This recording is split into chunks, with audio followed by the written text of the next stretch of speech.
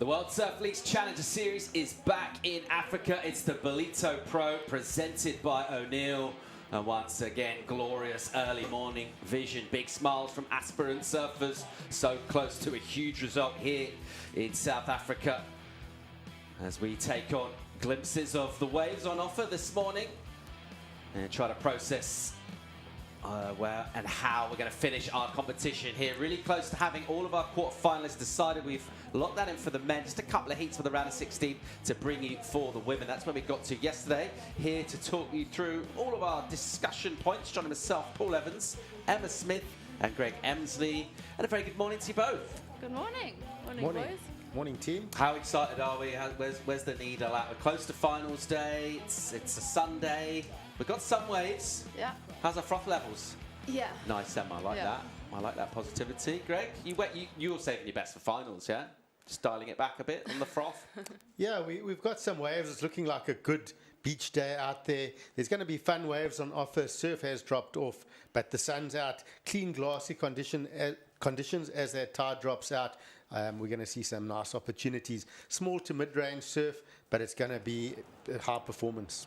Some positive vibes from the crew in the booth here. Looking back to yesterday and what went down, it was a big day. Had a couple of upsets as well and some major performances that went down. Scores, they maintained up in the excellent range throughout. Let's take a look at some highlights and remind ourselves what went down. It was one of those days, guys, where you're on the cusp of a big result, but it's really about trying to bring it back for quarters and onwards. And surfers good enough to put in big performances, stayed alive. But we had a mix of some experience, some of that youth and young generation. How's this Rapoza? He looked fiery for the couple of eights in his heat. Nolan Rapoza absolutely on fire yesterday. We saw a couple of those big maneuvers and just a polished performance. And this is Ian Gouveia as well. You can say some sort of a veteran, and this is that turn from Nolan Rapoza. For me, the biggest maneuver of competition so far, looking very serious and on fine form here. Yeah, hitting that heavy section in the morning was key to unlocking the big points, and then conditions shifted throughout the day quite considerably, and it was surfers able to make that shift and make that adjustment. We did see some big names go down, and some surfers with champion tour pedigree and experience. Very impressed by this guy. First heat of the morning, that was a crazy turn. It sort of set the tone for the day, hammered that shore break for a good score early on. And I think a lot of surfers realising taking on that lip was where the points were going to come. Yep, Kajiro Nishi absolutely on fire yesterday. And one of the best heats as well in the women's was our last heat that we saw. And Sally Fitzgibbons getting that wave with a little smile on her face as she paddled into it to take the win over the defending champion. Yeah, we've got a new number one on the Challenger Series. It's Isabella Nichols. She was in the studio joining us yesterday for some insights. And she will look to fire up again here and go big for results. She mentioned how hard it was to find results after leaving South Africa ranked in first place last year. So that's what went down yesterday. A really fun day, and we saw that surf just drop down a touch yesterday. I mean, we saw on the highlights there just the shift in conditions, and that's been a theme, Emma, throughout, is that what you get in the morning here with that tidal shift, the wind kick as well, not necessarily what it's going to be for the day, and it's all about keeping your options open for surfers. Yeah, definitely keeping your options open, and also adapting to strategies, because the mornings start clean, a little bit of a lower tide, a couple peaks, and then when that wind comes up and that tide gets higher, it gets a bit slower, and those waiting on those last few heats of the day, kind of deciding if it's going to be on, carry on, not. Yeah. Greg, when you get towards the end of an event, towards quarterfinals, potentially even finals day, anything different in the preparation for our surfers? They're just trying to keep the rhythm going, or anything different creeps into your mind? You stick to your winning formulas. Whatever's won for you so far, you stick to those winning formulas. Let's take a look at the bracket here for the men. So here are our quarterfinals set up, and we just touched on this yesterday. I really like the look at that first one. I think Nishi, for me, has been a bit of a surprise package in this event, and I think Groggia as well. That's like dark horse energy, a little bit of an outsider compared to some of the names. What heats are you guys looking forward to here? I'm sticking with heat number 3, quarterfinal 3. Nolan Rapoza, Jackson Bunch, Goofy Foot matchup, both on fire at the moment, and I reckon we're gonna tick that one as a super heat. Yeah, looking at that second quarter as well, Gouveia, O'Hara. I'm seeing some low centre of gravity drive in that. I reckon we're going to see some serious hard bottom turns and big hits to the lip. Neither of those are afraid to go to the air as well. Ian Gouveia's been doing big boosts throughout. And that last one as well, Justin Becret of France. Lone representative from Europe here for the men. And Vincent, he's been a bit of a surprise package, Emma. Yeah, he's been on fire, and obviously we saw at the last event in Nias, there was those big waves, you kind of think that's going to be his strength, but he's brought it to pretty smaller conditions at Ballito and just super cool, calm, collected. He's got a strong squad with him here as well. Everything is all ticked. Let's check out the women's bracket and see where we are. We're still going to decide our fourth quarter final. We've got a couple of heats for the round of 16 as yet to run. We just pulled it yesterday when the wind came up and ruffled our feathers a little too much. But those are the first three quarters that are set. And that first one, really, look at the quality in that. Of course, Bella Nichols leading the Challenger Series. Vahine Fierro with that incredible statement win on the Championship Tour at home in Tahiti this year. But good heats throughout. Quarter three as well. Tyson against Fitzgibbons. That's going to be an interesting one to watch. You had a little chat with Sal after her heat yesterday. How's she feeling, Greg? She's good? Sal's she's very good. She's smiling, laughing. Dad, Martin, in a good space. They just loved that heat yesterday, and what a battle it was. And it, they just spoke about knowing the surfers and their different strategies. But she said when that wave approached her, it was like a gift, and she just kept calm and got that good score. So Sal is in a very good position, and she's in a good place, smiling constantly, loving her surfing at the moment. All right, we've been on hold this morning for about an hour or so. That's because the tide's been super high. Let's go down and get a fresh update from the Fru Brew. Mike Fru's down the beach. The event has been called on. We're going to be going into those two heats that we didn't surf yesterday. The ladies round of 16, the two remaining heats. I'm down here on the beach with Bella Kenworthy, who's in the second of those heats. Bella, tell us what you thought of the conditions when you arrived at this morning.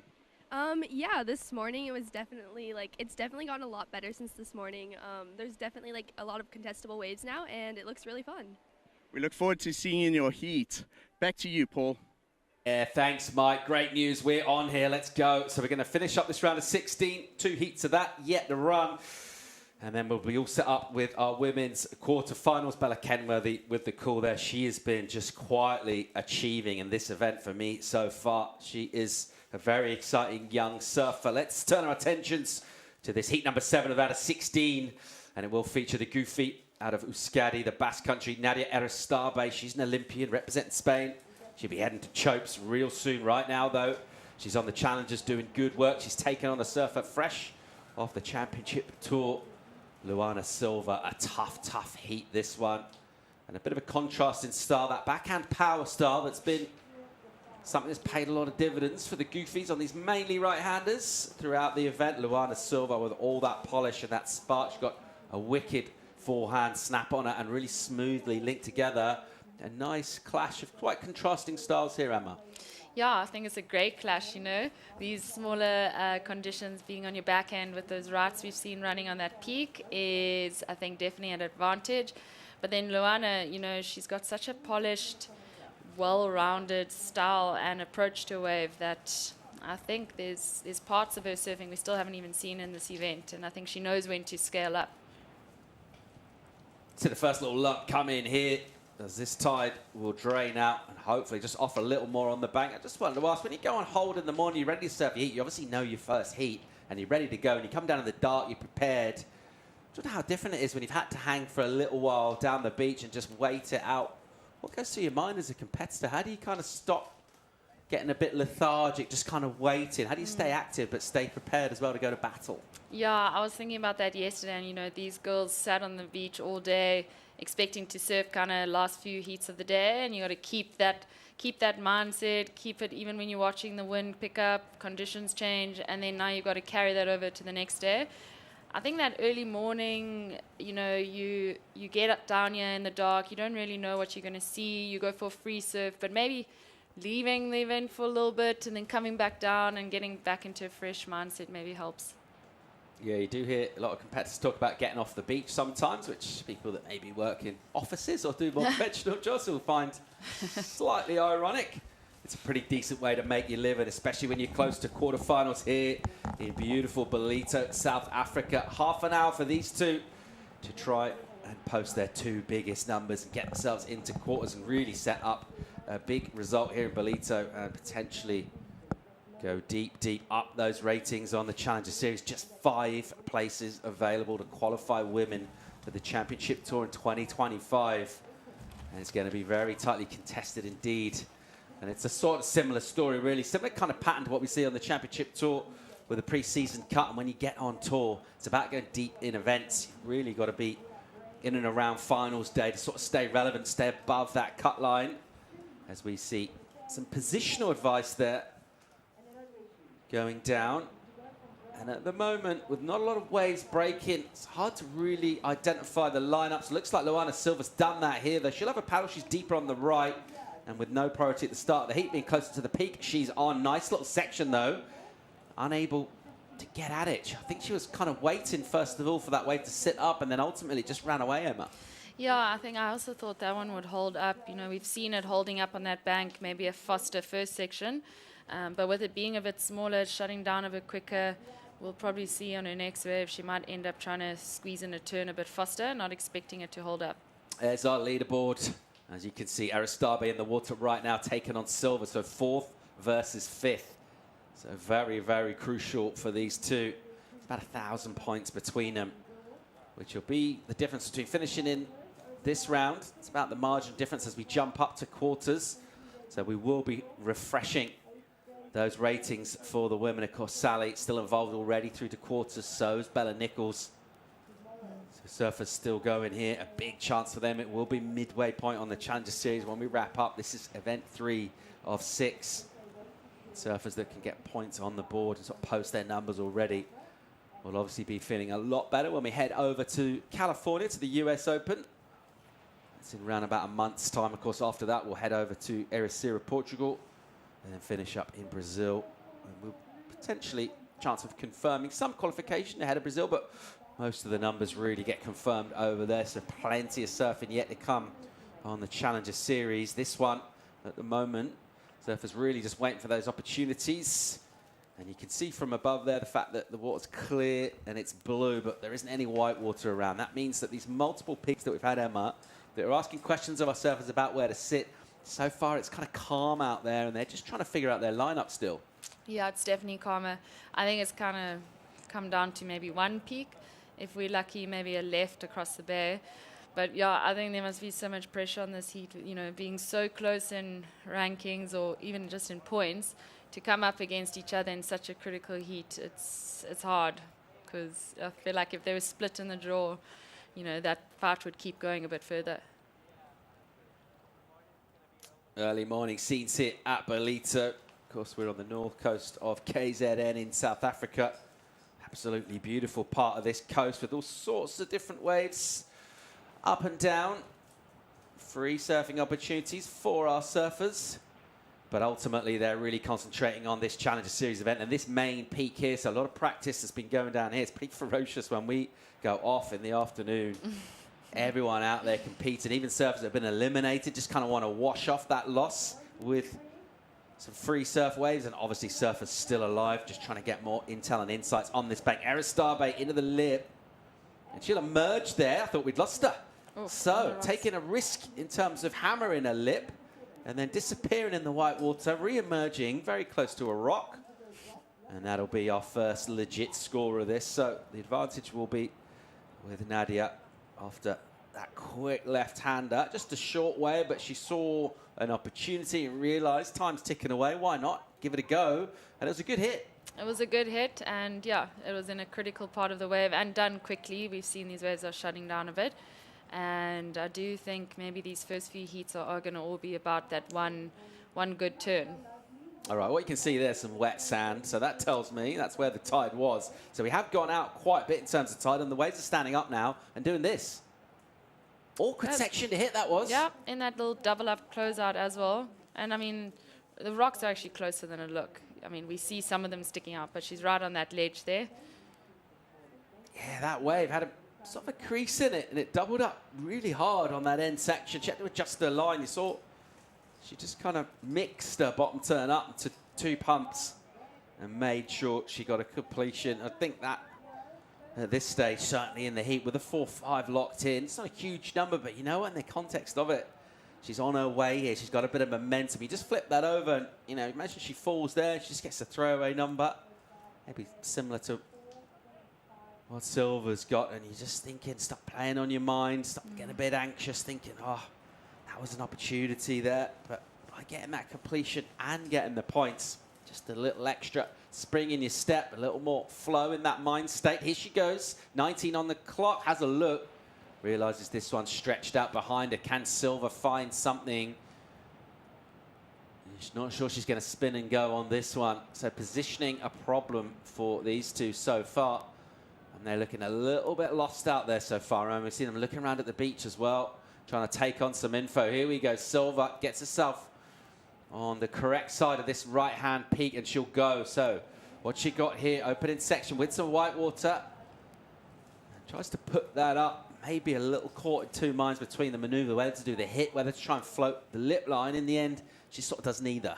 Yeah, and that section came up pretty quickly. I think you could see the slight hesitation as she was going into that turn. Maybe not 100% sure what she should do there. But I think Nadia will be feeling good. There's something about just in a slow heat, getting a good score for just 1 turn. There's a part of you that thinks, like, okay, let's not overthink it. Let's just get another one.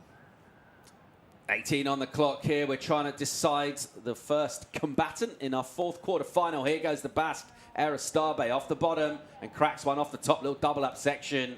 And she'll try and ping that. And it doubled up and gargled and went steep really fast. She'll go incomplete down on the inside, but a nice snap before that.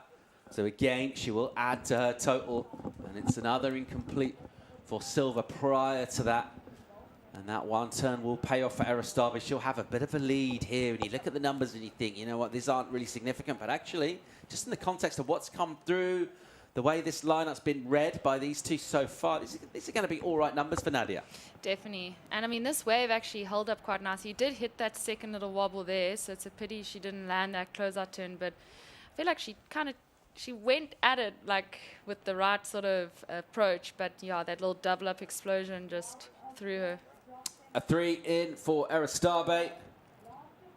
And her campaign, she'll hope, will continue here through to quarterfinals. That'll be another really important result for her. Already inside that top 5 here.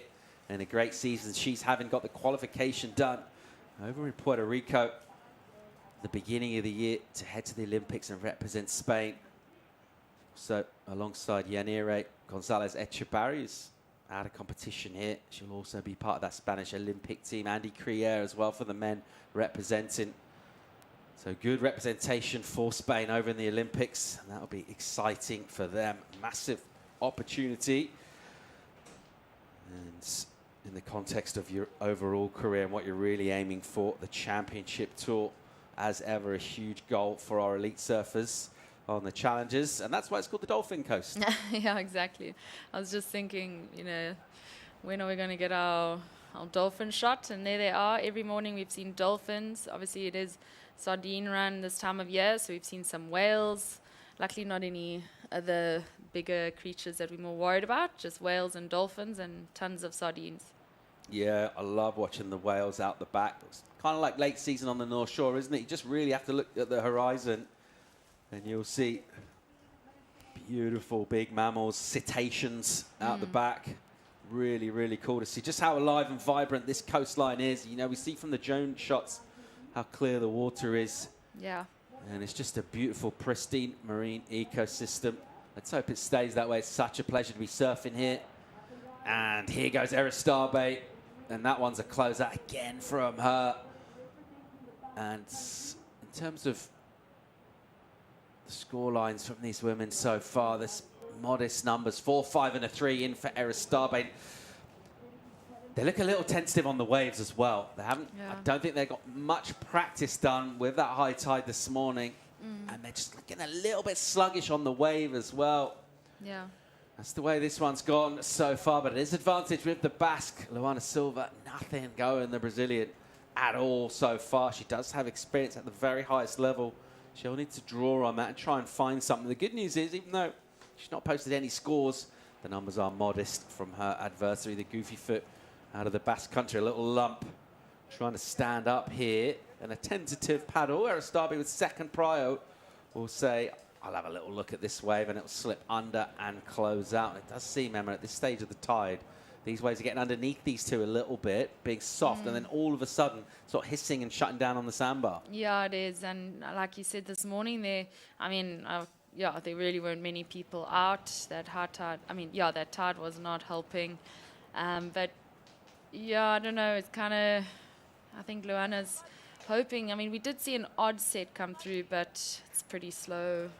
14 on the clock. This tide is draining out. Conditions will improve for sure. We're setting up for a big day of competition here. We'll wrap up the round of 16. Quarterfinals coming soon too. More live action from the Ballito Pro right after the break.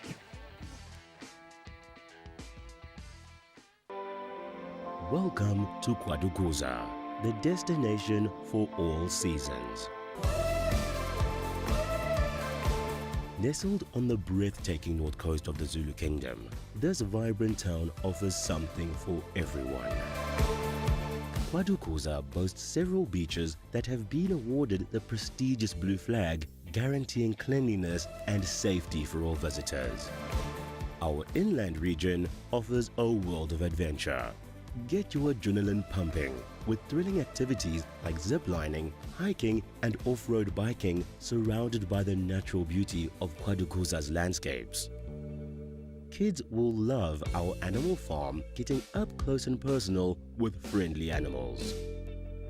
Immerse yourself in history as you explore the rich heritage and legacy of great leaders like King Shaka and Chief Albert Lutuli. Conveniently located just a short drive from King Shaka International Airport and Durban International Conventional Center, making it easily accessible for both local and international delegates, with an abundance of world-class accommodation facilities, dining options and attractions nearby, you can truly make the most of your time in this magnificent region. Quarterfinal, the heartbeat of the North Coast.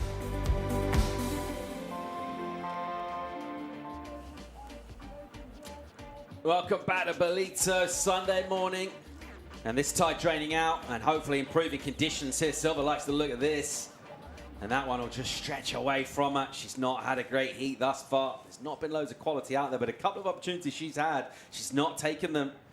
And she's letting this one slip away a touch. Aristabe building up a bit of momentum here, but not overwhelming numbers on the scoreboard for the Goofy Foot out of the north coast of Spain. She might have a swing here. This one will look like it wants to pop up, and then it'll also just slip underneath. Priority will be with Nadia Aristabe, a 4-5 and a 3 in for her. And somehow that's the best of this so far, Emma.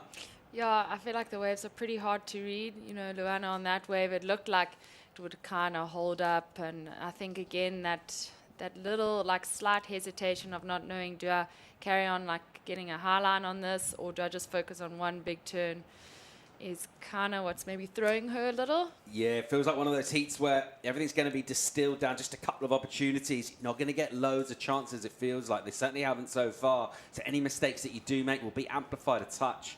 Think about that one right-hander that Luana Silva had and just kind of threw away the turn into the lip line. That could have easily been a mid-range score and put her in a good position in this. But at the moment, she has nothing on the board at all, just a 1. And a 0.53, that's where it's at. Let's hope it fires up. 10 minutes and 45 to go in this. Conditions will improve. We're pretty confident about that as the tide drains out, but just lost a bit of energy from that swell.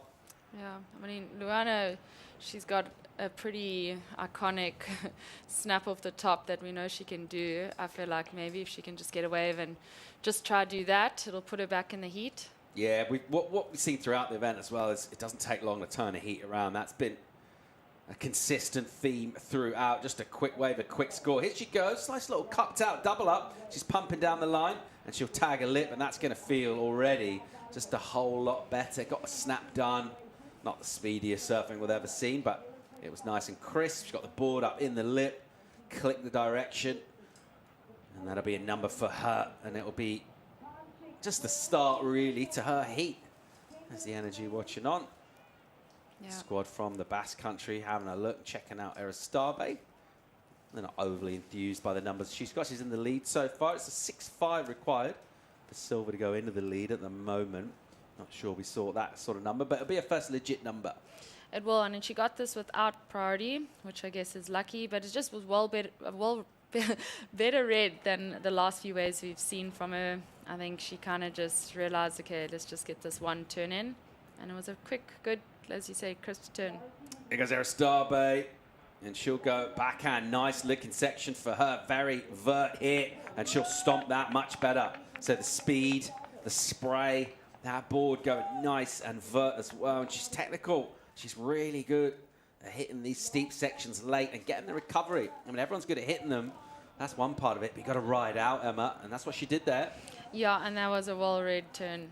Wave is a little faster and, yeah, just more critical than it looks. And she got that board up so quickly, you know, right over the lip as well. I think that's going to be a good turn. Yeah, best turn we've seen so far in this, but, I mean, that's not saying all that much because we haven't had a lot of quality so far in this one. But that did look like the best of it, the speediest surfing with the most aggression. Let's see where that goes numbers-wise. 3-5 for Silva was her score. We'll get another look at Nadia here. Yeah, I mean, and that wave is fast, but she got that board right up in the lip so quickly without even too much of a high-line pump. She was actually quite far at the bottom, and the way she gets it up there and squeezes that board in and still comes down with that explosion. That was good. Yeah, he saw Silva paddle for that wave then on the shoulder, and as it was getting steep, actually crumbled the lip a little bit. She needs to be careful there. In the end, Aristabe just bottom turned around it, and she was always going to hit the section that she hit, but you know what? It can get a little bit close if you paddle without priority and you crumble a lip down.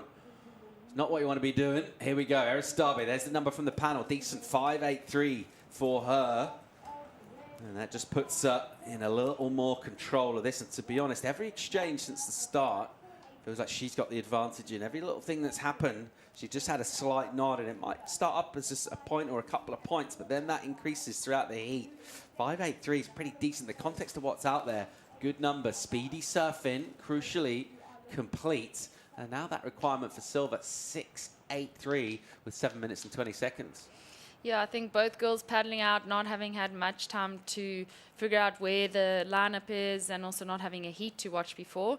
You know, Nadia starting off the heat with doing, which, I mean, in these conditions, a pretty good turn and getting the score. I think mentally you kind of just think, okay, this is what they're looking for. I've already landed one. Luana's had 3 where she hasn't, and you kind of just, it's a bit easier to build from there. All right, a bit of energy here. Let's see Aristabe down the beach. She might get a left pop up for a hit. So just by virtue of the fact she's in a different place of the lineup with second prio. She's got an all right looking wave. Nice snap off the top, wiggles a bit, and then, wow, that was cool. It just blows out that tail with not a lot of backswing or run up into that turn. Yeah. Just tweaked it a touch. We saw some fins. That looked cool. Yeah. And it's dynamic. And once again, she's in a bit of rhythm here. Yeah, she's in rhythm. And I think, you know, like we've said, when you are pretty much leading the heat, landing some turns that are kind of safe, and you've got the scores, you can see she pushed a little harder, drifted the fins a bit, and yeah, landed it, and on her forehand. She'll get another score in here. Let's see where it goes. A combo of turns from her. Yeah, this was a great one. I mean, that first slash was kind of just to keep on it, and then there, where she threw the tail, fins out, that was great. It's also different to all the other snaps we've seen her do in this heat. And controlled. Pretty controlled. That is what you call maximizing the potential of a section. The first setup snap, and as that wave doubles up, and on replay saw just how much of the tail, all 3 fins out the lip of the wave, controlled aggression, technical surfing on a very quick wave. It's like a 2-second ride. But if you're quick mentally and, of course, physically, and it unlocks the biggest score of the heat so far, and Aristabe goes from strength to strength here. 6-4 in for the Basque. Big numbers for her, and a massive requirement now is the size of the task for Silva, the Brazilian, looking for an excellent number. 8.73 right now, 5 minutes on the clock. And Aristabe has read this lineup well. She's sort of managed tricky conditions in terms of points. She's not got rattled. She's got a little lucky as well in terms of sections like that wave. Just popped up for her, right? She'd ridden the right-hander. That's just where she paddled into the lineup. She didn't have priority, so she kind of hung down there. And sometimes it's just the way it goes, Emma. No, I know. That is just sometimes the way it goes. You know, both these girls have put as much work in as each other. You know, their surfing's there. But, I mean, to get a wave and be paddling back out and at a different peak pick up another one, that's a pretty good feeling. And I've been really impressed with Nadia's, like, the way she's adapting from, I mean, I've mostly seen her in bigger, more barrely waves and been impressed by that. But, I mean, today is far from that, and she's really just looking solid and strong. 6.5 and a 5.83, healthy numbers for her. And that mistake-free surfing that we were talking about, crucial, particularly when it's slim pickings in terms of action in the water. And Silva would just be wondering, with all her skills and experience, where this heat's gone, because she just hasn't had many opportunities. She's not done loads wrong. Maybe the odd slip here or there, but other than that, she hasn't really been able to find the waves. And sometimes it feels like it's down to priority, and the good ones come against your opponent's priority. It wasn't the case on that last wave. That was just about where the wave popped down the beach, and that left-hander that runs into our main right has been a place where big scores have come throughout. We'll see a little more of that, we expect, as well, as the tide drains out here and we get shallower on the bank. Silva just adjusting her position a bit. Aristabe from underneath. And she can afford to do this with second prio. And she'll have a swing here. There's a nice crack from her. And she just let that one go. Almost looked like she aborted that one intentionally halfway through the turn. All right, Silva, can she get back in the heat here? 8.73 is what she needs. Good looking steep section. There's a nice first turn. And there's a combo. And she won't get a completion there. And that you were thinking, in the context of the time of 3 on the clock, she really needed to get a good number there. That's not going to happen. Yeah, and she was looking on the way to it too. I think if she had landed that closeout turn, it would have put her with a much easier task on hand. But yeah, I think just these waves are a little hard to read, and I think Luana's just kind of chasing at the end here, which has made it a lot harder. That turn, I mean, Nadia's just really read these waves well, squeezed in critical turns, and on her forehand, backhand and forehand. And that, yeah, the way she threw the fins there and on such a small wave has really been good. Straight back at it, Luana Silva in live action, and a really similar kind of wave to what just happened to her. A 2-turn combo on the cards, but incomplete on the final turn, crucially. She's done that a few times here. She's not going to get many more opportunities to do that. And she's looking for an 8.73. She needs to go excellent. What happened, Emma? Yeah, I think, I mean, I don't know. I think hanging at the bottom there kind of threw her speed slightly. You can see the rest of the wave. She was a little bit behind it. Yeah, I think that's an excellent point. Looking at the speed, if you just really sort of simplify it down to that, Aristabe is going a lot faster from takeoff because she's traveling faster from takeoff. Makes it easier to make those turns. Yeah. But the fact that it's just a little sluggish from Lulu, and she's arriving at the lip a little soft and tentative. And we talked about it's powerful. You know, you can just see from that explosion there on your screen, even slightly smaller swell, there's a lot of power. If you haven't got the speed, you're always going to come off second best. And it's happened to her multiple times. She's not had the legs to pull these turns off. And she's been made to pay. We had a quick glimpse of a game face on kicker for Solko there. She looks very fired into conditions here, and she'll be scrutinising what's done down in this heat and won't want to be left baffled in terms of positioning. So I think she'll have certainly taken on some information here, particularly the sort of surfing that Aristabe's been able to do in the way she's been able to catch. Final minute here, priority is with Nadet. She's got a massive lead as well, and it looks like we'll see Luana Silva going out of competition here unless something absolutely dramatic, sort of semi-miraculous goes down in the next 40 seconds. Aristabe will stick very close to her here, and with priority, of course, any wave that comes through, it's hers. Yeah, that's true. And I think being baffled in this heat is the best description. I feel like Luana, maybe when it got to that 15-minute mark, was actually feeling a little bit like, whoa, what's happened here? Yeah, it started off with, you know, Nadia just dropping those slightly smaller scores and then just building, building, building. Yeah, it's exactly what she's done. Started off with a 4 and a 3, and then a high 5, and then going up to a mid 6, and it's that momentum that sometimes you need to kind of create and generate for yourself. She's been livelier, she's had more spark, and she's through to quarterfinal. So good news for the Euros.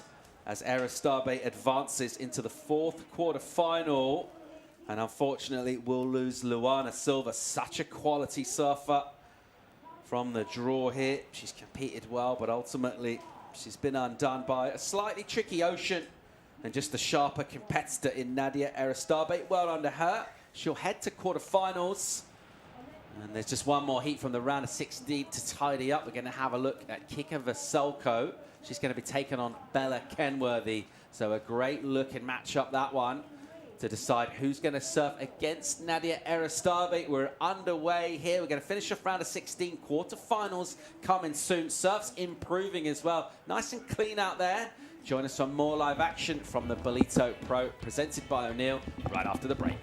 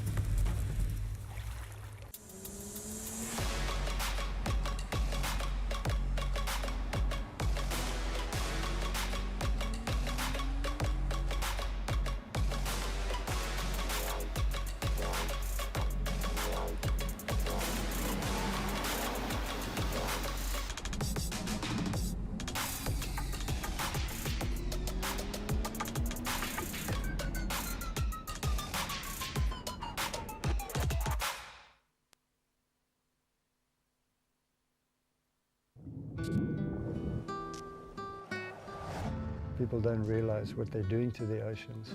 We've got to hand it down to the next generation. It's going to be such a pity for people not to be able to experience what we've experienced.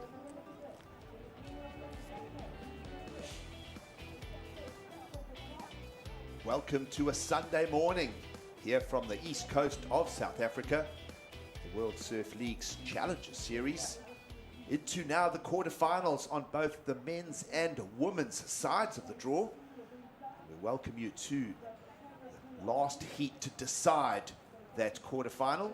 Gigsalier's alongside former championship tour surfer Greg Emsley for the call, as we greet you with Francisca Veselka, the young Portuguese surfer, current world junior champion, taking on the experience and the rising star and the story of Bella Kenworthy. It's good morning, Greg, as we greet our viewers from, well, a dropping tide here in Ballito and a few waves for us now to work with in the lineup. Yep, a very big tide this morning, Gigs. It's watching the free surf. Spent a bit of time on the beach, sort of having a look at opportunities, as we do see this replay of this first wave. And that's Bella Kenworthy with a beautiful little backhand snap. And just looking on the screen here, the big thing they were saying is with the higher tide, they weren't sure where those little rock shelves were and where the beach break sections are on the waves. So quite tricky, because you see the section coming and you want to hit it, but it could be quite shallow underneath you. So as this tide drops out, should be more opportunities and better waves.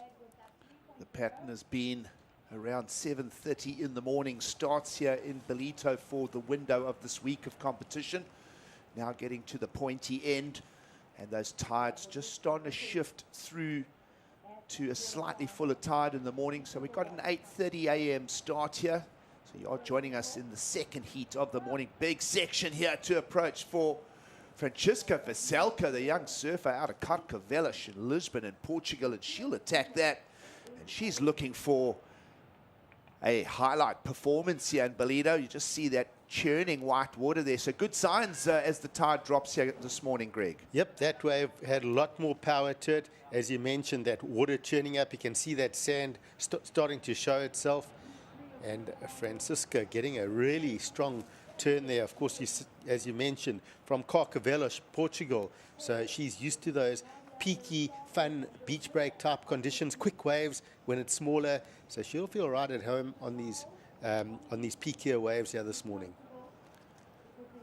Easy transition for the surf conditions to compare Portugal to beautiful South Africa, although facing in the different direction completely. But a similar pattern here with the rocky coastlines. Many opportunities up and down this beautiful Quarterfinal region. And what about this end section turn, Greg? Oh, it's a bigger wave, and again, the judges have been enjoying those heavy hitting turns, falling out of the lip, disappearing out of the whitewater, and then boom, you appear. It's definitely been a talking point of competition so far. And we did see Sophia Medina do a similar maneuver yesterday. She did get the two-turn combo for a solid, well, an excellent score. So that was the one maneuver, but very strong surfing. Well, Greg, you mentioned Sophia Medina. She'll be coming up in the quarterfinals later today. This is the final heat of the round of 16 as we cut the field in half. One more surfer to add to the quarterfinals, and the field at the Ballito Pro will be down to 8 ladies. One of them will be one of these surfers currently in the water as you join us this morning. 30-minute heats on offer as you just get to see the landscape here of the coves of Ballito. A number of sandbars packed into these rock granite coves. Always a favorite on the Challenger Series crusade. And certainly again in 2024, lots of fun being had in and around the contest area. See the coves just to the south, always a nice sort of warm-up track for our surfers. And always those lineups full in the morning with the women's and men's fields just testing equipment, testing their approach. Warm water in the lineup here. Low tide coming up at around 10:40 this morning, just around an hour and a half out before the low. Crystal clear here, the Mozambican current just bringing that warmer, crystal clear water in from the Indian Ocean. And certainly a contrast to much further down the coast in the Jeffreys Bay region. Yep, J-Bay, that area a lot colder, but very warm Mozambique current, making it pleasant. Even in the winter months, you can go out in a pair of shorts midday and enjoy that fresh salt on the body. Well, we have an outcome from the first heat of the morning, and let's go down and hear from the winner of that first heat. She's on her way to the quarterfinals at the Ballito Pro. Nadia, obviously that was a really important heat for you. You and Luana are super close on the rankings. You know, was that kind of going through your head or not really? Yeah, of course it was going through my head. Also, watching all the other girls making it through all the all the other girls making it through yesterday, it was like, okay, if you really want to make it to the tour, which I really want to, I have to do it good, even though we still have like 2-3 more events to go. But yeah, I'm really happy to make it through. Also, Luana was such a hard competitor. I knew she could do that 8 in any moment, but glad I made it, and now into the quarterfinals.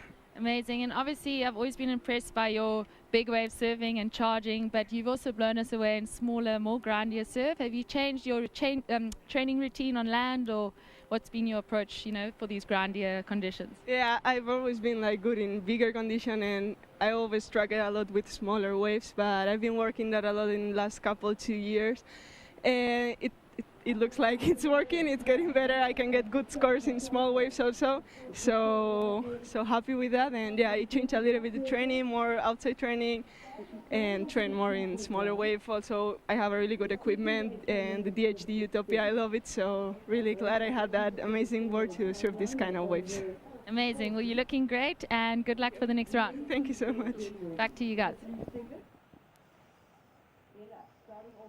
Well, Nadia Aristaba comes to Ballito ranked 4th on the Challenger Series, and she'll be keeping herself in that top 5 picture for year-end qualification. As she is into the quarterfinals of the Ballito Pro. She'll tee up against one of these surfers here in the water for quarterfinal number 4. We'll decide that in around 21 minutes time. But Greg also just 2 weeks out from being minted an Olympian, Nadia Aristaba, in 2024. Stellar year she's having. Spoke of the massive improvement of Sophia Medina. I feel that you could bring Nadia Aristaba into that discussion as well. Yep, yeah, you can bring her into the discussion, although last year she was on form here. She was a standout. We sort of got to I know who Nadia was last year, and then this year, of course, improving. Still for me, I think it was 2 days ago, she got that excellent ride, and that's still the best women's wave that I've seen in competition so far. A look at the tour leaderboard here at the Ballito stop. We lost Erin Brooks. Luana Silva is now out care of that last heat, and Nadia Aristaba stays in the mix. Could she climb even higher? We still have Sally Fitzgibbons and Isabella Nichols in the draw, coming up shortly in the quarterfinals, and Vaheen Fierro, 7th. She'll be climbing as well. So Erin Brooks still out front in care of those 2 back-to-back finals in Australia. We did lose her here in the round of 16, I think it was, long before where we find ourselves now, just on the edge of getting quarterfinals underway here today. But a chance here for the rest of the field to make up numbers and just make that run for the final 5 on the rankings come year end. Greg, it's exciting, the race that's taking place on the women's tour leaderboard. It is exciting, and it's the women's are what you'd say more competitive than the male side. If you win an event on the male side, things have to go horribly wrong for you to not qualify. You know, a couple of heats here and there, and you'll probably find yourself in the top 10. But on the women's side, if you win an event, you're a long way from guaranteed making that top 5. You've got to be very, very consistent, and that's the difference. That top 5 is just cutthroat. We've seen in the past. In fact, we think of another Portuguese surfer, Teresa Bombalot, winning an event and finishing 1 spot out a couple of years ago. And you'd think, oh, almost a guaranteed, but not on the women's side of surfing.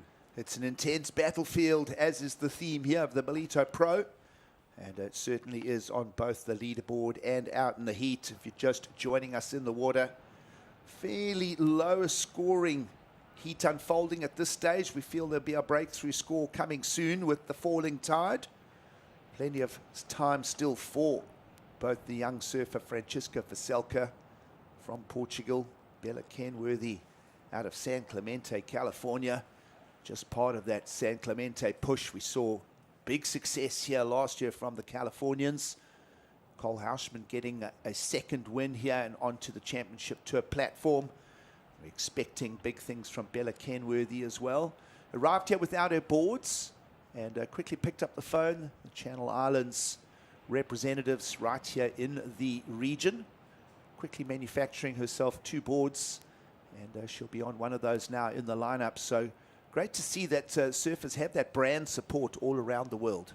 Yep, a huge support, and she has been riding those boards, loving them, and it's nice that the local shapers can bring that, you know, that aspect to these surfers, and of course with the local knowledge, shaping boards for these conditions, and of course out of that Channel Island factory, of course Jason Riebenk, a legendary surfer from the region, always happy to help the surfers out.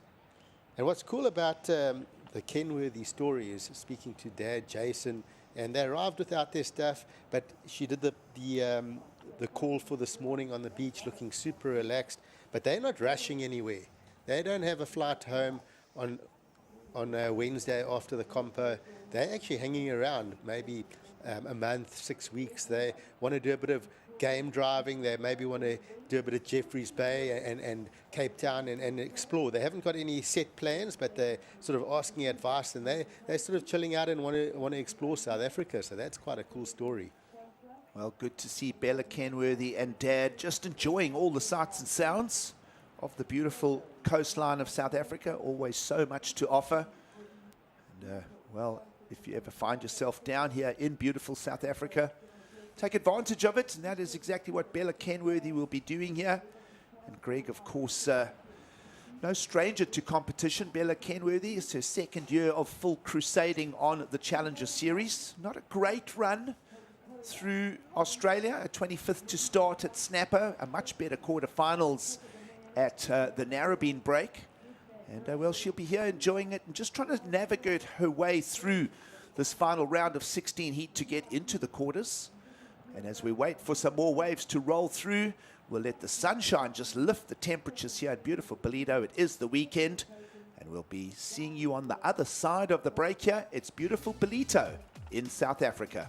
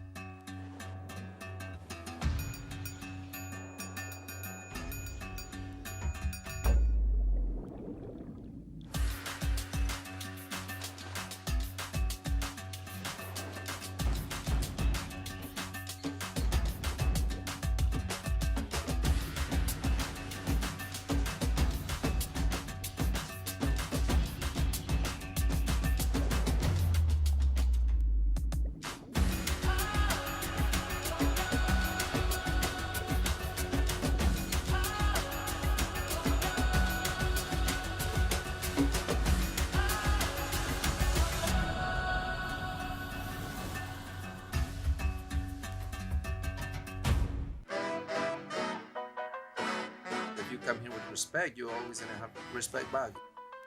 Also, the wave itself can put you in your place.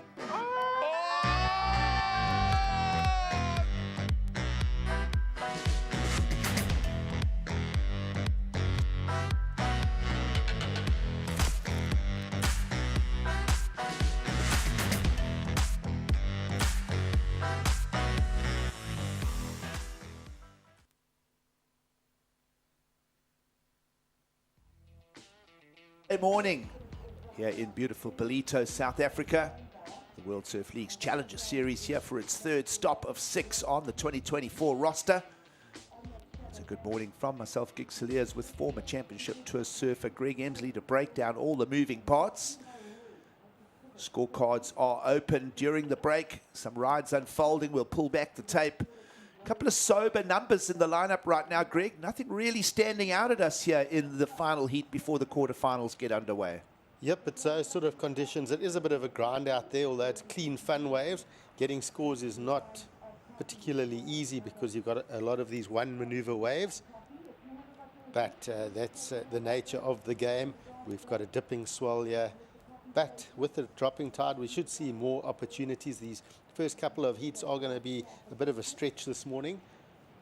And we're just going to see some of those waves during the break. And this is Bella Kenworthy finding a nice left and sticks it up there nice and strong, vertical. And just got that board right up and out of that lip line, which I really liked. And here we go. Francisca also getting nice and vertical and connecting with that lip quite critically. So yeah, it's going to be tight for the judges to go through these heats and compare those single maneuvers. They're going to have to watch the replay and figure out how to differentiate in these scores, because it is the story of the one maneuver right now. Two punchy backhand turns for the judges to think about. Meanwhile, meditating on the upcoming quarterfinals. It's a big one in the context of 2024's Challenger surfers. Former CT surfer bumping off at the mid-season cut, Isabella Nichols, will take on someone that has already experienced a championship tour win as a wild card. The Princess of Polynesia, Fierro, in that quarterfinal coming up next as we move into the final 8 on both men's and women's sides of the draw. Meanwhile, Bella Kenworthy, Greg, a 5.1 for her spicy turn. Waiting for the judges to give a number for that slightly tighter, more pivotty turn of Francisca Veselka as the two surfers show down here in the final heat of the round of 16. Yep, it's going to be neck on neck here. But watch this one from Bella. Watch how she gets this board up, like really up and out of that lip, and also releases that tail. She pushes it nicely, and actually a little bit of spin on that tail. And for me, there was, I liked a little bit of the freedom in that turn. And but Francisca as well got one tight turn. Hers was a bit more critical, a bit more lip involved, and judges are just going to have to decide which one they prefer. I think they're quite similar. I thought Bella's was just slightly freer. I like the freedom of that turn. Well, interesting. A full point will separate on judges' opinion from the two backhand turns. A number in favor of Bella Kenworthy in that exchange brings her into the heat and now into the lead. 5.1 plays against a 4.17 for those two turns. Here we go with more action in the lineup. 10.5 on the clock. Softer section and incomplete for the young Portuguese surfer Francisca Veselka. She'll go down. And just a full point, Greg, separating those turns. I think judges appreciated that kick to release of the back foot of Bella Kenworthy. Yeah, I liked it. And that's what we spoke about. Just a bit freer on that turn. And, yeah, you know, Francisca just getting a bit involved with that lip. But you think about that exchange of waves was probably the best exchange. And now we've just seen another exchange of waves. This last 10 minutes, of course, the last 10 minutes always important. But I think this last 10 minutes is going to be extra important because it just looks like that tide's draining out enough to create a couple more opportunities. And you might see the odd two-turn combo coming into play here, which will be make a big impact on that scoreline right now. Down to 9.5 minutes, 4.4 requirement, very attainable in the lineup for the Portuguese surfer now trailing. Of course, both surfers with bragging rights. Francisca Veselka, a world junior champion this year, beating Sawyer Lindblad in that final over in California. Meanwhile, Bella Kenworthy knows the Californian coast well, and she'll attack the Libyan Ballito, just trying to edge her lower number of a 5.1 up a little more to increase requirements. And we did see her previous wave, which was that right-hander we saw on screen. We didn't see a replay of it yet from Bella Kenworthy, and it looked like she got one really critical turn for that 5-5. That's what I'm seeing in that scoreline, and just a sharp turn, and it was a bigger looking set wave as well. Well, plenty of time to decide. Bella Kenworthy not improving her numbers as she switches the focus to the right-hander. Yep, this is that right-hander, and really clicks it nicely and strong, releases that tail as well. So we saw her doing it on the left, the bigger right-hander coming in at a 5-5. So that's the top score of the heat so far. Not enough spice on it to improve the number, so 4.4 remains the requirement. Think, my apologies, it's gone up to a 5.93 now. So a bigger number for Francisca Veselka to chase. 5.93 is the requirement. This heat's starting to just stretch a little bit in favor of Bella Kenworthy. A pair of fives in the scoreline for the heat lead. Yep, and Francisca just having a left-hander there. Nice first turn, so that one maneuver very good, but a little bit undecisive on that last turn. But we'll see if that does help her scoreline. The first maneuver nice and strong, but 7.5 to go. It's a Portuguese surfer definitely under a bit of pressure. Watch this replay though. This first turn, whack, lots of spray off that. And then a little snap there, but a bit undecisive with that oncoming section on what to do. A little bit of an opportunity lost. Well, priority at play here. Bella Kenworthy will block the opportunity and perhaps a sell, as the priority quickly switches back now to our surfer in the red singlet. The young Portuguese surfer on a push in 2024. Of course, we saw her showcased as a wild card at the championship tour level at the third stop of the CT over in Peniche, Portugal. Of course, everybody loves that event out of Super Tubos.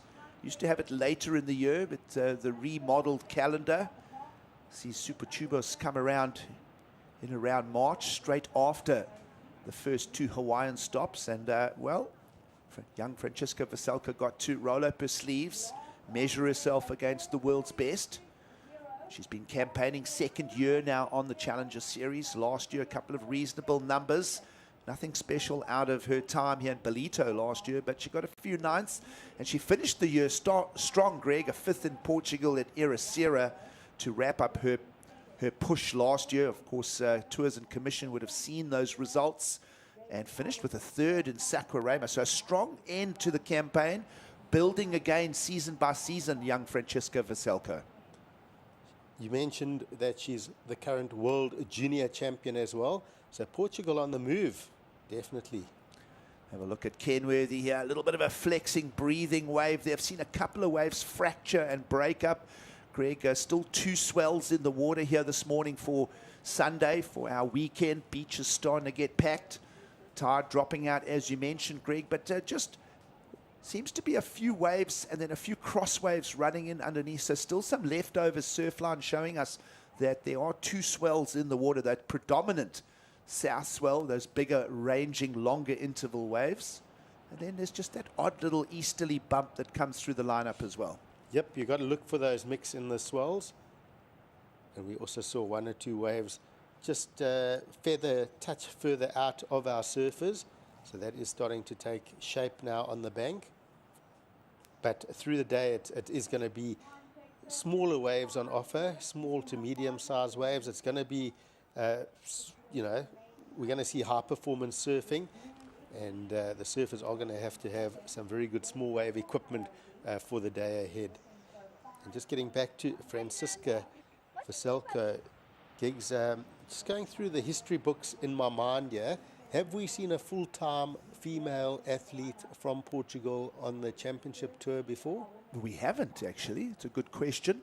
We've seen Teresa Bonvelo knocking on the door. We've seen Yolanda Hopkins with a strong push over the last few seasons, but no full-time competitors. Of course, Kikash has been carrying that flag for Portugal for a while. We go back a decade to Tiago Perez, and well, you know, there was times where, you know, we thought that perhaps there would be that qualification of Teresa Bonvalo. She's got some excellent results in the last season or two. Let's have a look at a heat recap. It was quick out the gates for the Portuguese surfer, slamming into that for a 4.67. But Bella Kenworthy's been spicy on the backhand, Greg. Yep, some good turns there from Bella, releasing that tail, and then I love this one, the 5.5, whips up over that section, strong turn. So just really nailing that big maneuver. This was a bit of opportunity lost, a good turn there. If she could have maybe negotiated that last little, a bit of a weird section, but if she could have negotiated that for a little glide off that whitewater, I think there was an opportunity lost there. Well, there was that crease in that wave, just, you know, turned a 6 into a 4.6 basically. We're starting to get close to quarterfinals time here in Ballito. Two high-profile surfers about to hit the lineup. Two stars of the future. These will be household names, folks. Make a note of them. Both world junior champions as well. We look forward to the call with you. We're just 3 minutes away from moving into the quarterfinal stages of the Ballito Pro, proudly presented by O'Neill. Beach is starting to pack. People are on the way down. The word is out. It's been a great festive weekend, and, well, of course, lots of sporting on the go. Wimbledon, Euro soccer, successful Springbok rugby vibes in the air. And, of course, now everybody will be just focusing on the surfing again as a beautiful beach day unfolds here in the seaside town of Ballito. Beautiful day. We've seen some of those images from the beach. Families loading up for the day, umbrella out, the kids grabbing their surfboard, having a little surf at bathers, coming back to the beach, watching their favorite surfer, seeing the maneuvers on offer, grabbing their board again, going to see if they can do that maneuver as well. If they don't pull it off, coming back to the beach and going, okay, let's see again how we do it. The vibe is infectious. And, of course, everybody loving the sights and sounds and activities in and around the 2024 edition of the Ballito Pro. It's fun on the beach, but in the water it's serious business. It's points on the Challenger Series. And Bella Kenworthy looking to hold on to this lead here with just under 2 minutes to go. She's certainly trying to nudge her scorecard ahead herself. 5.1 is the space and focus for Bella Kenworthy to improve on. Meanwhile, Francisca Veselka has that opportunity. Still a big number, though. We haven't seen anything close to a 5.93, a 6. We felt that perhaps the one wave of Francisca Veselka could have found the score, but just didn't connect that end section. And so a theme to talk about with 90 seconds to go. Can the young Portuguese surfer use this priority and find the opportunity for the number? Well, like you say, 90 seconds, just under. She's got priority. She's just got to sit and wait and hope. But she would have to be thinking, I need to find something that gives me those two maneuvers. And it's very simple. Either the wave's going to come and give her that opportunity or it's not. That's the two tails. Very simple through the middle. But glassy conditions right now.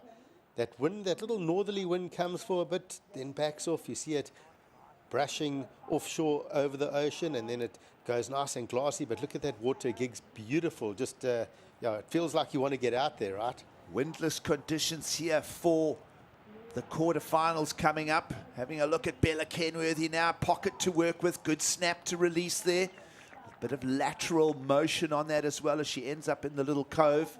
And the clock is down to just under 30 seconds. And Bella Kenworthy perhaps just breaking a little bit over to the right of the break. There you see it on the screen, moving towards the north end. Francisca Veselka just holding ground dead in front of the judges' tower here.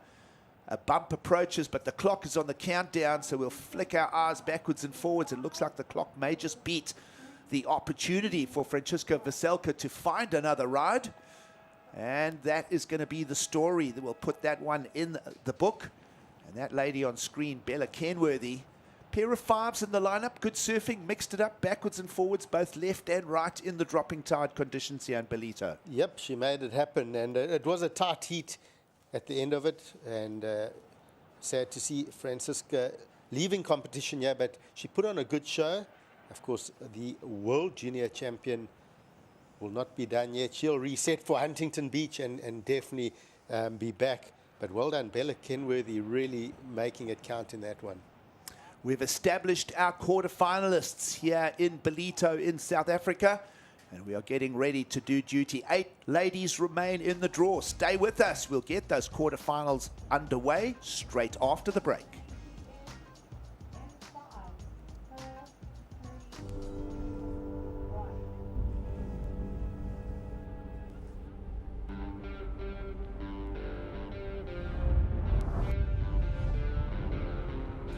The hydro board short is something that I've used for quite some time now. One of the main key factors still is the no tire fly. It's comfortable, it's convenient, and it works.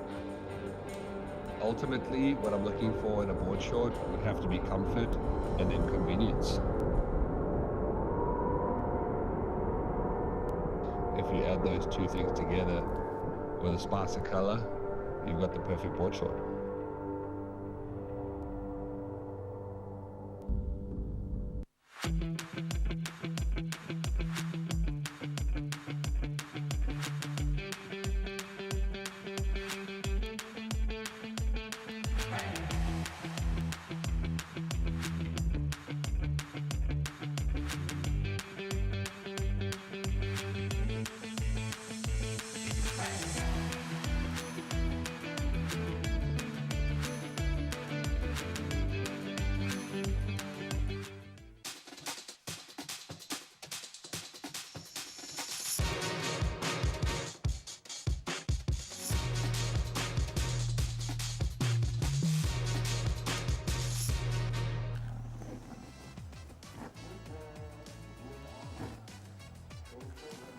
Welcome to beautiful South Africa.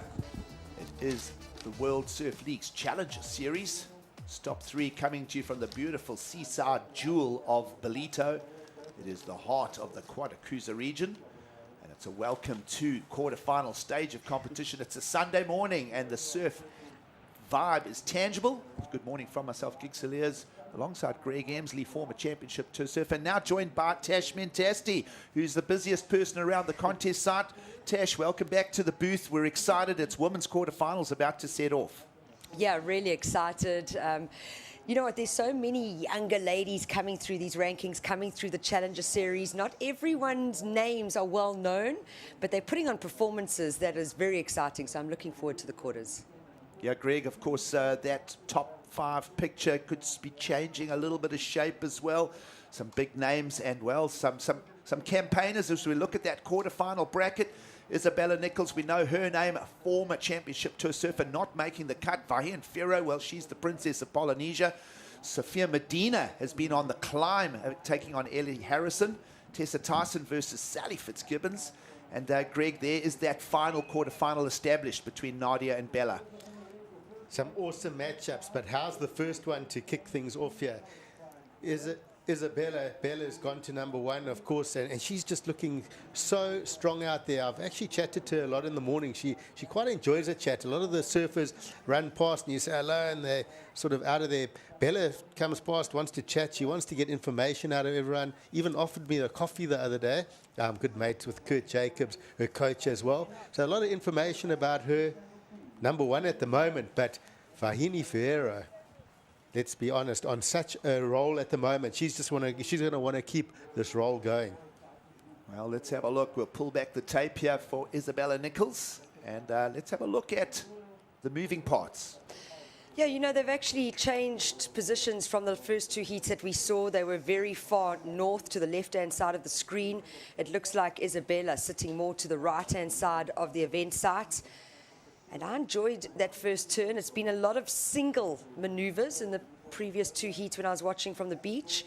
And those 2-turn combos are going to definitely elevate the scores. So a good start.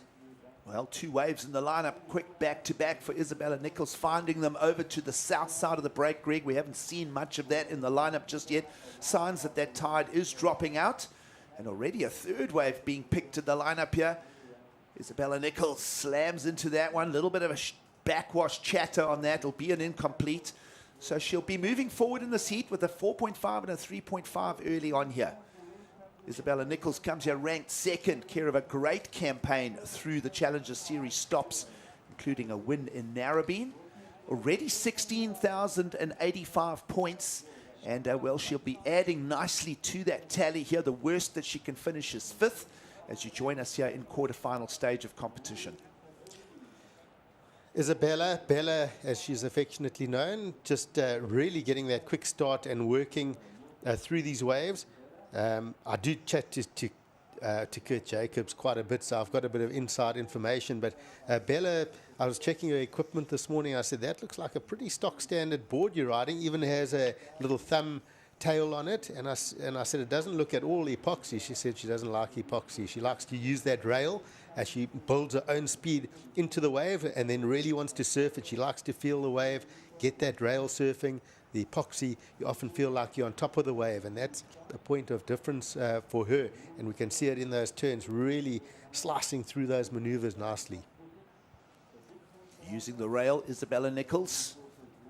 We saw on the championship tour the start of this year, aside from a quarterfinals at Sunset where she really did surf strongly, not making the cut in 2024. That is how high the level is in the sport of surfing. And you know that even the standard here, washing down from amazing performances on the championship tour, here at the Challenger Series level, it's tangibly just so many degrees higher in performance than just a few seasons back.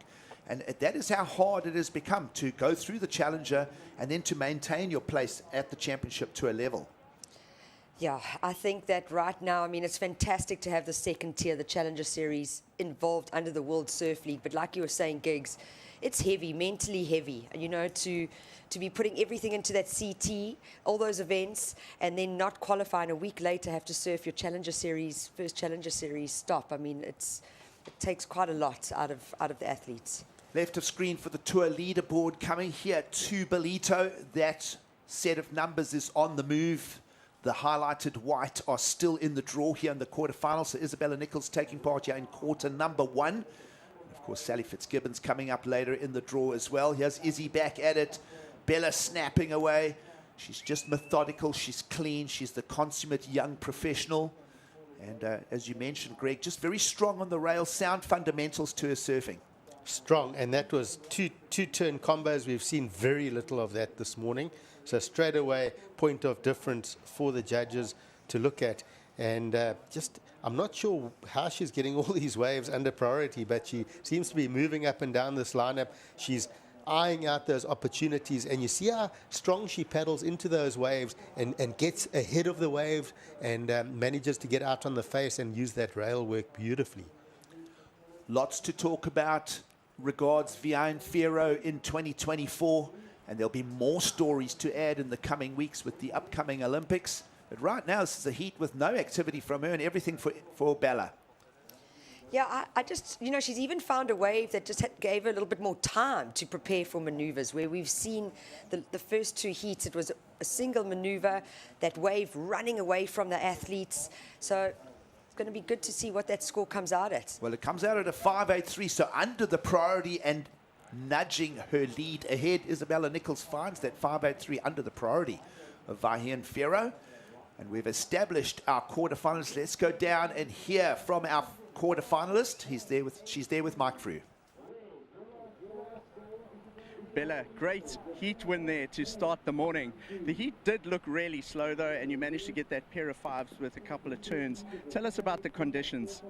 Yeah, it was like pretty slow in the heat. There was definitely a couple opportunities. It was just kind of hard to find them.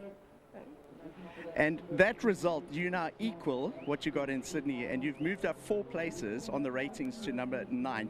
So you equal your results, or equal 5th if you finished here, but you're going into quarterfinals now. How do you feel about potentially going into that tomorrow, and your thoughts and your prep for that? Yeah, I'm just taking it like heat by heat, but I would obviously love to make it as far as I can. But yeah, excited to move up a couple places on the rankings. And it's really great to have your dad, Jason, here. We've seen him here for the last couple of days. I've seen hasn't missed his training schedule. He's been up there on the deck every day. Tell us how it's been having him with you at the event here in South Africa. Yeah, it's really nice having my dad here. He's just super good at like helping me before my heats and making me like super prepared. So it's definitely nice having him here. All the best in your next round. You're into the quarterfinals. Great results so far. Back to you guys.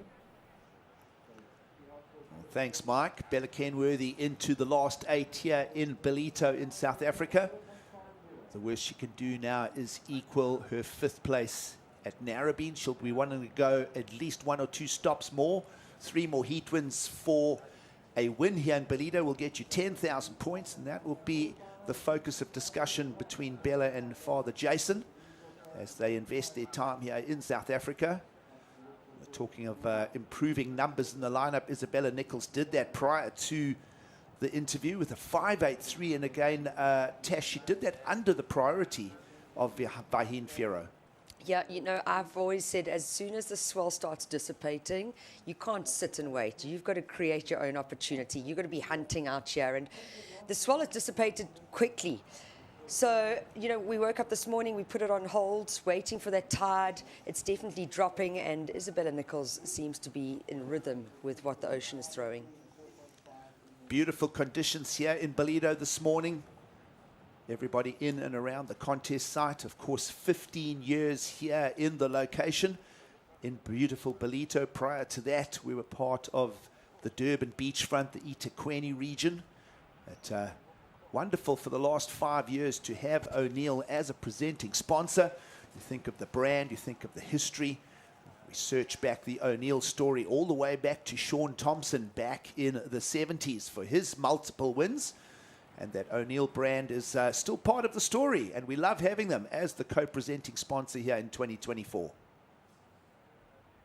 I'm down at the O'Neill retail booth, which is part of the retail area at the Ballito Pro, just to show you some of the amazing merch that's on offer. The retail merch as a memento that you can purchase if you visit the Ballito Pro. There's some great product for ladies, for men's, and for youth, and it all ties into this year's theme, Lena Inkundla Yempi, which means, translated from Zulu, this is the battlefield. And the art inspiration, it's using lino art through all of the prints and the button-up shirts and a lot of the product that's on offer here. If we look into the retail booth, here's Mazwe. Mazwe is running the retail booth for us this year. He's done a great job. He's been trading for about 16 days since the Rookie Rippers at the end of beginning of last week, sorry, so it's been going for a while. Having a look at some of the product, we've got lino art inspired button-up shirts, great prints incorporating the assegai and the knobkerrie, and then some elements around the Ballito area from the ocean. You've got the octopus, the aloe, and a Zulu shield. We've also got the Geordie Smith signature board shorts that are on offer. You can purchase these. These have just come out, the new Geordie Smith board shorts, and plenty on offer down here. Having a look at this is another print. You can see there it says Ballito Pro 24. This is the battlefield, Lena Inkundla Yempi. And of course, this week in Ballito, the battlefield is out in the ocean. So join us down here. If you're coming down to the Ballito Pro, visit the O'Neill merch, and you can get a great memento from your time here in Ballito. Back to you guys. Yeah, thanks so much, Mike. Great to visit the retail sector of the Ballito Pro. Wonderful to see the support of O'Neill. Of course, their 5th year. Think of all their themes every season, and all hung out with the Zulu theme. But meanwhile, while we were away shopping, this went down, Greg. Wow, look at the size of this wave. Vahine Fierro 3-turn combo, and that is just insane. We saw her meditating on the beach before the heat. We saw her with a slow start and then just ripping in to this. And that was a second wave, but just quickly getting those combos. But that first wave, what did it come in as? It's an 8-point ride, Greg. Excellent. And quickly backing it up. So 2-turn combo for the second counting ride, just like that as we reach the halfway mark of the heat. Tash, suddenly Vahin Fierro, who we mentioned was just really quiet and not in the story, is suddenly back in the picture. Yeah, she's got patience, something that I might not have. But once again, tide's dropping. We don't know if it was a second wave, a little bit more water over the sandbank.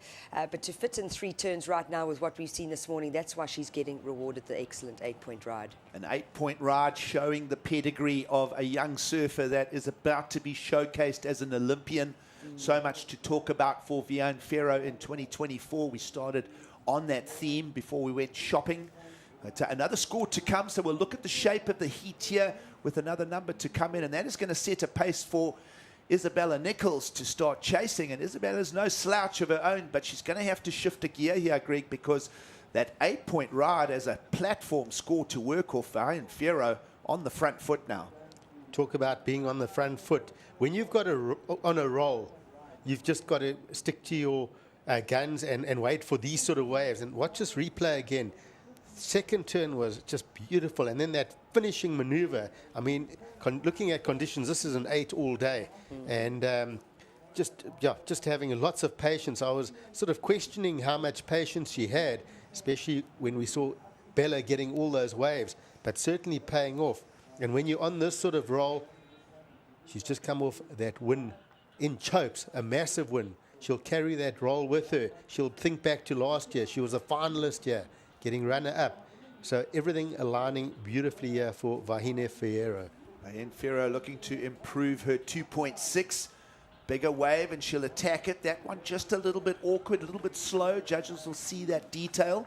But nonetheless, the 8-pointer for the 3-turn combo. She backs it up. She'll improve on the 2.6.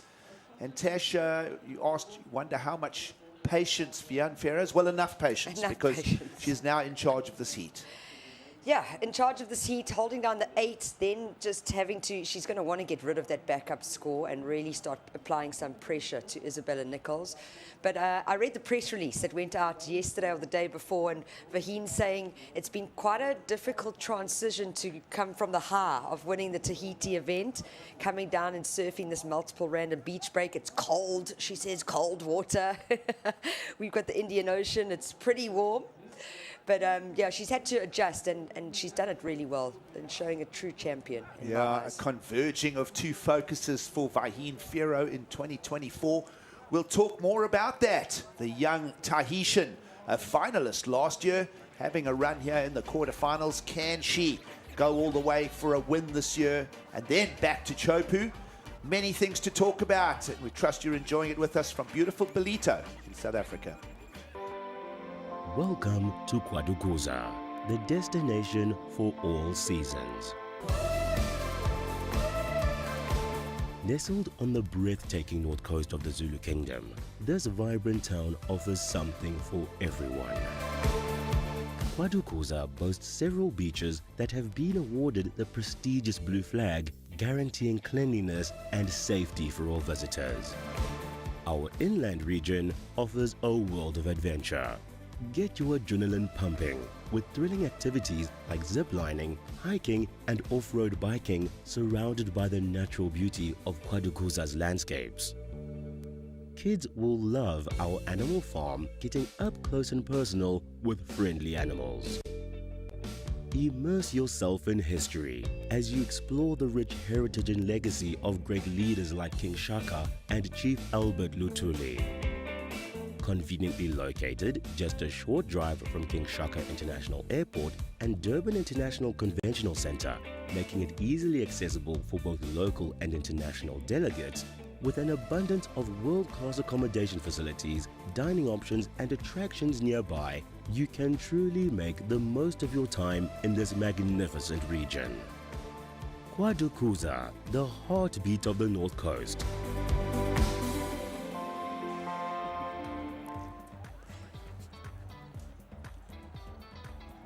Back to the beach. It's beautiful Ballito in South Africa, the World Surf League's Challenger Series here at the Quarterfinal region.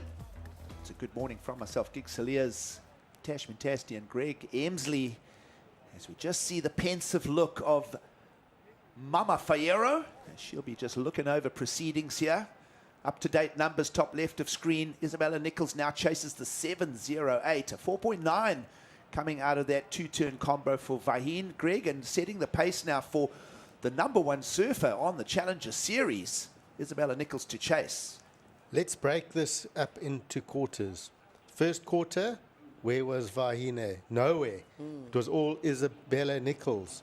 The second quarter, where was Isabella? Nowhere. It was all Vahine. We've got we're into the third quarter. So who's going to dominate the third and fourth quarter and take the win? But it's all looking like Vahine at the moment. of course, that 8-point ride. Very handy little weapon in that scoreline at the moment. Make it sound like a water polo match, Greg. Quarters. Chuckers, almost. It's almost in the chuckers. We're in the third chucker, right? Yeah. We're in the third chucker.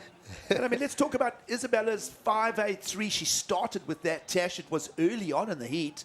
And she sort of set a pace for the heat. And it was an age before Fierro answered with her open of an 8. But now we balance the best 2 scores per surfer out with 10 minutes to go. A reasonably high number to chase in the lineup. Yeah, but if we watch the replay now, the wave was smaller size compared to Vahin's 8-point ride. Also, 2-turn combo compared to the 3 maneuvers fitted in from the Tahitian. And there's the point of difference. It goes from just missing that good scale, it's just under a 6-point ride, and Vahin's excellent 8-point ride. And we're going to see the 8-point ride come through now, and you'll just see that size of wave has had an impact on the score as well. Vahin surfs so nicely, gets that first turn off the top, the second one being the real keeper here, and then to slam it shut with that third maneuver, looking comfortable, looking in control. This is everything the judges are looking for. Greg, what was evident in that 8-point ride from Fierro is she didn't race and risk the end section. She just turned down and snapped, drove a turn down to finish the third maneuver. So no risk, just banking the score.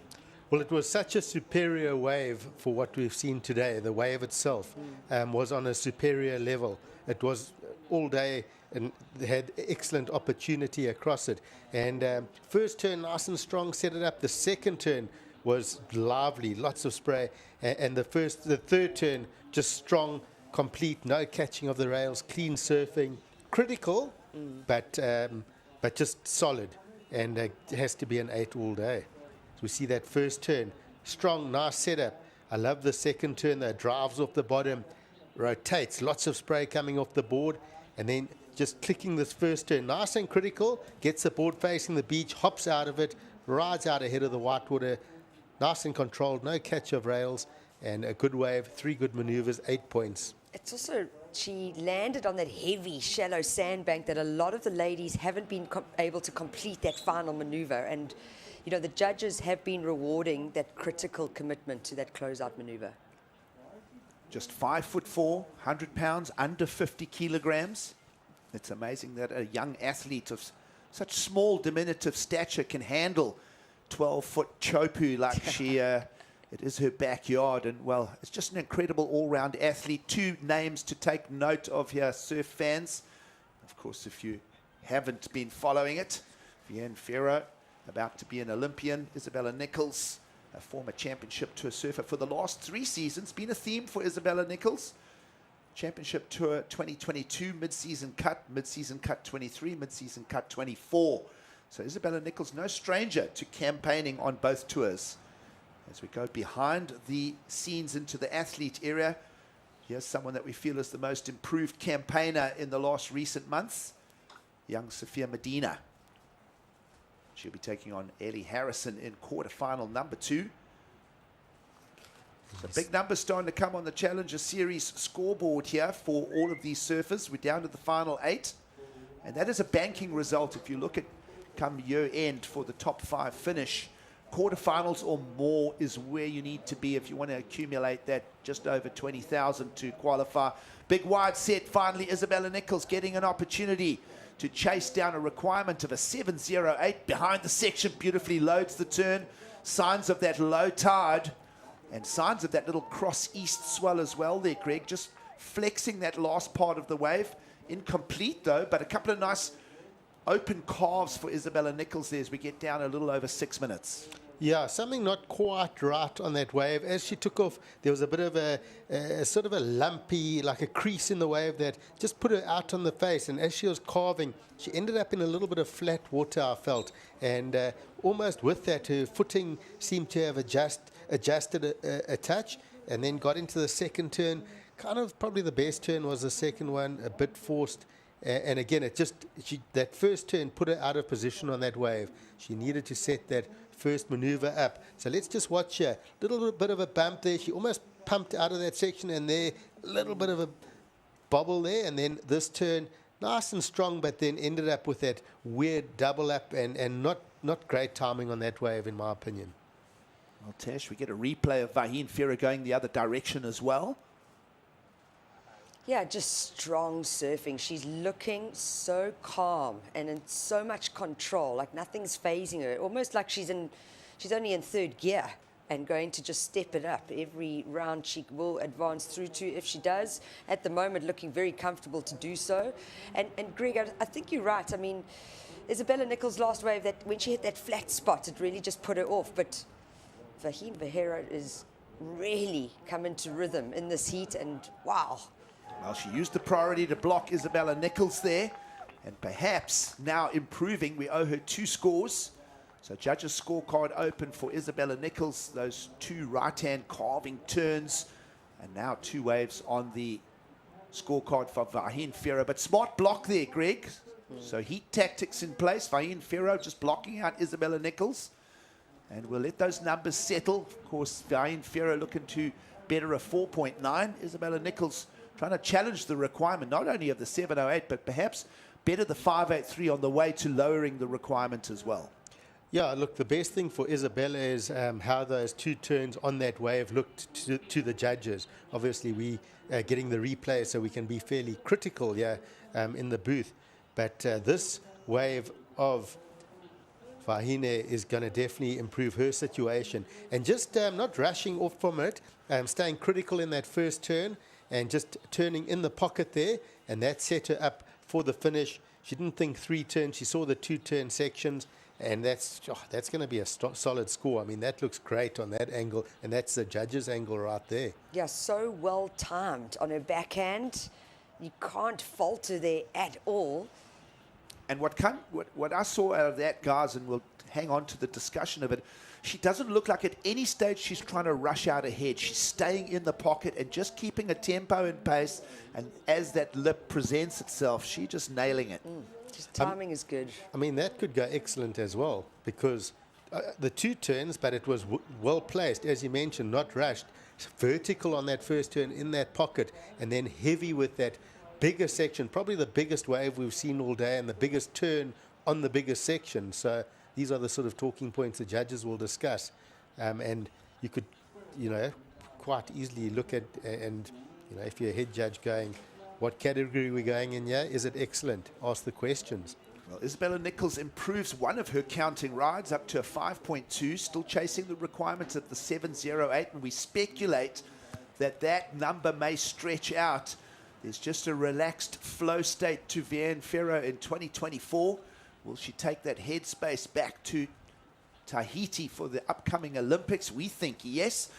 Tesh, you mentioned that she's mentioned that there is a little bit of a struggle switching from the tropics back down to putting a Challenger Series hat on here and staying in the business of year-end qualification. A big year for Fierro to process. Yeah, massive, massive year. Now, I also just think that she knows how strong this competition is, knows what she's coming up against with all these athletes, and having to move from that high, elevated state to get back into competition zone. Well, you won't see this often, folks. 2 minutes on the clock. The score is in for Fierro. Greg, you mentioned it may go excellent. It certainly does. Some of the judges going high as 9s. Well, 3 of them for the average. A 9-point ride. And you won't see Isabella Nichols in combination often. And just testimony to how in flow state Fierro is. Not only a combo, but I would say that looks like the highest heat total of competition so far. 17 points? Almost. No, we got an 18.57 with one of the men's rounds a little bit earlier in this week. Okay, well, the highest of the women? Yeah, you're right. Let's have a look. Let's have another look at it. A 9-point ride in the lineup. We loved the flow and the positioning of the turns. Massive on that first turn, but that finish, whack. And actually from this pullback angle, look how much spray threw off that last maneuver. First turn strong. But watch this, that heavy section into the lip, connects it, big spray, big landing, and 9 points. So well deserved. Floats like a butterfly, stings like a bee, 9 points. Love it. Inside the last minute, and it is going to be a 5th place finish for Isabella Nichols here in Ballito in South Africa, off her win at Narrabeen, off her semi-finals in the Gold Coast. She will perhaps remain right at the end. Could be attacking Erin Brooks's #1 position. We speculate that she'll go past that. We will update that leaderboard over the day ahead as we find ourselves here unpacking the first quarterfinal of the ladies' side of the draw. But what a set of numbers, a 9 and a 8 in the beach break conditions. We spoke of Fierro, and it was almost overlooked that she was a finalist here last year. Bronte kind of like sucked the air out of the room with the discussion, and everybody celebrated that. But Fierro had quietly made her way through the draw here in Ballito last year all the way to the finals. She's one step closer to repeating that in 2024. She's definitely on the way, and of course, we spoke about it. She's from the tropics, but looking very comfortable here in the subtropical climate of Willard Beach, Ballito. Well, that is an official result here from the beautiful seaside town of Ballito. The Challenger Series stop #3, and Fierro looking to repeat her 2023 finals appearance. She gets a strong win in quarterfinal #1. Stay with us. Quarter #2 coming our way. We'll bring in Paul Evans and Mike Frew for the call.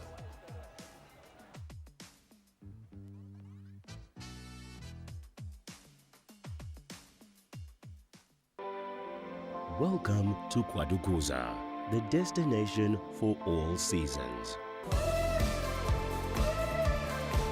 Nestled on the breathtaking north coast of the Zulu Kingdom, this vibrant town offers something for everyone. Quarterfinal boasts several beaches that have been awarded the prestigious blue flag, guaranteeing cleanliness and safety for all visitors. Our inland region offers a world of adventure. Get your adrenaline pumping with thrilling activities like ziplining, hiking and off-road biking surrounded by the natural beauty of Quarterfinal's landscapes. Kids will love our animal farm, getting up close and personal with friendly animals. Immerse yourself in history as you explore the rich heritage and legacy of great leaders like King Shaka and Chief Albert Lutuli. Conveniently located just a short drive from King Shaka International Airport and Durban International Conventional Center, making it easily accessible for both local and international delegates, with an abundance of world-class accommodation facilities, dining options and attractions nearby, you can truly make the most of your time in this magnificent region. Quarterfinal, the heartbeat of the North Coast.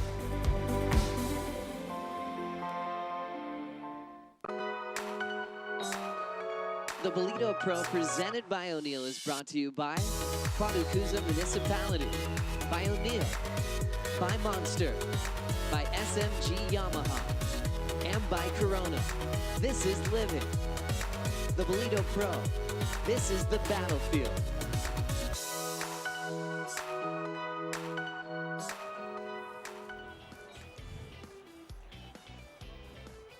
It's quarterfinals at the Challenger Series in South Africa. The Ballito Pro approaches its conclusion.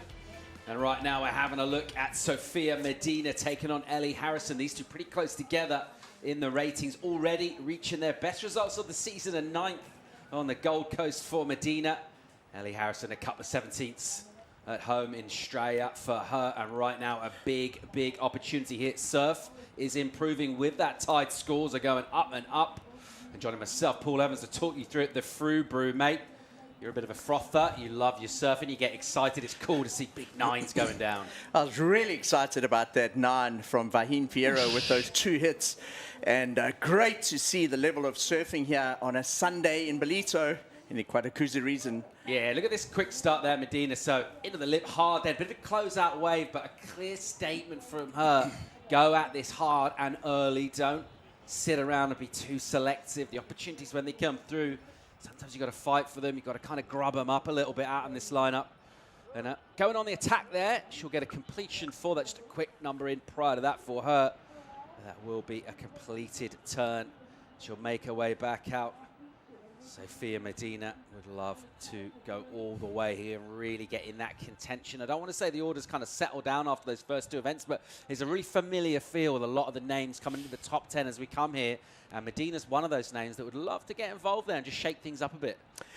Yesterday we were talking about how much her surfing has improved over the last 18 months, and very confidently deals with that end section, which can be quite tricky in Ballito.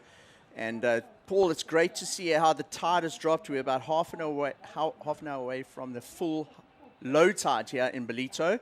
The water's dropped about 2 meters in terms of the water drained off that bank. And look at that, you can see the reflection off the bank. And what that's doing, it's creating those very hollow sections, as we saw on Sophia Medina's last wave. And can be quite tricky. It does break relatively hard. The size of the wave to power ratio is quite deceptive here in Ballito.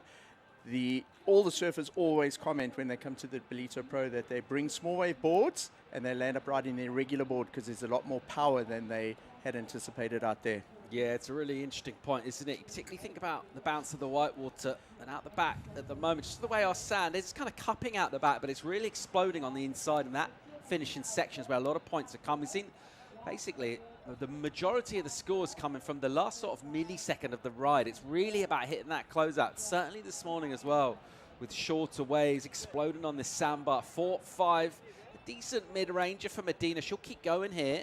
Nice view from above. You just see that corner triangulate for her. She's a little behind it though.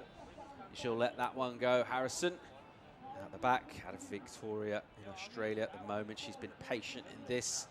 She's been another surfer the last couple of years, just putting in performances. A lot of people expecting her to make big strides at this level, possibly get towards championship tour as well. If she's going to do that, a big result here in Ballito would come in handy. She's already got a decent result, solid getting the quarters. Once you get there, you really think about going all the way. Late, well, it would have been a late takeoff on that. She's decided, probably quite wisely, not to go. She'll have a little look down the line there. You just saw that one kind of fluff out the back and then run pretty quick. But interesting to see the energy on the beach, the energy here in the studio. When we see big numbers going down, like we did in that last heat for Fierro, the 8 and the 9. And it really lets everyone know there's big opportunities out here. It's all about going out there, finding them and taking those opportunities. If you can find that little corner, the wave with the little horseshoe section out there that doesn't have that big end section that is going to close out fast, it's certainly going to give you the opportunity to squeeze in 2 turns. Ballito, traditionally, you've got to pivot on your waves very quickly. You've got to paddle very hard into the wave, harder than you might traditionally, because it's not a slopey, gentle entry into the wave. You're up and riding quickly. From there, you've got to go into a quick bottom turn and start looking where you're going to either hit the lip or you're going to do a turn on the shoulder. As you're going through that turn, Paul, you're already identifying what you're going to do down the line. And that's all got to happen within 4 to 6 seconds. So it's a lot of calculations going on in your mind as you take off on that wave, considering it's not a long point break wave. And whoever gets the best of that and is doing that with flow, speed, and style is getting the high scores, as we saw with Vaheen in that last heat. Yeah, she just looks really comfortable out here. Obviously making the final last year. That'll bring her loads of confidence coming off the back of that win. We keep mentioning it. Why wouldn't we? An iconic win into Haiti. Meanwhile, here goes Medina again. Off the bottom, snaps one. And pushing hard here. Another hit off the rail. Tried to get the third turn in. It wasn't really there. But you can just see, again, the approach from her. Get on the front foot. Get going. Post some numbers. Stay active and busy in this lineup. And she'll build up bit of a lead here over Harrison. She'll get another number in, round about that mid-range. Not going to be anything particularly exceptional, but she will just apply a little bit of scoreboard pressure on a relatively statuesque Harrison, who's just waiting at the top of the peak, really waiting for a bit of quality. In terms of tactics, we've seen both pay off. We've seen that busy approach go good. We've seen surfers wait for quality. I just think if you sit for quite a while, maybe start to question yourself a little bit, second guess. I guess that all depends on what comes through from the ocean. Yeah, Sophia obviously taken the approach of catching waves quickly. So she engages the bottom turn, like how she extends her arms up to get the back of the board up there as well. So she went into that turn, she identified the section, flared her arms out, and what that did is it transferred the energy through her body into the tail of the board. We saw that flare out. She managed to get another bottom turn into a second maneuver, and then that last little section of the wave was really just a little bit of foam coming across from a left, which was the peak that joined the right-hand braking wave she was on.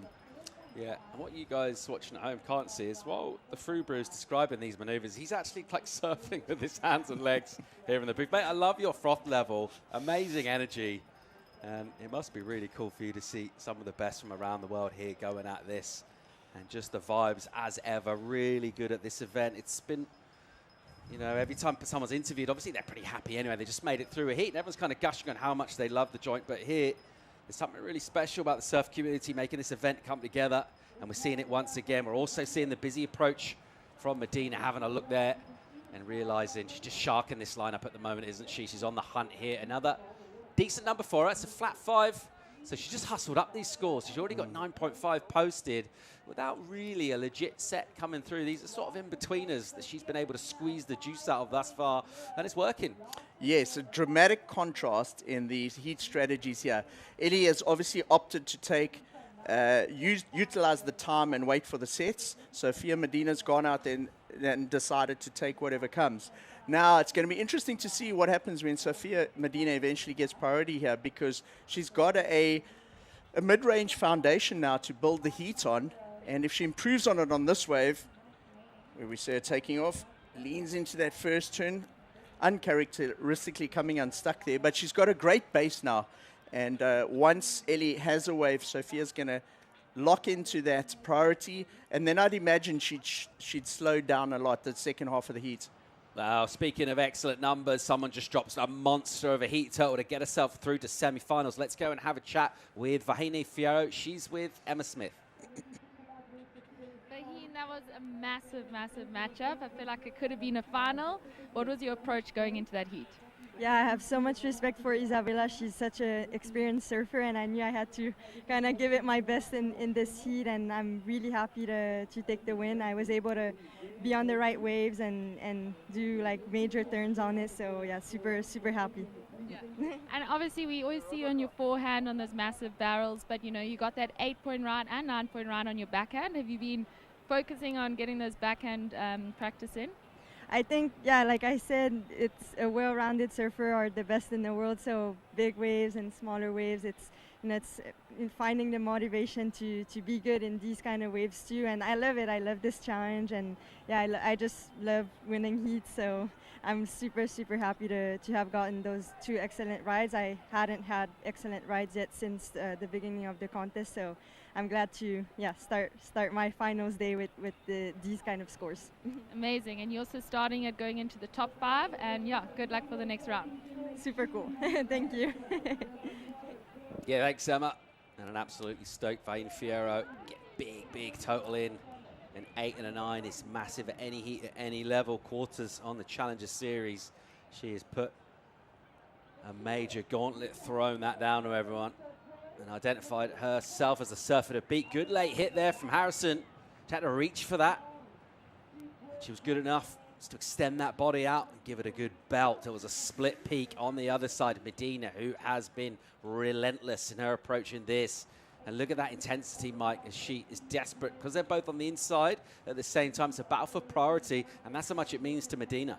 So whichever of the women get out there first in terms of where the priority line is, where the judges deem priority is established, they will allocate that priority. And Medina paddling, as you say, very fast to get back out there. But potentially that was her strategy for the heat, you know, get a couple of bankers on the board. She looks back now to see who has been allocated priority, Paul. Yeah, so just checking this replay. We didn't see this live. First crack from her out of the lip and hits the last turn, which she arrives a little bit late. That wave was bent out to see a touch. This is what Ellie got done on the right. So Ellie really utilizing a good bottom turn there, putting a lot of board on the rail. The board engages and projects up at the lip, and a strong turn on one of the bigger waves that we've seen come through in this quarterfinal number 2 so far. So she was very patient. She took almost 14 minutes to wait for that first wave. It was a bigger set, And she just got the one turn in. It seems like those bigger ones are just closing out on the bank, so it's a much straighter sort of swell. It starts feeling that sand as the wave comes in and unloads on the bank, but generally it's just that one big turn you're able to get on the right at the moment. The medium-sized ones seem to have a little bit more open face, but it doesn't have the height and the energy that those big ones have. So do you go for the 2 turns on the inside, or do you wait for that big one and then try and hammer a big explosive hit? Priority did go to Harrison, the Australian. That's why Medina was having a look at that last wave that came through.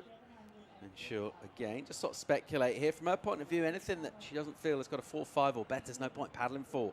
So that shift in tactics that we were talking about, that might come now. And then when she does get priority, she might choose just to find something a little bit more quality. But so far, so good from her approach. We're waiting for Ellie's number to come in. It's going to be around about the order. Well, it's a 5-5, so slight improvement in terms of the top score. Of course, it's just the one wave. So interesting, this one. You see Medina chipping away from the beginning, being aggressive on the front foot, taking it and getting a couple of small numbers going. Harrison, meanwhile, really patient, and actually it pays off because just with that one quick turn and really just that last bit of that turn on a closeout, get to the high number. Yes, I'd say similar turns from both surfers. The differentiating factor was the size of that wave and the size of the maneuver at the end. So the judges giving us a little bit of an indication there of what they're looking for. Here's Ellie also, this wave, a little bit bigger now. What's going to happen on the inside? Very similar to her last wave, but that one, she just goes up a little bit late. She gunned down the line, and when she laid it into the bottom turn, she probably bottom turned a little bit late, Paul, because by the time she got up to the top, that thing was already coming at her, and her timing was just a little bit off, just by a millisecond or two, and she wasn't able to ride out that turn. Yeah, that was a mistake because you felt that was a huge number coming her way. Just the 5-5 she just got for a wave that was quite whitewatery, and that one had a meaty section. She was traveling down the line. That anticipation was building as we watched that. And if she completed that turn, it was quite an ambitious move, but it would have paid off big in points. Oh, well, she'll just wash that off. Never mind, that's gone. She'll get back in the lineup. She still has that high score. I just wonder if we'll see a slight adjustment now from Medina. Does have priority, and she's tried to ride 6 waves. Well, she'll go straight away here. Here we go. And this one's a bit of a closeout. What's she got? Just a little straight leg from that. She never really fully attacked it. Didn't quite get there. An interesting choice from her. We speculate that with Prio, she might be a little more patient. She went that one straight away. It looked to us from here, obviously we're looking at a different perspective, it always looked like it was going to struggle to have much on the open face. It looked like a quick one, Mike. It sure did, and I think what happened there is she got it on the, it was very, very quickly after her previous wave, and just a little tag there. And I think what doesn't bring as much emphasis to the wave or the flair and wow factor in that maneuver is she didn't really go right up to the top of the lip line in that maneuver. She kind of hits it 3/4 of the way up. And when you do that, the spray doesn't come off the rail of the board, so it doesn't look as impressive. Waiting for a number to come in for Medina. At the moment, she's leading this one just over 13 minutes remaining in it. It's our second quarterfinal. We're going to send someone to semis to take on Vahine Fierro in our first semi-final, and it's all getting down towards the pointy end of things here at the Ballito Pro. Sun's out, tide straining out, some fun waves out there, more live action from the beach when we come back from break.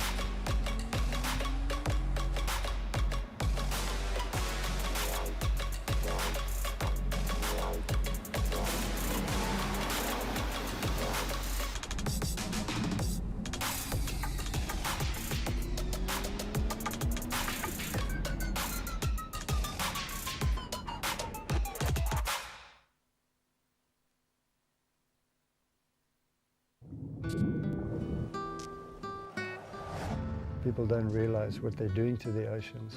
We got to hand it down to the next generation. It's going to be such a pity for people not to be able to experience what we've experienced.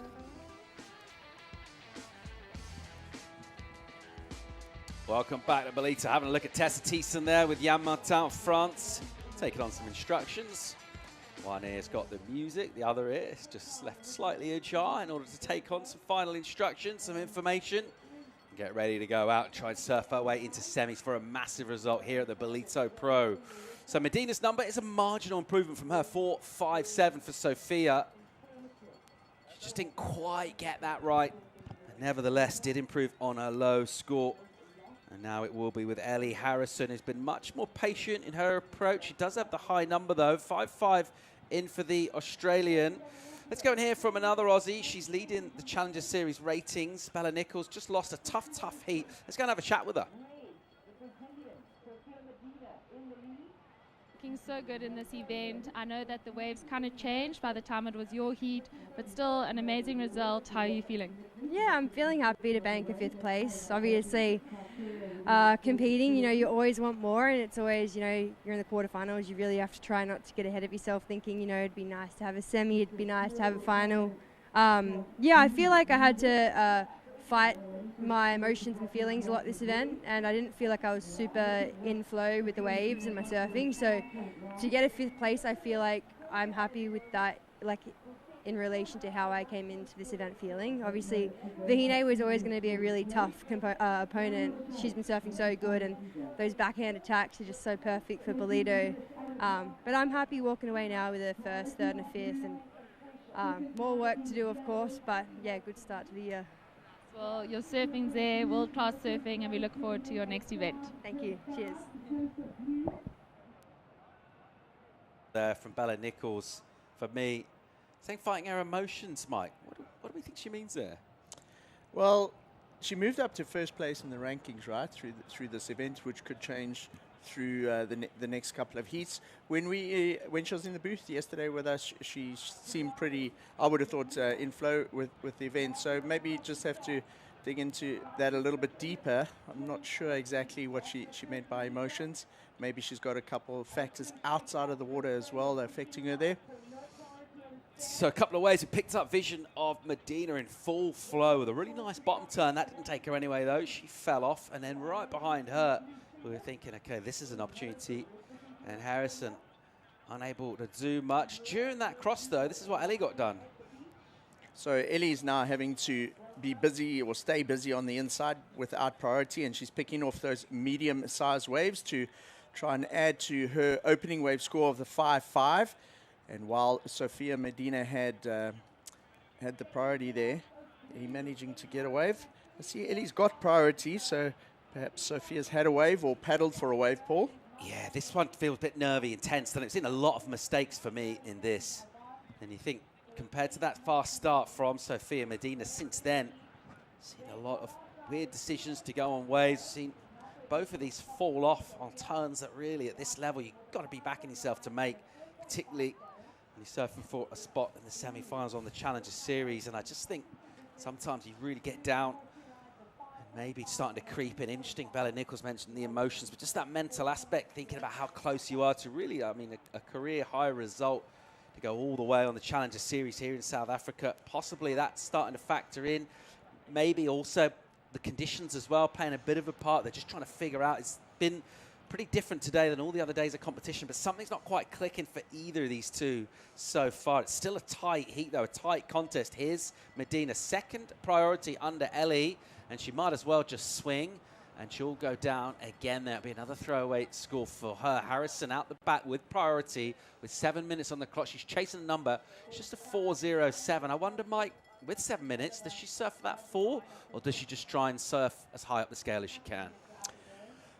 When you're up against a surfer like Sophia Medina, you just don't know what she's capable of. And her surfing seems to have been in real rhythm, and she's been in a good flow and improving over the last couple of months. I reckon she's just going to get that priority and perhaps wait for a set and hammer out another one of those big turns.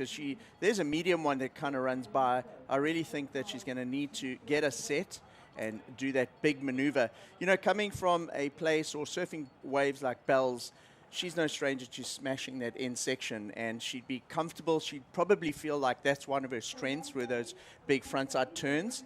But you're going to need a set wave. And then the other thing the set wave does is, of course, it looks impressive. It seems to be what the judges are looking for, the bigger set wave and a big closeout maneuver. 6 on the clock here. Harrison having a look at that, and by now I think she's realised the waves that she doesn't want, identifying quite prudently that wasn't the wave. She'll just adjust and have a look here, because she's not actually paddling at all for the wave, so it's just looking down the line, and she'll hang on to that priority. That could prove crucial. 407 is not a big number to try and attack. Can't help but think back that second wave she rode, though. She just fell off and got a 1. I mean, that was a big, big number there. And you sometimes think in heats like this, how many of those opportunities are going to come through? She's got 5.5 minutes now, and she'll need to try and find something. You see her kicking the legs there, trying to head south down the beach to the right to get in position for this, and she'll get there. Here she goes. Harrison looking for a 407 at the moment to go to first. Nice first turn, and then unable to find a second section. So the question with the panel will be that turn going into the lip. Pretty vertical from it, nice and crisp. She would have just loved to go straight to the bottom turn and tag it again. You know, really just kind of make sure.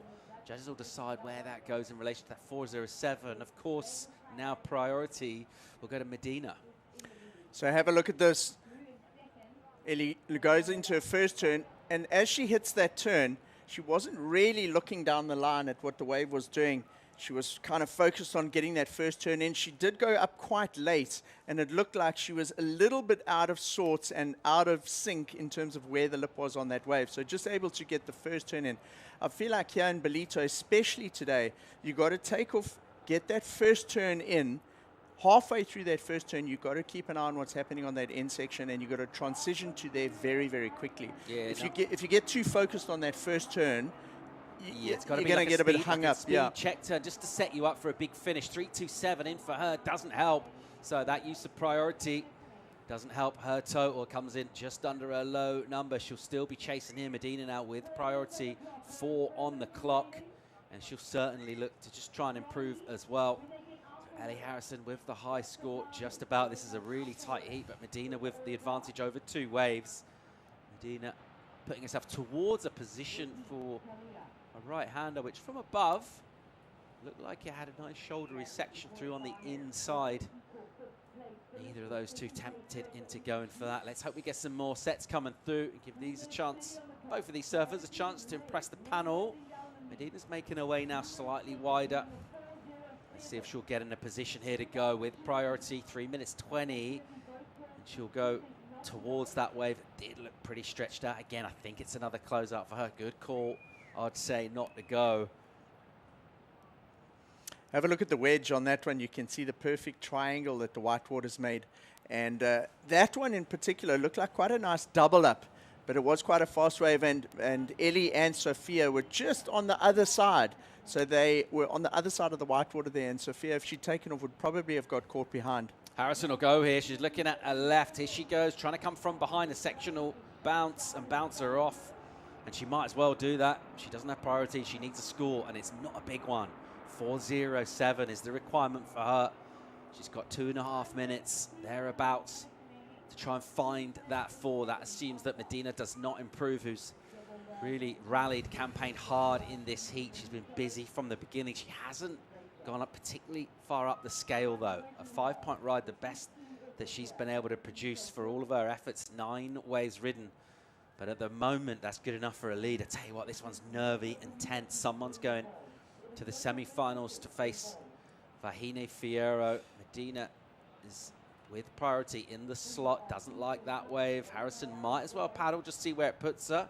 She quickly identifies that's not going to be it. I wonder if she'll try and get away here, or just realize that, you know what, this is the peak where I need to be. Maybe multiple waves come through, maybe try and sell something. So what she's got to try and do, I tell you what, these minute 45 is going to go quick. See with the sands boiling up on the left of the surfers there. So as each set comes through, that's creating a bit of a boil on the bank. And just on the other side of them there is probably the exact place you want to be. So they're going across. from the camera angle here, you can really see the sandbank and where the formation of the sand is very nicely. And you can see where they are. It's probably in a slightly better position. They paddle across. They've identified that for the next set. It's incredible this whole week how surfers have had to adapt to such a variety of conditions. We've had 6-foot days, onshore days, offshore days. We've had small waves, big waves, high tides and low tides. And I feel like at the sharp end of the draw here, the surfers that have been able to adapt to all those conditions well are the ones that are rising to the top. Final minute here, crucial wave. This one, Medina will take this and use her priority. Ellie forces the issue. Medina says, nah, that's mine. Bang. Drifts a nice turn off the top. And a smile from her. And I think she's just kind of saying, what else can I do here? She has put in so much effort into this heat. There's no lack of application from her. And she had to really just block there. And that's exactly what she did, because that had the score on it for sure. Ellie Harrison needing a 4. She's in the lineup now with 30 seconds. She looks rattled. Not sure there's much coming through. Just a little bit of frustration from her. And this is a heat that really, she'll look back if she's judging herself relatively harshly, which you kind of have to do at this level. She'll think, oh, she probably did have the waves to get the score here, but that's not the way it's gone. And it's going to tick down, and it looks like Sofia Medina will face Vahine Fierro in our first semi-final. We're all wrapped up, so compared to the big numbers going down in the previous heat, that one lower scores, but no less interesting and entertaining as a contest, because every time the numbers are low, Mike, it means it's super close. But really the application from Medina is what shone through. Yeah, and she's looked in rhythm in the heat. You could see on that wave how she got that first turn looking very comfortable. Ellie started off well. That was the one that got her the start in the heat. Medina just getting that pair of 5s to get the heat started and really locked that down. Ellie not really able to get that second wave, and maybe using the priority and making a little bit of a priority error, as you spoke about, in terms of getting that second wave, which was only in the 3.5s. So there we go. Nevertheless, Ellie Harrison, this will be her best result of the season for her. She'll pick up an equal 5th here in Ballito. Medina will swing on to semis for at least a 3rd. So season best performances for each of these surfers. And that will wrap up our second quarter-final. Sofia Medina will set up for a clash with Vahine Fierro. She's going to have to surf a lot better than that, actually, especially judging by the kind of form that last year's losing finalist was in. But she's absolutely delighted at the moment. Well done to her. She's through to the semis. We're going to get a quick commercial break. More live action. Tyson versus Fitzgibbons right after this.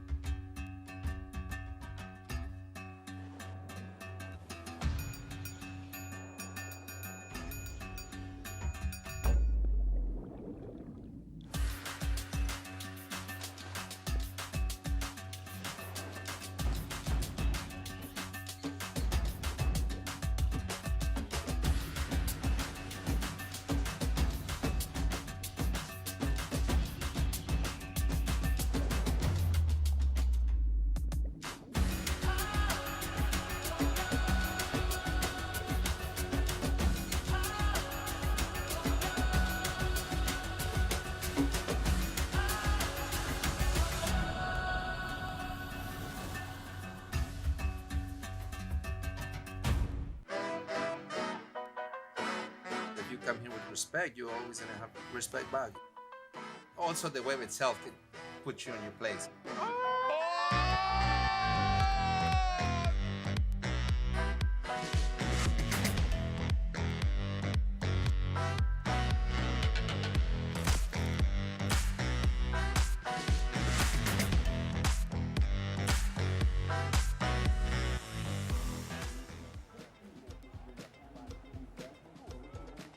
Sofia Medina freshly through to the first semi, stokes out the autograph hunters down here at the Ballito Pro. It's a beautiful Sunday morning on the north coast of KZN in South Africa.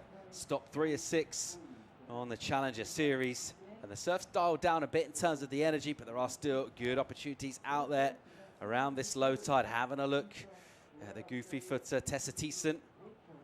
Originally out of Saint Barth in the French Caribbean, taking on Sally Fitzgibbons who's had a very decorated career on the championship tour. Once again, not making the cut though this season. She's back here on the Challenger Series. She's enjoying that challenge. She looks very comfortable indeed, Sal. And she surfed really well in the previous round to get out of a tight heat. Here she goes already in action and just releasing that tail to kind of expressing herself rather than trying to surf safe or just offer the board up, giving it a little bit of extra juice. And it'll be coming up against, on these right-handers, the backhand of Tyson that's been full of power, Mike, and she's been able to arrive at the lip late. So it's going to be a slightly different sort of requirement for Fitzgibbons. She's going to have to show a bit of a contrast, and already just showing a bit of a class with that wave. Yeah, Sally this week for me has really illustrated how you adapt well to changing conditions.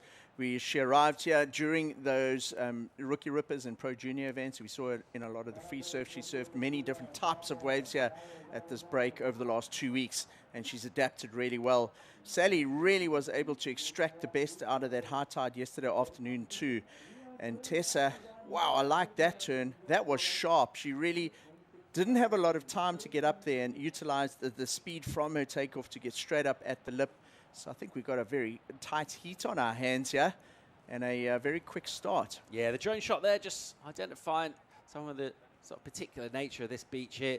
All of that sand is quite coarse sand, and it swells around according to swells and what direction they come from. Basically, I mean, you're the one who should be explaining this rather than me, but you can see it just partially covering those rocks there, but usually would have quite a bit more sand in here. Am I right in thinking if we've had more ground swells from the south? Yes, so if you look at the aerial drone shot, you'll see there's a big reef on the southern side of the break here. That's where the sand comes around. But this left and right peak that we're seeing at the moment, you see in shot there's a couple of rocks, and what that does is it traps the sand as it goes along the cross-shore drift. And by trapping that sand, it's creating this little like sort of V-shaped sandbank where we've seen most of the surfing go down this week. So if you had to pull all that sand out, there is a lot of rock under there. Here's Sally up and riding now on her third wave of the heat. And she's been really busy. She really has been on form and carrying the form that she sort of started in Jeffreys Bay a couple of weeks ago. She's been in South Africa for probably over a month now. She's really comfortable. She has her mom and dad here. She's loving the conditions. She's got such an effervescent personality. It comes out in her interviews and in her surfing. And it's been a pleasure to watch her progress through the event so far. Yeah, got that 6 in for that last wave where she just released the tail and showed a little bit of extra. When conditions get a touch trickier as they have for this sort of mid-morning time of day, it's all about just showing that extra control, that extra spark, that flare, kind of forcing your board out of the turns rather than just offering it up and letting kind of gravity do the work. Actually been dynamic throughout the turn. It really does show a point of difference. That's why she's been a perennial world title contender throughout a glittering career. And already in this one, she's been busy in terms of the approach to catching waves, but being busy is part of it. But you also got to surf well as well. And that 6 in for a previous to last. You'll get another decent number in and a strong start for Sal. If you contrast Sally's wave there and the way she hit that last turn with what we saw from Ellie Harrison, Ellie had that one wave we were commenting on the previous heat where she didn't quite get to the top and flare it out. Now that's exactly what Sally did on that last wave. She got up there, didn't just turn it out either, actually added that flare, got the fins out a bit, it drifted, and that adds a lot of spice to the turn, which is what the judges like. Yeah, you've got to think about confidence as well with Sal, particularly with giving her sort of status in the sport, but just in her own ability mainly, and the fact that, you know, performances, they generate confidence, and then when you're more confident, it allows you to perform. So you get that sort of virtuous cycle, and I feel like that's a little bit of what we're watching here with Sally Fitzgibbons. But Tyson, she wants to have something to say about that herself. She's got a good-looking wave on the backhands. Bang, big hammer from Tess. Absolutely cracked that. So we're game on for a good heat here. That's a strong turn from her. She got a 383 for a similar maneuver. Didn't have quite as much in it. Nowhere near as much verve as that one. That'll be a decent number. We'll set up. Fitzgibbons gets a 5 for her previous. So good total already for Sal. And this will be an important reply for Tessa. I like how she hooked off the bottom here, straight up into the critical section. And you look at the flare, look at how beautifully the spray went up into the air. That'll make a great photograph. And she timed it perfectly on that turn. Yeah, that's a weapon, isn't it, Tyson? And she's gone to it there. She's waiting for a section. She waited patiently, identified it. So that's her reply back towards Fitzgibbons, who's going good in this one. Let's go and hear from the winner of the previous heat. Sophia Medina is through to the semi-finals. Let's go and have a chat with her. Sophia, we were just saying the shorter those words get, the better. You're into the semi-final, and it's your best result on the Challenger Series. Yes, the shorter it gets, the better it is. So semifinals, I just can't believe it. I'm really grateful for everything God has been doing in my life, and He's been guiding me and like just giving me the capacity to work hard and just like go out there and do what I do. And like I'm just grateful to have the opportunity to be here. And like Ellie is such an incredible competitor, and like everyone here is surfing really good. So I knew it would be a tough like competitor to be against, and like I have so much respect, and I just wanted to do my surfing, and it was a tough heat because like the wave changed a lot, but I'm grateful God has been guiding me just like and helping me stay calm, and I'm just letting it go like in His hands and like hope, just like really believing the best will come. So I'm just really glad I made this round. Well, we've loved watching you. You really have stood out this whole event, and all the best for the next round. Thank you. I just want to say, like, obrigada, Tuba, pelas pranchas, estão muito boas, Sharpai. I've been working with my shaper, like, at home, and he's been, like, really giving me attention and, like, has been helping me so much. And Sharpai, Ufu, Márcio, so obrigada pelas pranchas, e é isso. Valeu, galera. Well, it's definitely a magic board, and back to you guys in the studio. Yeah, thanks, Emma. Great emotions there from Sophia. You can see how much it means to her. Meanwhile, this thing has fired up big time. Great number in for Tyson. She gets a 7-point ride for that big hammer on the backhand. It's the high score. And she said, yeah, you know what, Sally Fitzgibbons, I've got something to say about this too. And now Sal is still in the lead. But in terms of that high score, she'll be looking to try and improve herself, and this just happened. Got a lot of speed into the turn. Really gets the board on the rail on the bottom turn. You can see the fins come out, and she extends it right up there into the lip. I liked how the spray exploded off the back of that wave, and it went up into the sun, and just emphasized the critical nature of that maneuver. When you get the board right up there in the curl of the wave, and you've got a lot of speed, and if you snap it around at that point, it blows that sprout into the air. She'll look to keep doing that for sure. That's a clear tactic from her. That's her weapon. That's what served her well all event. And Ballito is so good to these goofies. Surfers like Fierro, what she's been able to do. Tess, similar sort of weaponry. She's got a load of power, and that whip off the bottom opens up the body into the lip. And when you do that on that shore break section, which is powerful and steep, you get the big spray, you get the drama as well, disappear for a second in the white water, and then come out with the speed in front. And she's got 7 already for that. She gets a meteor section. The score can only really go one way. So here we go. What she got here, bit of a crease in this wave. And she sort of does well just to tidy it and join up the dots, really. Meanwhile, I think wider on the same wave with Prio, Sal just producing a little extra on the inside as she went down the line. Hers didn't have such the vertical impact as maybe she would have liked. She had to go a little bit lateral on that just to stay with it. But an exciting heat this, and when we see the good scores coming through, we know we're going to see more quality.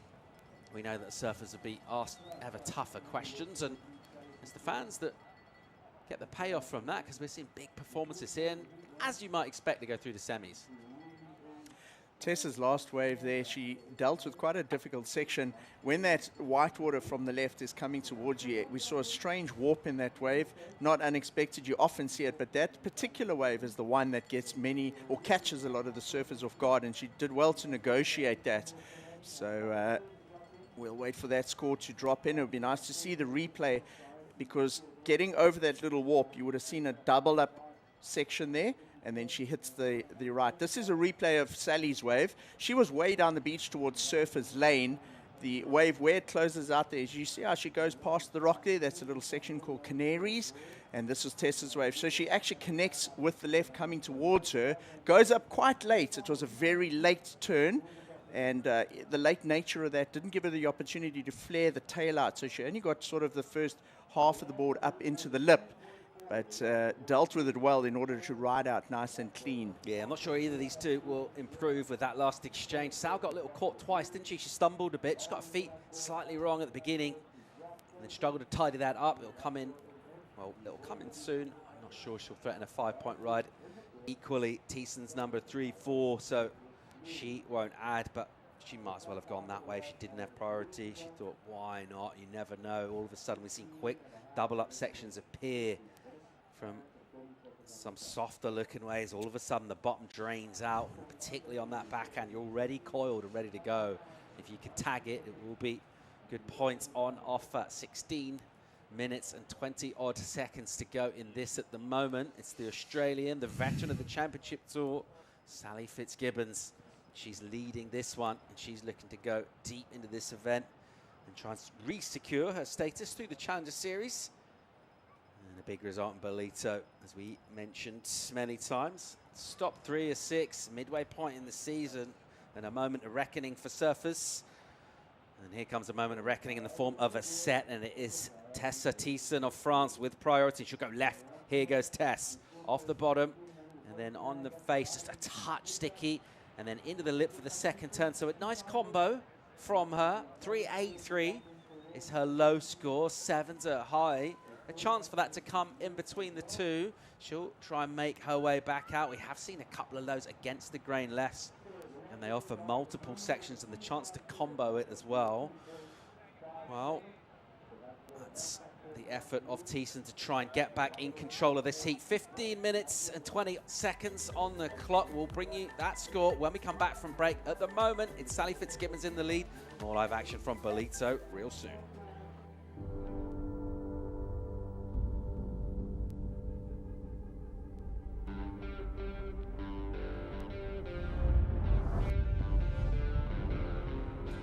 The Hydro board short is something that I've used for quite some time now. One of the main key factors still is the no tar fly. It's comfortable, it's convenient, and it works. Ultimately, what I'm looking for in a board short would have to be comfort and then convenience. If you add those two things together with a spice of color, you've got the perfect board short.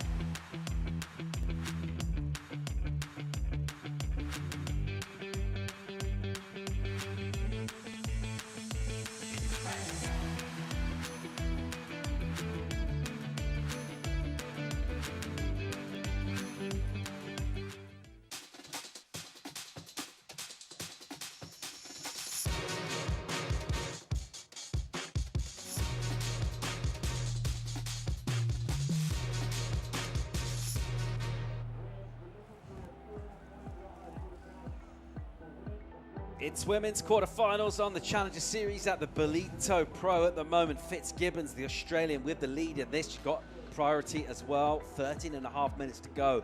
Quick update on the scoreboard. The number from Tyson just under, agonizingly close, 3.97. She needed a 4, so 3/100ths of the point. The difference between going to first or remaining at the moment in quarterfinals as Sally Fitzgibbons with that lead, with the priority as well. She's on the prowl here. She's looking pretty good. Of course, the surfer of her quality has been performing really well on the Challenger Series already this year.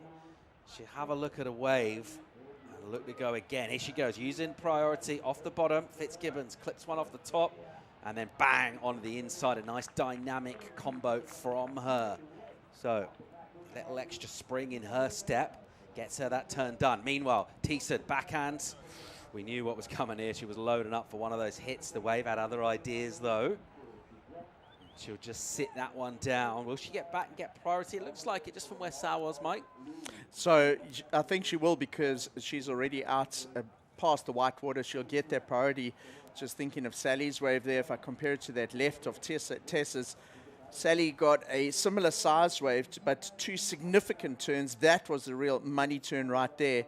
And if Tessa got a 397 for that 2 turns on the left, I'd expect Sally to perhaps post a little bit higher there, Paul, because it was a slightly bigger wave, a little bit more control. She didn't get sticky in that first turn, and she finished it off with a massive bang. So I'd expect that the requirement could go up here for Tessa. Yeah, it will do significantly. Numbers in, 6-4-3 for Sal, improves that high score. And now it leaves Tyson with plenty more to do. As we were saying, Fitzgibbons has blazed on the Challenger Series. Last year, same thing happened to her, didn't make the mid-season cut, came back to the Challenger Series and really just showed her absolute class. So we're looking at some highlights from her in 2023. And sometimes you see surfers come down from the Championship Tour and they just show how much quality they've got. This was in Sydney in pumping surf, and Fitzgibbons was so good in that event. And just brilliant energy from her as well, absolutely stoked. And then of course over in the US Open, an event that she surfed several times. She knows the wave real well. She knows how to perform on the biggest stage of all. Fitzgibbons, again, a small wave wizardry, always whip sharp, forehand or backhand, and it served her well at the US Open last year. And that was another place for her where she really built up a platform to get that re-qualification done. And it feels like, compared to a lot of the surfers on the Challenger Series, she's just got that little bit of extra quality. Wow, very, very sharp ball, showing the confidence and rhythm that she took into that event straight after the Ballito last year. And she hasn't lost any of that rhythm. Yeah. She's in that same rhythm through this event, actually right through South Africa, because she had a great run in J-Bay as well. Yeah, the other point as well is how much she seems to be enjoying herself on this tour as well. She's loving being back in South Africa and competing here. And I think, you know, particularly her stage in her career, with all the wins that she's had in various premium places around the world on the Championship Tour, that enjoyment shines through in her surfing. And we're seeing it in this heat. A couple of sixes from her. And she'll go again here. She's finding opportunities. Nice speed out of this takeoff, and she'll wrap that into a carve using those shoulders, and then a section here to hit, and she'll tag that. And again, see what the board's doing on that final turn as she puts it up and just offers up the tail, gets that bit of extra release out of it, really squeezing the juice from the closeout section. Dynamic surfing again from Fitzgibbons, who's leading this one. She stretched out that lead a bit. We are waiting for a score to come in on our screen for both of these surfers, though. 9.5, it's advantage Fitzgibbons. That last wave, it was super frothy to take off on. Did you see how, as she took off, she was looking at the left, had a quick squiz across and saw that the right was going to offer up more scoring, so she went right. And she, with her experience, is able to make those small little adjustments to her surfing so quickly. And that was a bit of a frothy one, but she really flared it out on that last turn. And her experience is incredible. You know, within a millisecond, you make the change from a left to a right, and showing her great experience here in this heat so far. So Tessa, her first turn didn't go quite as high as I think she would have liked on that opening one, but a great second turn to deal with that end section. Well, she went for 2, possibly with high. I mean, now we've seen the wave, but possibly maybe just go for one big banger instead, because neither of those particularly paid off. Yeah, if she'd perhaps just focused on that end section, she could have generated more speed, and then with that extra speed going into that end section, it would have added just that flair, that sort of extra 30-40% of flair. What happened is she didn't go into it with a ton of speed, and so she really just had to manage the landing on that as opposed to screaming out of it with a lot of speed. What looks it was Nolan Rapoza yesterday. He referenced that closeout turn of Gabriel Medina in Jeffreys Bay a couple of years ago that was so iconic. And when you go into those last big turns, if you've got a ton of speed, it just looks so impressive because you ride it out faster as well. Fitzgibbons with speed here. What she got, section down the line. She'll hammer that, flick it down for a finish. Will she hang on? Not sure that'll be deemed complete. We saw nervous faces from Tessa Thiessen's crew. I think that was her mum with her coach there. They looked nervous, but I tell you what, the signs are pretty promising from our panel for those 2 turns. She needs 5-4-3, and the number, we're just waiting for one judge to lock in. It's looking pretty good for that. This could be drama here. We are, of course, waiting for that last wave and previous to last from Sal. There's her folks watching on. And again, It's much easier when you're out in the water. It's agonizing when you're on the beach. There's nothing you can do. Watch it go down. Number in for Tess. Goes to first. 5.83 for her. So, wow, 7 on the clock. And with that high score, she's improved her back up now. It was a tricky wave to surf. As we watched that replay, I was just wondering, I thought maybe if she just hammered it once to go right up the scale and really hit it hard. But you know what? The work she did on that closeout, finishing it, and crucially, Mike, sounds obvious, the fact that she hung on and rode it out, she'll get that number now. We are still waiting for previous to last of Sal, which was that right that she finished off with pretty vertical kind of re-entry in the white water. Let's see if she improves. Here she goes. Oops, that went a bit wrong. She'll go upside down. She'll go underwater. She doesn't improve previous to last. 5.73. It's as we were, and now a requirement for Sal. She needs 6.41. So she needs just under her high number at the moment. We've got 6 minutes on the clock. This is going to be entertaining. That 7 that Tessa put on the board as the second wave of her heat, now playing a massive and having a huge influence on the heat. You know, she scored that 5.83. If she had gone for the one turn, she probably would have gone into the 6.5s and maybe even a 7 and put even more pressure on Sally. So even though she just got that mid-range score, the combination of that with that really good opening turnovers has put enormous pressure on Sally now going into the last 5 minutes. It's really tight. I mean, overall, you could make arguments for either of these surfers at the moment. That's how close it is. Just 0.4 of a point separating these two. In terms of their totals out of 20, 5.5 on the clock. Priority with the leader, Tyson. Sally Fitzgibbons from the beginning, just showing us the form of why she surfed her way relatively effortlessly into quarters and why she wants to go to semis. But then this happened. Crack. That was the turn that put it on the board there, and that was the 7 of Tessa. Sally, she's had a lot of those type of waves in the heat, sort of a medium one with 2 turns. Tessa, this was the one where she got the 5.83. Would have gone bigger potentially if she just had the one maneuver, but she did enough to get into the lead. Interestingly, I was watching Tessa yesterday. She was in that massive heat up against Sarah Baum. The beach was packed, and a lot of people, probably 90% of the beach had come down to watch Sarah Baum. Tessa said she could sense that as she was walking down. She dealt with that pressure really well, surfed her own heats, and unfortunately knocked the South African out, but great for her, got into this round. So the big names, the pressure, the beach doesn't affect Tessa Tyson. So just 3 surfers from the top 10 still going at the moment. We're watching one of them at the moment out in the water, Fitzgibbons, and if she wants her name to remain in bold type and not faded out, she's going to have to find a score. 6.41 is what she wants. 4 minutes and 15 to go. A little look, realizing straight away that's not the wave she's after. She doesn't have priority either. Let's see how crucial that might turn out to be with 4 on the clock. What we want is more opportunity from the ocean for these two, but a really, really tight and really entertaining heat. The contrast of approaches, obviously the opposing stances as well, and it's been entertaining, and it is so poised at the moment. There's another surfer with an amazing backhand.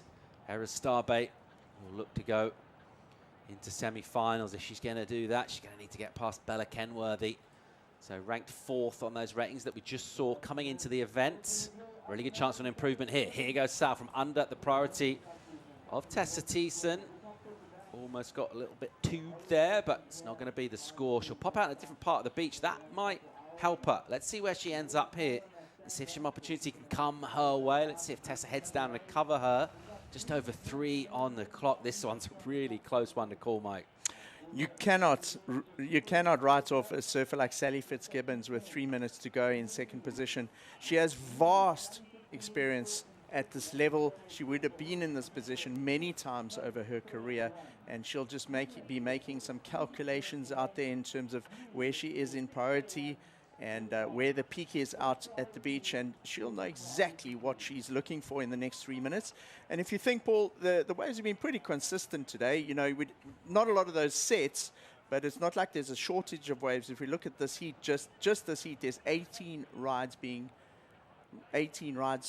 that have been ridden, which is almost one wave by each surfer every 2 minutes. So we'd expect at least 2 or 3 potential rides to come with 2.5 minutes on the clock. Yeah, Sal just trying to use a bit of experience there. She popped out wider down the line. Tessa came over to sit wide and cover. So then Sally paddles past her and goes deeper. She's in second priority, and she's just trying to see if she can find something or sell something like this. Here we go. Tyson will take this wave. It's soft in the beginning. It's got that crease. Not good news. Good sell from Sally Fitzgibbons. That's part of the job done here. She is still looking for a number inside the final 2 minutes. A 6.41 is the number she needs. She'll need to find a bit of quality. She basically needs the same kind of wave as she got for her high score. And she's only got 1:40 in order to do that. She's got the surfing to do it. Will she find the wave? And that is, of course, that's assuming that nothing else comes through for Tess and that she can't get an improvement herself. Fitzgibbons has surfed a good, strong heat here. Well, both of these two have, actually, and they've competed well. And this one's been really entertaining. It's going to come down to quite a hefty number. You think about 6.4. We get a lot of these really tight heats when the numbers are low. And when it's 4s and 5s, and it comes down to a situation where you feel you could get that on an in-between wave. But a 6.41, she's going to need to try and find a bit of quality, Mike. She's only got a minute. Yeah, she's not going to want to go on sort of a medium insider here. She's going to be looking for a set. Have a look at the top end of the screen there, Paul. Is there something that's coming through? Looks like a couple lines or a little bit of action just past the jet ski. We can see the surfers paddling. Not see if they've seen it yet. We can see it on the drone shot. It looks like there may be 2 waves here, Paul. All right, here we go. 40 on the clock. Fitzgibbons trying to stay alive in Ballito and get through to semi-finals here. She does have priority, so she's got first dibs on whatever comes through. She's going to have to try and go something. Tessa Tyson, the French surfer, the goofy foot who hammered a 7 early on in this. It just built that platform for her. And then the 5.83 that came through stole the lead. Sally was leading this one the whole way. And right now, it looks like we're going to count down here. And maybe one last bit of energy. It's not a lot there, though, for Sally to try and go. She'll have to force it here. Fitzgibbons up and swinging. What's she going to do? She'll go into the lip and just throw that away. Never really the speed available from a wave of that magnitude. And well competed by both of these two. You've got to say, the way they surf, both of them really deserve to make it through. But that's not the way heats work. It can only be one. And it's félicitations to Tess Tyson, who'll go through into the semi-finals. She will be absolutely delighted. That is a massive result for her on the Challenger Series. And she won't look to stop there. And that backhand's been an absolute weapon for her throughout this event, just juicing these powerful sections on the inside and getting big payouts from the panel for it. Tyson will advance through to the semi-finals. Will lose Sally Fitzgibbons, who has been an entertainer throughout this. And another great looking heat coming up, our 4th quarterfinal. Who's going to surf against Tess in the final? It's going to be either the Basque Nadia Aristabe or Bella Kenworthy. That's all coming up on the other side of a quick commercial break. When we come back, Gig Cilliers and Greg Emsley will be in for the call. Stay tuned.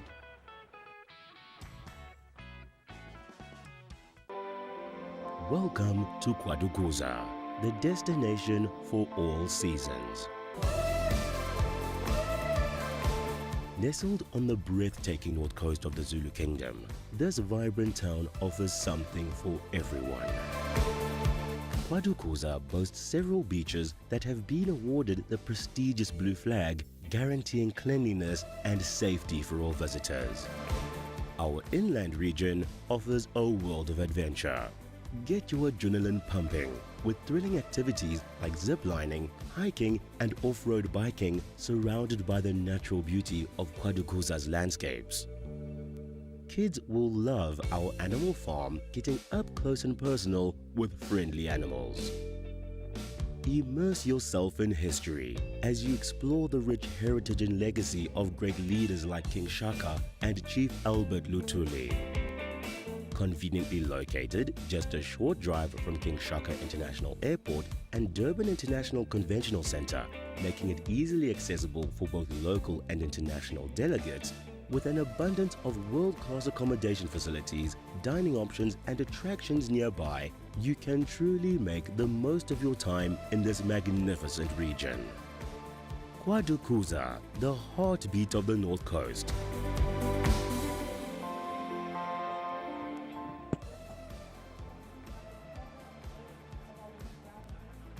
Beautiful scenes here in Ballito in South Africa.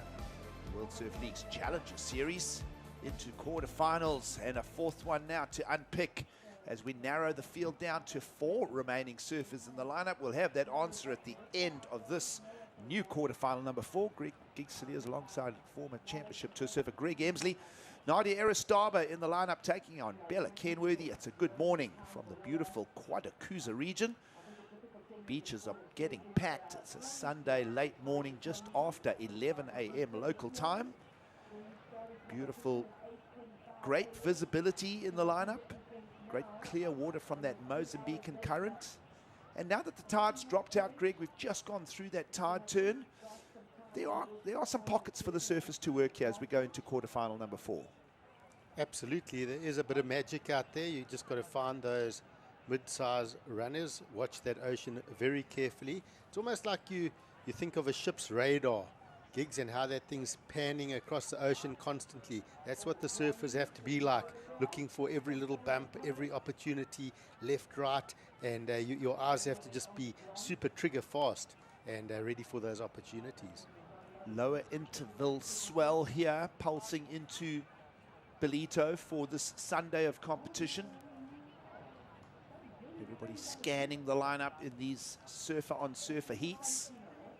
You're with us for the 4th quarterfinal on the women's side of the draw. We'll transition to men's quarterfinals after this. An exciting lineup waiting for our surf fans here on a beautiful Sunday in South Africa. So from wherever you are joining us around the world, certainly a lot of people in the north end of Spain, hometown of Zarauts in Euskadi, for Nadia Aristaba comes to Ballito ranked 4th on the Challenger Series, and perhaps even nudging a little higher as she's trying to knock her way into the semis and even a finals appearance here in Ballito. On the other side, a campaign for Bella Kenworthy starting to pay out as well. The worst that she can finish here is equal 5th, which will go down very well, but she'll be wanting more than that. She'll be wanting to take home a win here and the full 10,000 points, Greg. Definitely. I mean, this is where you get the points, the business end of competition. And both ladies in the water, this is their 2nd surf for today. They've had a heat already, so they surfed their round of 16 heat this morning. So both familiar with conditions today. We did see Nadia getting a 12.23 total and Bella getting a 10.6 total this morning. So we'll see how that plays into this heat. Here's a look at those top 7 positions on the Challenger Series' tour leaderboard. As we mentioned, Nadia Aristaba arriving here 4th care of 10,830 points. A 5th place finish on the Goldie, a 3rd in Narrabeen, and a stellar year unfolding for both Nadia Aristaba and Fierro, as they are in the draw and alive here and looking for berths in the semi-finals. Of course, Fierro just surfing on absolutely top form as well here in the lineups in Ballito. But for now, we'll establish that semi-finalist out of the results of this year quarterfinal number 4. No rides yet if you're just with us, surf fans. Beautiful Ballito in and around the Quarterfinal region. Of course, massive support from the local municipality. Of course, a strong economic driver here, tourism in the northern part of the region. Of course, the heart of Zululand as well, much to see, feel and experience. And certainly Bella Kenworthy and Dad Jason planning a full-on surf vacation here in the region. Yep, we spoke about that earlier. They're asking a lot of questions, looking at what tourist activities there are in the region. Of course, spending a bit of time here in the Quarterfinal region. And yeah, they're looking forward to actually traveling the whole coast of South Africa and exploring, you know, the garden route possibly. J-Bay is always one to go to as a surfer. So they're looking to spend a bit of time, about a month or so, and enjoy South Africa. The South African coastline offers much surf potential, particularly here in the Quarterfinal region. And just a short drive from here, the game parks. You cannot come to South Africa without experiencing the Big Five. In the game parks, just as we mentioned, a short drive away. Always think of people heading for Shlushlui and beyond. And even beyond the Big Five, I mean, if you haven't seen a giraffe or a zebra firsthand, it's just an absolutely breathtaking experience, and we just love sharing the culture and the riches of the African continent with our international visitors every year. Jockeying in position here, and on the inside, Kenworthy will hold some steel, and she'll get the opening ride of quarterfinal number 4, section to approach now. And she does it well, and as I say that, it'll be the commentator's curse, because just a little bit of a ricochet there, Whitewater bounces Bella Kenworthy off, and that was a potentially good way to start the heat, Greg. Yeah, tricky one. Of course, surfers jockeying for position at the start of the heat. No priority established at the start. So sort of both our surfers, Nadia and Bella, holding each other a bit deep on that wave. So we did see Bella taking off in that whitewater quite deep. So there was no priority at that stage. So a bit under pressure from the start on that wave, having to fight it, trying to get ahead of it. And yeah, you can just see what I mean. Had to hold that inside, so late on the takeoff. She took her time, she had the right approach, looked for one big maneuver on this wave. Bit of bump on that one, nice big section. Hits it hard, but just unfortunately that landing bouncing back at her and doesn't hold on to that completion. So dislodged from a completed maneuver just for a 1-point throwaway. That's all we'll see for the opening ride. Hands the priority to the Spanish server Nadia Aristaba, who is in the lineup now with priority, and she'll be just positioning, looking for her opening ride. Meanwhile, let's go down and hear from the winner of quarterfinal number 3. Yes, sir. I feel like that's one of the hardest heats you can come up on the Challenger Series, and you've just got your best result this year. Yeah, Sally is a tough competitor. She beat me in Snapper earlier this year in the round of 16 with barrels, so I'm happy to finally got her. I know that for 6 for her is like 3s for most of people, so I know she could have done it. And I'm glad that we had a good battle and got through this one. Amazing. And obviously you have some nervous friends and family back home watching that heat. Would you like to say anything back home in French? Merci encore à tous ceux qui me soutiennent, tous ceux qui me regardent. Je suis super contente d'être passée ce tour. C'était un tour important à passer. Et chaque tour en fait que je passe, je prends un peu de confiance et c'est absolument ce qu'il me faut en ce moment, donc c'est parfait. Merci. And obviously you've moved up into 10th position on the Challenger Series, and good luck for your next heat. Merci beaucoup. Merci beaucoup and au revoir. Tessa Tyson into the semi-finals of the Ballito Pro of 2024. And as just we see Bella Kenworthy locking and loading. We'll pull back the tape and have a look at what she's found under the priority of Nadia Aristaba. As we start moving deeper into quarterfinal number 4 here, Greg. Yeah, and just listening to Tess there, and as we just watch this quick replay here from Bella, and just the one quick turn for her, smaller wave. You know, you sort of think about the European storm that's coming through, and how many good surfers are coming out of that region, and you focus on the different pockets, and you think about that Cabreton, Hossegor, Senyos area, lots of great coaches around that spot. As we see a replay here as well, this is Nadia on her first wave, so this was during that break, so one single maneuver. Yeah, so that area in France, lots of good talent, a good training ground. You think of Portugal, Cascais, Ericeira, that area, a lot of good surfers coming from there. We've mentioned it. And then we talk about the Basque Country as well, Zaraus area. I think of 3 women that are in this competition that live within an hour of each other. Of course, Nadia Aristabe is from that Zaraus area. She's also going to the Olympics. We talk about Yanira Gonzalez Etzeberi, also from that region. And then and she's also going to Olympics. So those 2 surfers off to Olympics. And then Oriane Ochoa, also from that region, all within about an hour of each other. So it's amazing how you're getting these hot pockets coming out of the European region. Yeah, absolutely. Beautiful region there as well. Of course, that north coast of Spain. The famous break of Mundaka not far away for Nadia Aristaba to polish that forehand.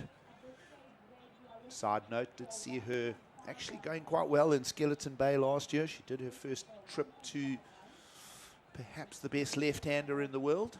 And yeah, really enjoyed that trip. Here she is back in South Africa with the Challenger Series focus.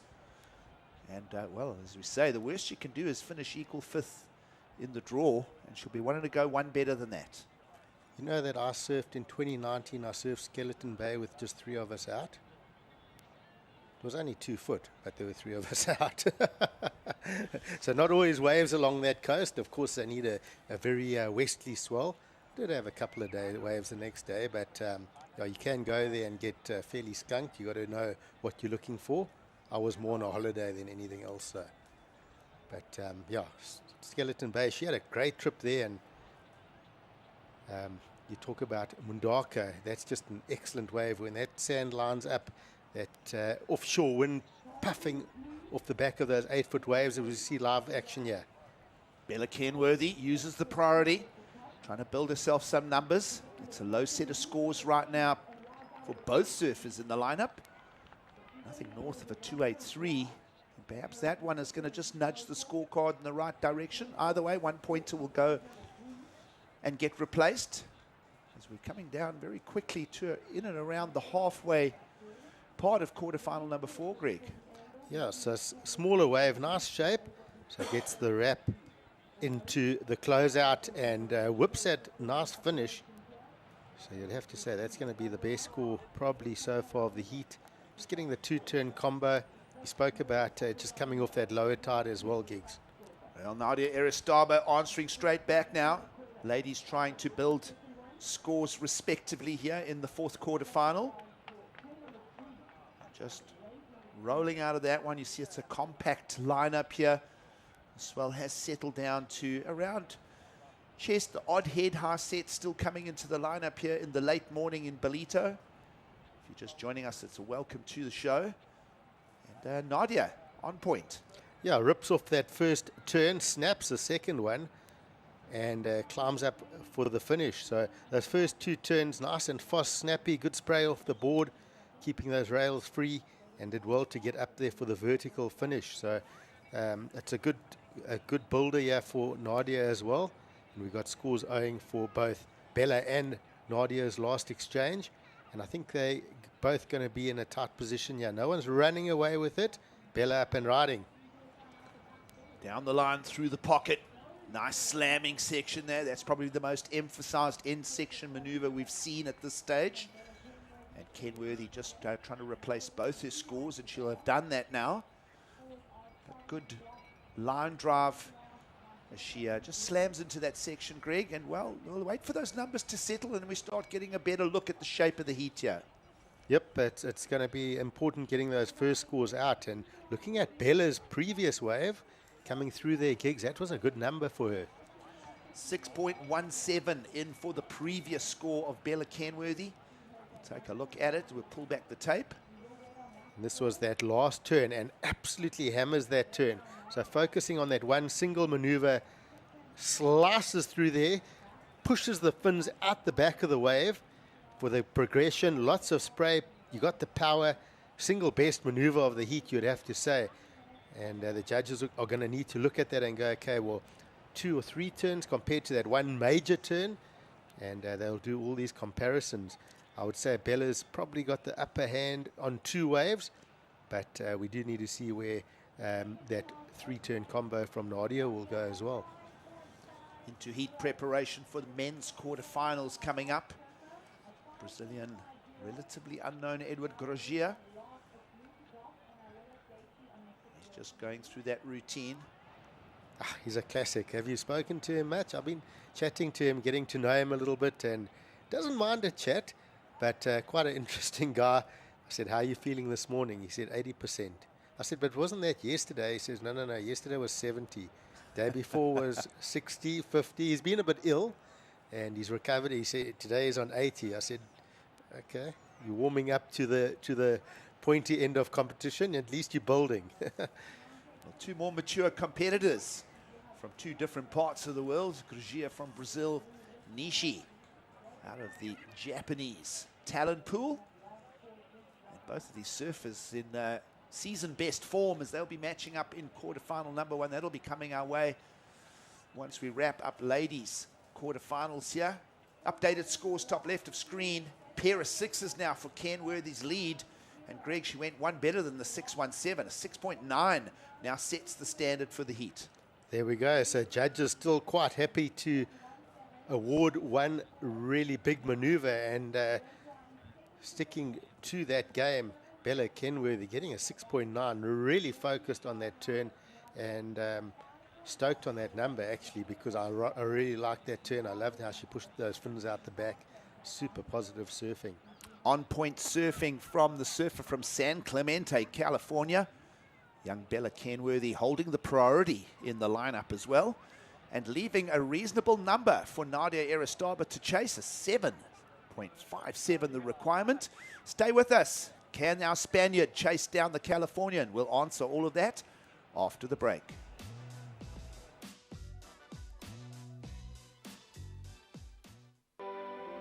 Welcome to Quarterfinal, the destination for all seasons. Nestled on the breathtaking north coast of the Zulu Kingdom, this vibrant town offers something for everyone.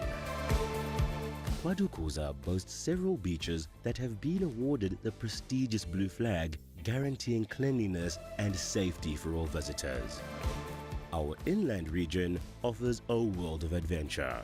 Get your adrenaline pumping with thrilling activities like ziplining, hiking and off-road biking, surrounded by the natural beauty of Quarterfinal's landscapes. Kids will love our animal farm, getting up close and personal with friendly animals. Immerse yourself in history as you explore the rich heritage and legacy of great leaders like King Shaka and Chief Albert Lutuli.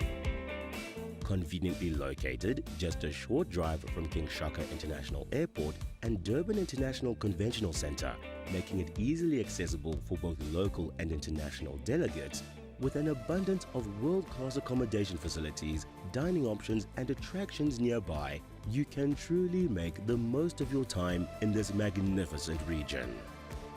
Quarterfinal, the heartbeat of the North Coast.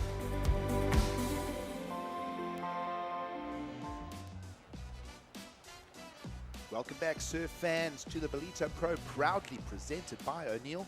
The 15th year of the event in this very location here at Surfers Willard Beach.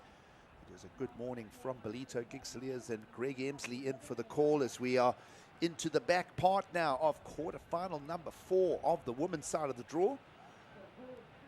Bella Kenworthy setting the pace with a 6.9 and a 6.17. And while we were away at break, no rides to dig into, and here is our heat leader using priority as well, so she feels she's going to improve a score.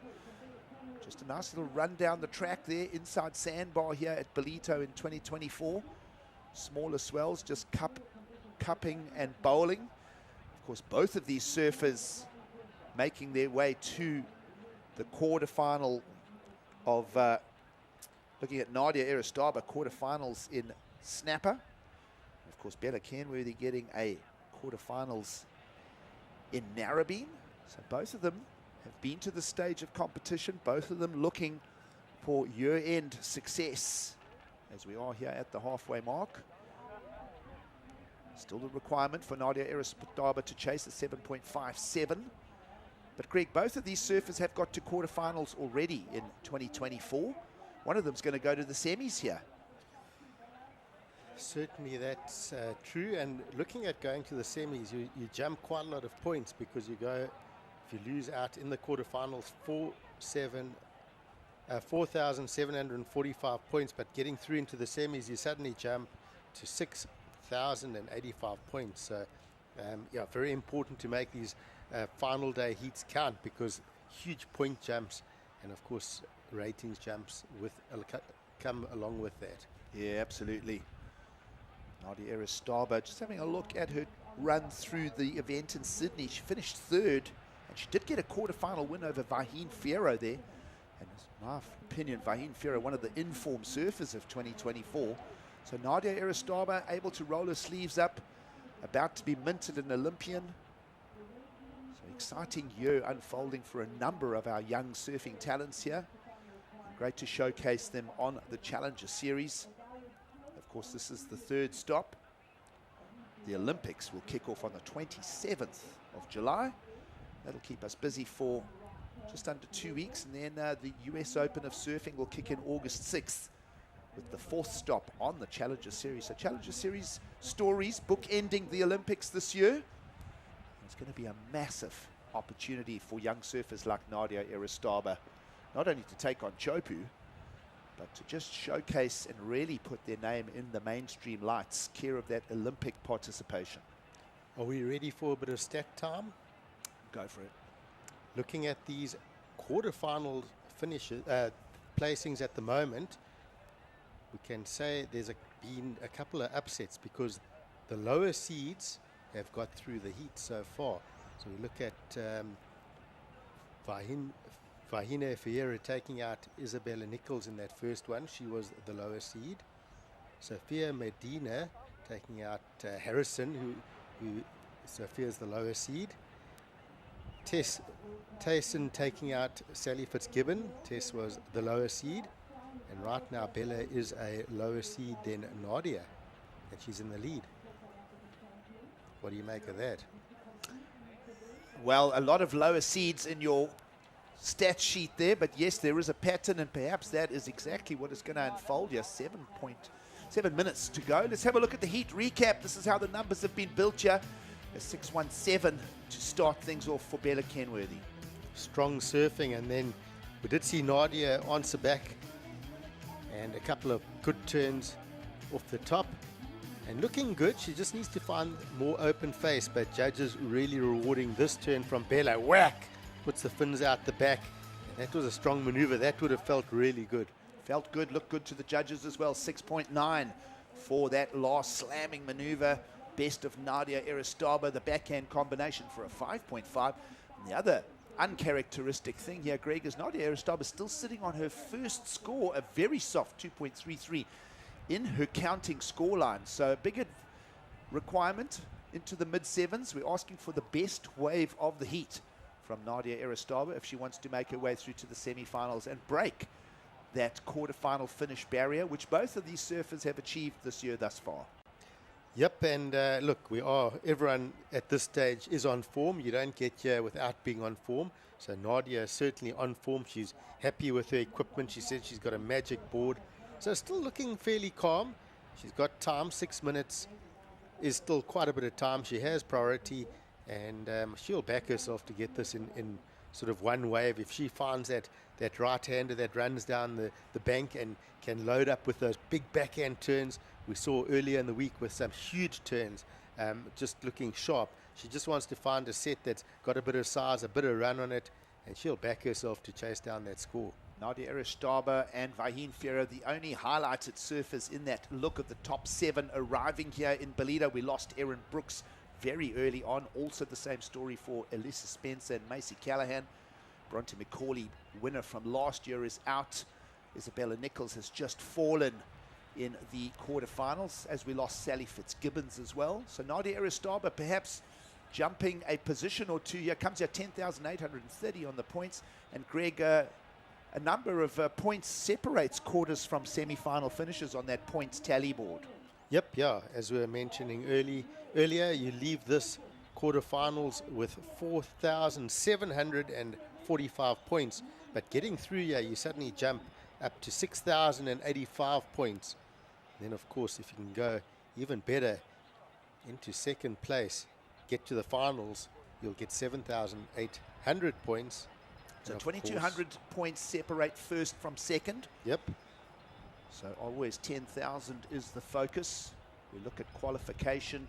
It does sit at around just over 20,000, 22,000 points for the top 4 results on the Challenger Series to count come year end. And Greg, just a big screen look there of the Indian Ocean, and we're seeing a very strong wind line about to usher its way into the lineup. We will be transitioning to men's quarterfinals. Is that an air wind that is going to be usable? Because we've got an exciting stack pack of quarterfinal on the men's side to get through. Yeah, looking at that, it's definitely on its way. You can see all the way out to the horizon. That wind is showing a couple of white horses, as we call them. Sea caps. Sea caps, yeah. And are we predicting a strong wind this afternoon? Well, in and around the contest site. Let's go down to Emma Smith and let's get some thoughts from Sally Fitzgibbons. Sally, I feel like you really get the heart behind surfing, life, community, people. How are you feeling?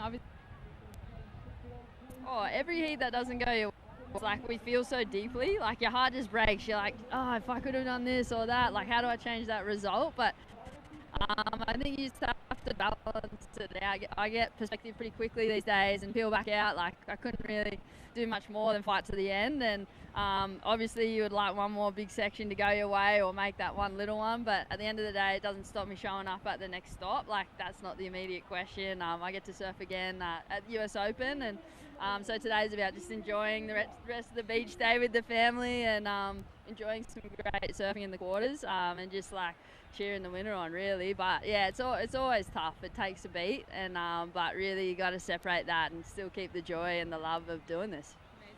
Well, we love your mindset and your heart behind everything you do in life, and good luck for the next event. Like, hey, enjoy your beach day. Sally Fitzgibbons getting to some of the local dialect there. Of course, an interesting year for Sally Fitzgibbons, not only just getting that cut off the championship tour again. She is faring well. The worst she's done here, it's a 5th, 2/3 prior to this in Australia. The other thing that Sally gets to do is, having experienced the participation in the Olympics, this year she gets to look at it and enjoy it as a fan. Yeah, I spoke to Sally this morning, and I said she needs to have a relook at her heat yesterday and the clip that our team put together of her surfing through the years, from winning bells as a really youngster. She said, oh, she didn't know about it. I said, well, go and have a look. I said, it's a really special clip. You'll want to keep it.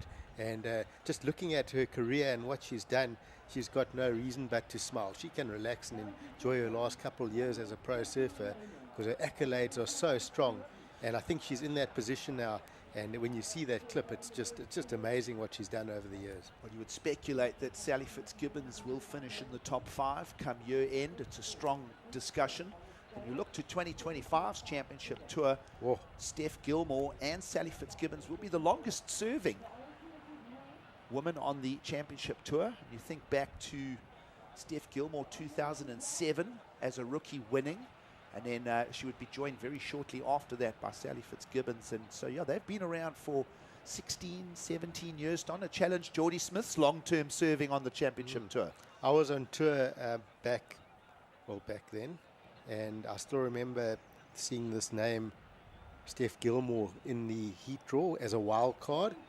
And a good friend, Heather Clark, South African championship tour surfer back in the day, legendary surfer. Hello, Heather, if you're listening.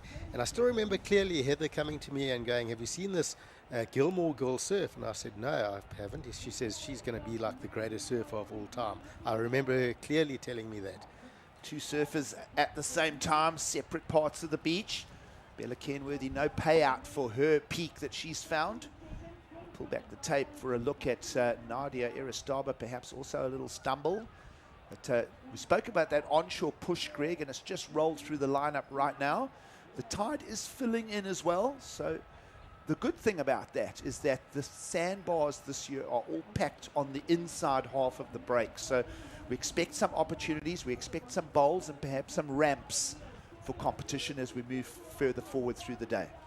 Yep, and that does look like that heat has closed out, and Bella Kenworthy, of course, coming out with a smile on her face. So that will be an official result as we see it on screen. Good surfing all round from the Californian. The young surfer from San Clemente, a 6.9 and a 6.17. Bella Kenworthy will be now bettering her quarterfinal finish over in Australia. Nadia Aristaba will finish again 5th, so that is a good set of numbers. We look at Nadia Aristaba, a 5th at the Goldie, a 3rd in Narrabeen, and now a 5th again. So very good results for the Spanish surfer. As we mentioned, we'll be wishing her luck as an Olympian. And everybody just loving the sights and sounds and colours in and around the contest site here. Let's have a look at that women's quarterfinal bracket. Winners achieved and on the way to the semi-finals. Really high-level surfing from Fierro. She went over Isabella Nichols to set herself up in the semi. Sophia Medina is on the front foot, and they will meet in semi-final number 1. Tessa Tyson, you could argue an upset, but Sally Fitzgibbons is out. Tyson is through to the semis. And now Bella Kenworthy will be joining to make that. And that's just like that, Greg. We're down to the final 4 on the women's side of the bracket. Lots of opportunity for that final 4 that can shoot up these rankings. And this is where you want to make it count. Get to that final, take the win, and take the 10,000 points with that. Everyone is on the hunt for a Challenger Series win in 2024. Stay tuned with us. Men's quarter-final action teeing up. We'll see you after the break.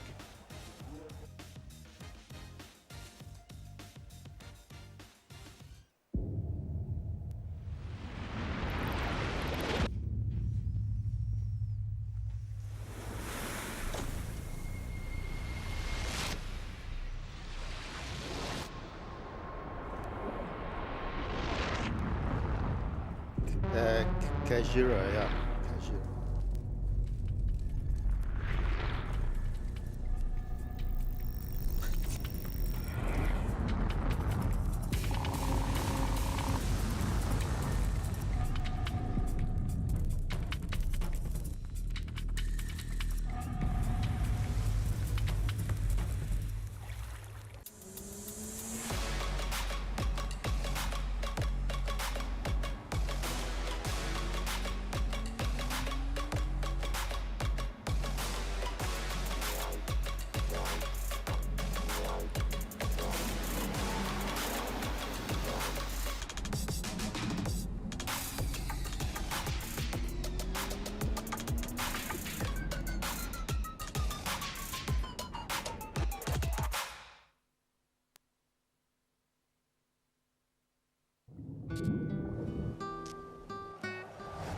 People don't realize what they're doing to the oceans.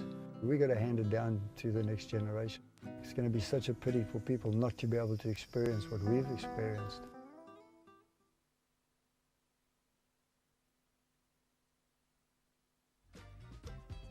Ballito in South Africa. World Surf League's Challenger Series.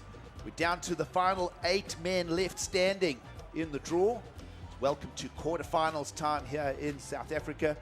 Kajeri Nisha takes on Edward Groggia, and it's a late morning greeting almost at the midday mark as we greet you from Surfers Beach in beautiful Ballito. Greg Gigsaliers alongside Greg Emsley for the call, and we'll pull back the tape quickly and have a look at the first rolls of the dice for our competitors. Yeah, Kajiro just up and riding and whacks up into that section, incomplete, so that wind playing a little bit of a game on our lineup here this morning. Surfers will need to adjust. You saw that coming on the pulled out screen, Gigs, and we saw it coming from a long way out, and it's arrived. Yeah, it's put a bit of bump on our ocean, but surfers will adjust. They've just got to attack these bumps and up and riding. This is live action. Edward Groggia had a power heat yesterday to get through his round of 16 encounter, surfing on point. And that one just going to go astray, so no real numbers just yet out of quarterfinal number 1. If you're just joining us, it is a late morning here, and welcome to the show. Greg's Edward Groggia. Greg, a couple of proper numbers out of his campaign so far here in Ballito. Yeah, talking to the boys, the Brazilian contingent here, try and get a lot of information out of them, and they're talkative. They're a good bunch of guys.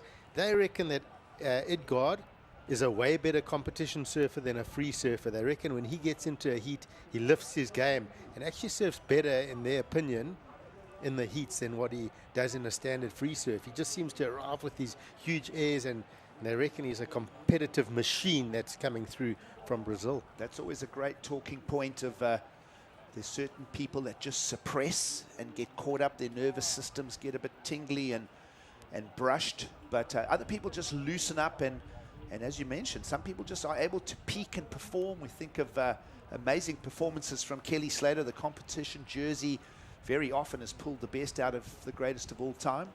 But it's always an interesting discussion. It's managing the nerves, and, well, we love it when somebody's able to process that and just let loose in the competition singlet. Yeah, I always, from a coaching perspective, I play this sort of mind game with my athletes, and I tell them, well, your very best surfing and we spoke about this the other day, should be done in your heats, right? Because you've got your A board, your B board, you know you're riding your best equipment, a new fresh wax job, you've got a dry wetsuit, your coach has analysed conditions and where exactly which waves you want to be on. You don't have any free surfers hustling you.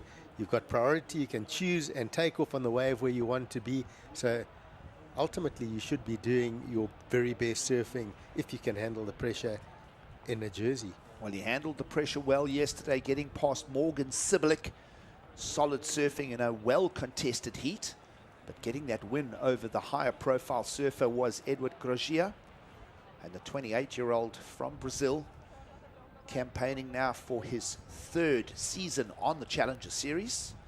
Had a couple of good events all the way back in 2022, Greg. Got 9th places in the US Open and in Ericeira in Portugal. But 2 lesser-known surfers here, making for an exciting quarterfinal number 1. And Groggia just waiting for his momentum in the seat to come his way. Meanwhile, Kajiri Nishi, we spoke of him as well, performing strongly in the jersey here in 2024. Yep, so one of these surfers are, or what you're saying, are going to get their best result. If they both already don't have their best result here, they're going to even better that. And what an opportunity. And they've both put on stellar performances through the event, and both find themselves here in the quarterfinals, very deservedly. Been some major highlights from these surfers, and I'm stoked for them. And what an opportunity to take these points and run. Well, Kajiri Nishi, back in his 2nd round, in the round of 32, got rid of Reef Hazelwood and Kaio Ebeli to find the progression to the man-on-man format, and then Nishi would take out Joel Vaughan. Yeah. So he's been slaying a few skittles on the way. Has our Japanese competitor. Of course, Nishi also relatively lower profile. And as you mentioned, Greg, I mean, the reality is one of these 2 lesser-known names is about to go stellar performance here in Ballito. Worst place any of them can finish now is 3rd. That's an amazing points haul on the Challenger Series leaderboard as well. The person that gets through is, if they get through, then a 3rd place finish. Yeah, if they get through. Well, what I'm saying is no one's going to get worse than 3rd here. Thanks for helping me out of the mud pit there, Greg. It's been great. I'll throw you in the bus myself shortly. 21:20 on the clock.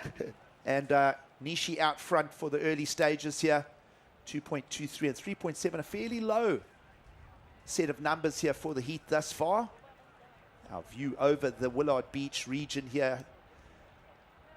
Beautiful backdrop, surf festival, carnival atmosphere.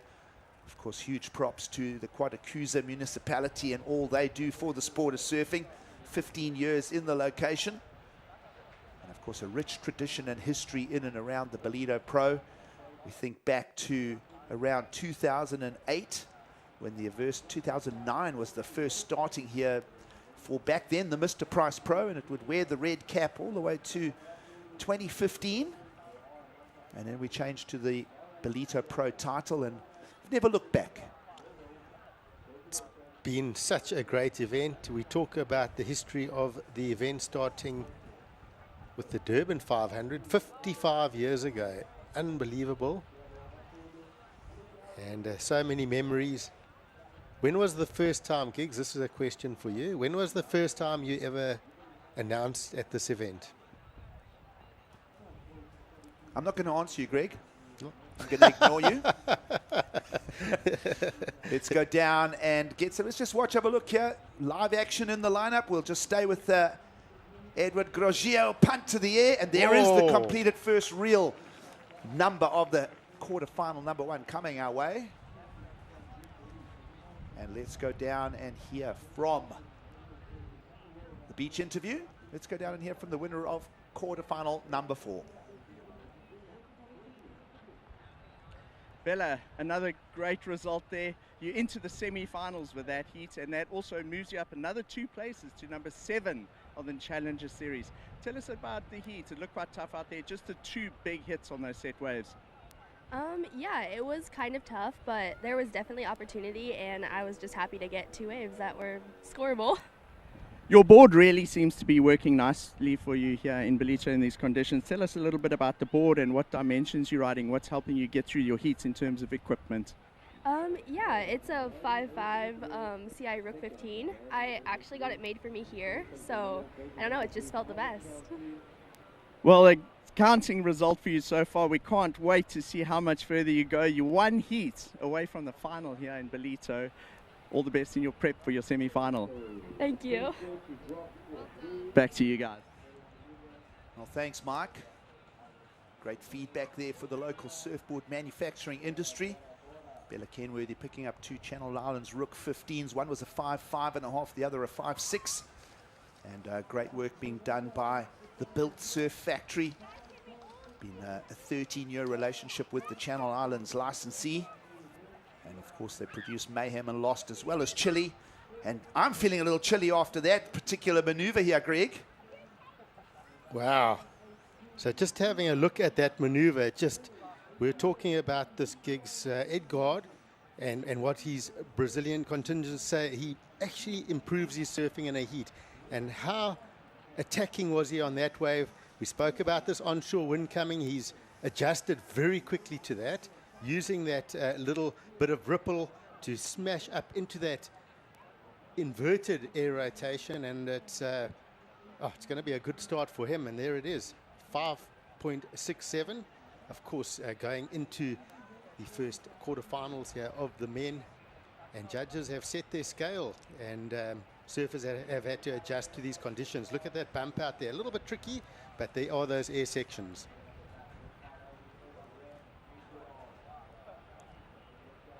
Nishi's going to answer back, uses the priority, switches direction. 2-turn combo, a little bit soft. You see already the twisting and lumping of the swell with that onshore that's just come through the lineup. It is going to give bowls and opportunities. We see a 5.67 already in the scorecard for Brazilian Eduardo Groggia. And we expect Nishi to answer straight back with a similar range score, producing amazing surfing on his campaign here all the way to the quarterfinals. Of course, Nishi out of the Japanese talent pool. Greg, you're speaking about talent pools around the world. You can't ignore the Japanese one. No, it's looking very good. So up into that first section, I mean, there's no doubt it's got a bit trickier out there. But I love these little onshore bowls. And I think the strategy here will be a lot of hunting around the lineup, accepting that you've got to find the opportunities. Exactly that. Edward Groggia back to it, almost complete that time. His previous success, a 5.67, very similar looking wave.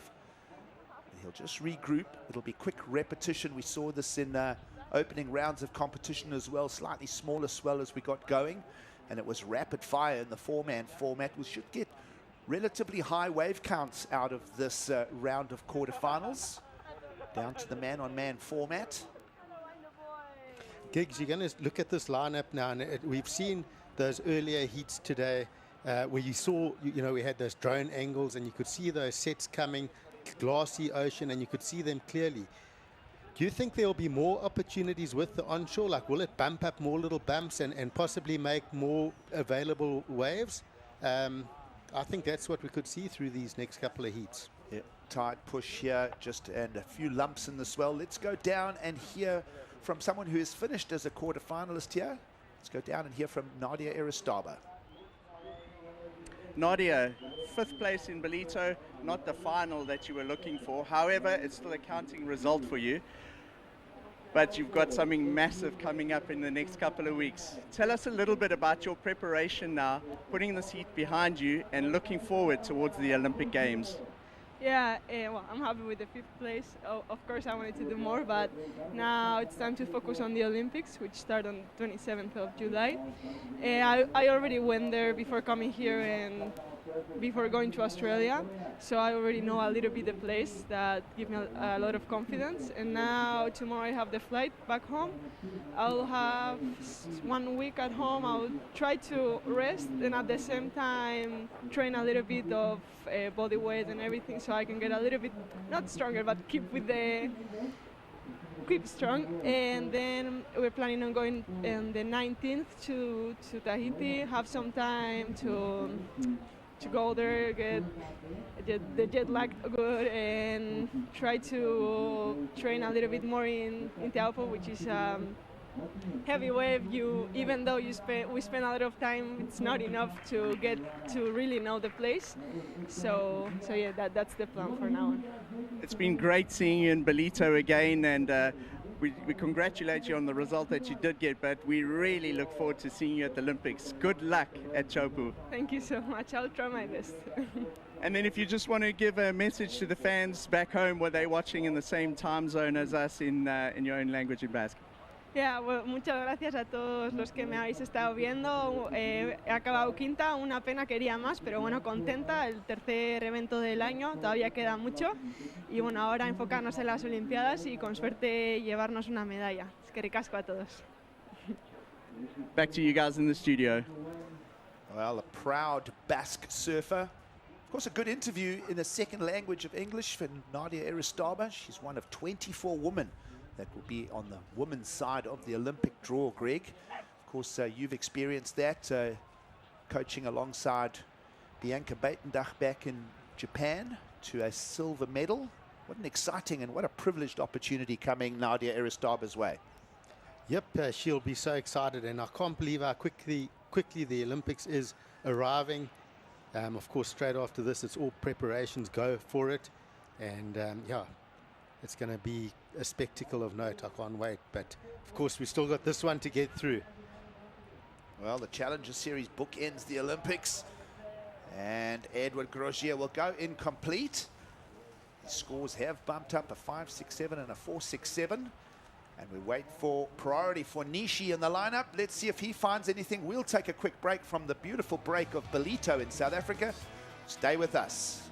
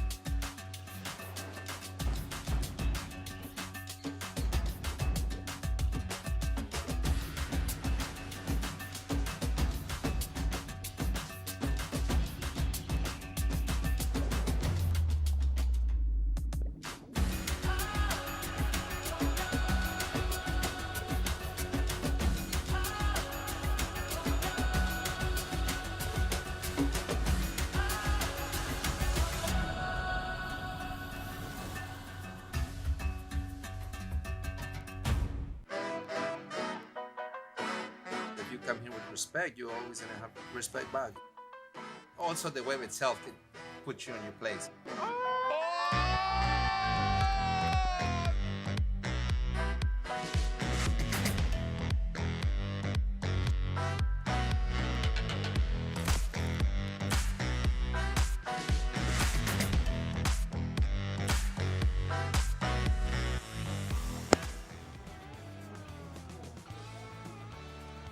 It's a midday greeting from South Africa. Welcome back to the show. It is the Ballito Pro, proudly presented by O'Neill. Stop 3 on the World Surf League's Challenger Series. You're with us in quarterfinal number 1 of competition. On the men's draw, we've narrowed the women's field down to a remaining 4 at semi-final stage. And the same now objectives here in quarters of the men's draw. Gig Cilliers and Greg Emsley having some fun and puzzling our way through all the twists and turns of the surfing story. Meanwhile, while we were away at break. Watch this replay. Nishi up and riding here. Whacks into that last section. And he's had a couple of these waves now that he's been incomplete on. Well, let's follow live action here. Just under 10 to go. Groggia just getting that formula of punting into the wind. We spoke of that onshore coming across the lineup just before men's competition got underway here. And certainly going tail high into it, using that wind, Greg, just to loft his tail. 5.67 was a successful earlier one. That one a little bit, a bit weird off the coping, but nonetheless trying to nudge his numbers forward in his quarterfinal against Keijiri Nishi. Yeah, so he's got, 2 decent scores. And I mean, it just feels like this heat's rushed off down to under 10 minutes. Feels like the time's gone nowhere. And I think we've Obviously, sitting in the booth, we've had to focus on these conditions, what the surfers are doing. But you can imagine being in the water, the surfers regrouping. Suddenly, this wind's arrived, and here's this replay. But set it up, and a nice clean section right there, and it's still pretty cool. It's a great little maneuver, and he looks really happy. He gets incredible height on those turns, and great pop. I mean, that tail just absolutely inverted, wafted it around. I like that last angle, Gigs. It just, and you know, that's the judge's angle. It looked more critical from that angle, and it's amazing how he just livens up that board. I was taking note. Let's have one more look at it. He's a strong lad, is Edgard, and he's got lots of muscle. But in real life, he doesn't look as big as he does on the wave. He's just got that, you know, he's a strong guy, but he's, you know, on the wave, he looks strong and powerful, and he looks like he can just smash any section and punt into the air and land strong. So, yeah, it's solid. I like watching him. He's exciting. Judges having a ponder on the score for Edgard. Currently the 467, his lowest score, looking to replace that. Already put a reasonable requirement on his opponent, Kajiri, of a 6.64, and that's going to nudge up a little bit, we think. I mean, was the last one we've just seen Greg bigger and better than his first one? Well, I guess that's debatable. I like the first one just more because there was more section. If the judges look at those two angles, they might think it's a bit out on the face if you got critical. But yeah, I think the first one, he just hit more of a section. The next one just seemed a little bit more on the cleaner face, but there was more technicality in the second one. But altogether, yeah, I think they'll be close. But I do think I think the second one's over 5, but maybe not the 5.67. Maybe between a 5 and a 5.67. So we're debating the first and there we 5.67 I'm versus wrong. the second one, 6.07. So a little bit more of a coping, a little bit more of projection. We saw that replay, that slow-mo, that tail just fluttering into the northerly wind blowing now left to right across your screen. In fact, it's more side onshore now than side shore as that northeasterly just kicks in here. Classic weather patterns for this time of year. Let's go down and find Mark Frew. He's in and out and about the contest site. Let's go down to Mark.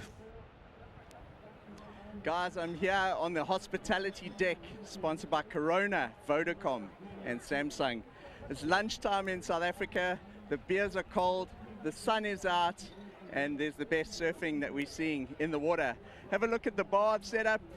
Corona doing a great job. We've got all the beers on the chill, and that's really packed with folks that have come down to watch the quarterfinals this afternoon. Let's go and have a look at through the action. Really busy this afternoon. We've got guests of O'Neill. It's the place to be. Quarterfinal, Ballito in South Africa. If we make our way down through here, it's really busy. Sorry, folks. I know everyone wants to see the surfing. They're enjoying their Coronas. And let's get us through here. And this is living, guys. Cheers, Dax. Enjoying the surfing. Back to you, Gigs. I think we should get him back in the booth. What's he doing drinking beers in and around and having so much fun, Greg, while I'm stuck here with you? That's not fun. 5 minutes to go in the quarterfinals. We're all having a good time here, folks. But just back to that pair of scores for the Brazilian Edward Groggia, 6.07. And it's going to be cut, copy, paste with a little bit extra now. A bit of extra fizz on that one. Well, I don't think I'm going to get this wrong. That's better than both those airs, in my opinion. But and he was happy with it. But you know, I was going through the scoreline, and of course the listeners can look at the scoreline again. The judges have sort of seen those waves. The same judges have seen those waves in the same way. The high judges on the first one were the high judges on the second one. So it's quite interesting taking note of where the judges go and who likes the airs, who's a bit lower with them. But of course, that's why we have a panel of the 5 judges. Everyone puts their opinion. But watch this replay, Gigs. I love this one. This is complete attack mode. Whack. I mean, a full rotation in the air, landed in the flat, super clean. to be honest, let's look at these waves on offer. What more can one do on a wave than what we've just seen right there from Edgard? Well, we've seen a couple of clutch moments this morning go into the excellent category. I'm going excellent on that. It's got to be. It was just, there's not much more you can do on a wave. Judges went with you, Greg. 9 points from the panel. There's some big numbers being thrown out, and they just saw the amplitude. How about that projection and where he landed out in the flats there? So an energized version of his first 2 scoring waves. He now goes way excellent, and that is going to be trouble street for Kajiri Nishi, the Japanese. The other talking point, and Kajiro, just having a look there, the other talking point is we've been speaking about his competitiveness. You know, he didn't really claim any of those first 2. He sort of built on those scores. But the second one, he wanted the judges to know that is excellent. He had a big claim, and it's competitively good. Don't start claiming the first air. He claimed enough for all of his waves in Ballito. But that was sick. That was just exceptionally good. And, you know, in these conditions, if you can pull these maneuvers like this, look at that full rotation in the air, no grab, landing in the flats. Let's just check this again. Absolutely insanely good. That would have felt good. And there we go, the claim. 9 points. Massive stomp for Edouard Groggia as he puts his opponent into combination. We're down to 2.5 minutes to go, so we're speculating an all-time best result for Edouard Groggia here in Ballito. You just look at that view there, the northerly wind just brushing across our lineup, and certainly giving Groggia the platform to work with. And an excellent 9-pointer, 6:07 to back it up.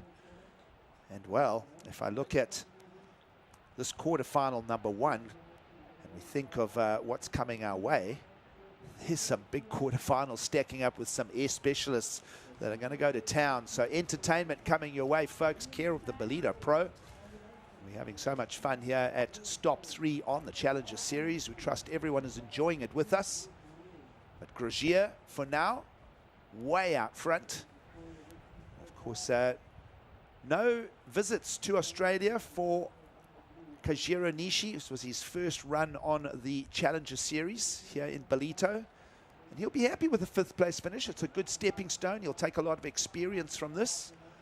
Of course, Nishi started campaigning as a junior back in 2013, our Japanese quarterfinalist here. And got a QS 1000 win back in the early days of the Krui Pro over in the Lampung province of Sumatra. Of course, we've seen that event grow over the years into a QS 5000. But Nishi was a winner all the way back in 2017 there. And of course, second trip to South Africa for Nishi. Came here as part of the City Surf Series a couple of years back. And certainly this visit to South Africa will be his favorite thus far, Greg. As the worst he can finish is a 5th place. And just listening to you there, you think about the Challenger Series, the QS. It really is a marathon to get to that championship tour level. It's not a sprint. You can't arrive here 18 years old and go, oh, why am I not getting there? Unless you went to Vincent. You're gonna get the odd really special surfer, of course. But generally, you've got to pay your dues, surf a lot of events, get a bit mature, a bit stronger. There's a lot of strength in one's body from 18 to say 22. There's a whole process to this. A whole process. It's a marathon, not a sprint. And we're seeing that with Kajiro, and what a lovely boop chap. You know, he's friendly. You can go chat to him. He's always smiling, and he's had a great event here. And I think this is going to be a great stepping stone for the rest of the year for him. A great event for Kajiri Nishi. Found himself needing a combination. Good sportsmanship in the lineup from our 2 quarterfinalists. And an official result, Kajiri will finish 5th. And all credit to Edouard Groggia. Let's have a look at the heat recap of it, Greg. Straight away, he knew the formula, how to find the points in the lineup. Yep, and that was that beautiful inverted air that got him that 6-pointer, and then he loaded up for this, landing in the flats, full rotation, going 9 points, and just dominating the heat. And He said he's feeling 80% today. That's looking more like 100% to me. Well, I want to meet Edward Groggia's doctor and his pharmacist because there's something in the medicine. Edward Groggia is on his way to the semi-finals of the Ballito Pro for 2024. And a stellar performance there from him, putting his opponent into combination. And it's onwards and upwards for the relatively unknown 28-year-old Brazilian. He's on his way to the semis. Who will go up against him? We're going to answer that shortly as we start teeing up for quarterfinal number 2. We'll take a break and be back for more from the show. We'll bring in Paul Evans for the call.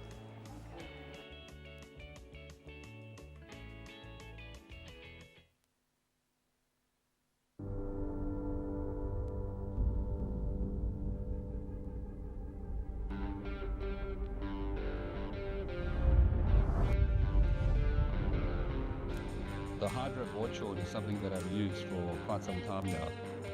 One of the main key factors still is the no tar fly. It's comfortable, it's convenient, and it works. Ultimately, what I'm looking for in a board short would have to be comfort and then convenience.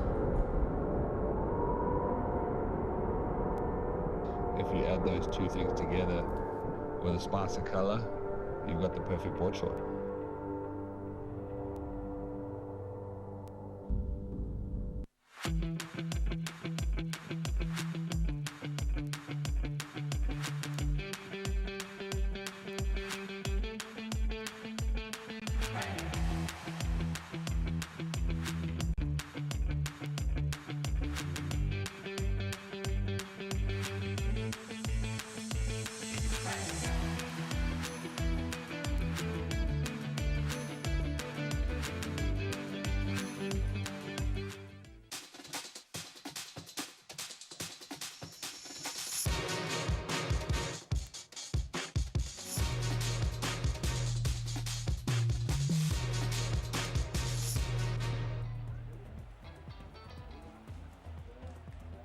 And a very warm welcome back to quarterfinals on the Challenger Series here in Ballito, South Africa.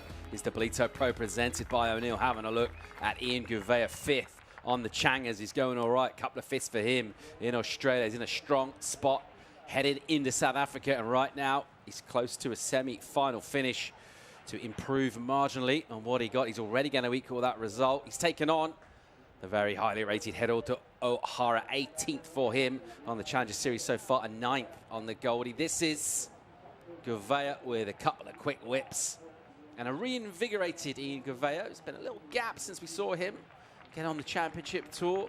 He's taking a bit of time off and he's back with a vengeance. Quick in and out for Geraldo. I'm Paul Evans, joined by Greg Elmsley. What do you think of this matchup, mate? Paul, yes, how's it? So as we've seen, this ocean's changed quite a lot from this morning. I'm looking at the opportunities and just sort of having a little thought there in my mind on some of my favorites for the morning, what I've seen through the day. And just watching this wave of Ian Gouveia and looking strong with those 2 turns. But getting to my point is I think it's going to start getting a little bit limited for the Goofies. Thinking about that last heat, quite a lot of bump on the wave. It's quick, a little bit of a breakup, and they're going to have to try and get those backhand maneuvers, possibly an air rotation if they can. But I think the natural footers on their forehand are going to have that opportunity to really look for that big punt, as we saw with Edgar Groggia in that last heat. I see a point of difference here. I think it's going to be more of a struggle for the Goofies than the naturals. Yeah, it's a really interesting point. So that win, that's a north wind blowing into these right-handers. Has also felt as well some of those big backhand hangers that we've seen from the Goofies on the right. Bit of time at the bottom of the wave before you go back up to make it dramatic. Doesn't really seem like those kind of clean sections are there at the moment. Tell you what, though, one thing that's been consistent, it's changed rapidly throughout. So let's see how this unfolds. 25 minutes and 20 seconds, and a vigorous start from Gouveia. He'll go left here. Not for very long or to any great effect. A quick in and out for him, but he's definitely got the bit between his teeth here, and he's going at this hard. He's already ridden 3 waves in this. A couple of numbers to come through. Beautiful as we see a big cetacean out the back. So these whales have been cruising past the coast throughout. What are they chowing on? The sardines? Is that what they eat? The southern right whale, you know what, good question. I've actually heard before that they don't really eat much off our coast. They more come along our coast and give birth normally a bit later in the year. It might be a bit earlier, so maybe they're still on the sardines. But I heard often they don't eat much off the coast.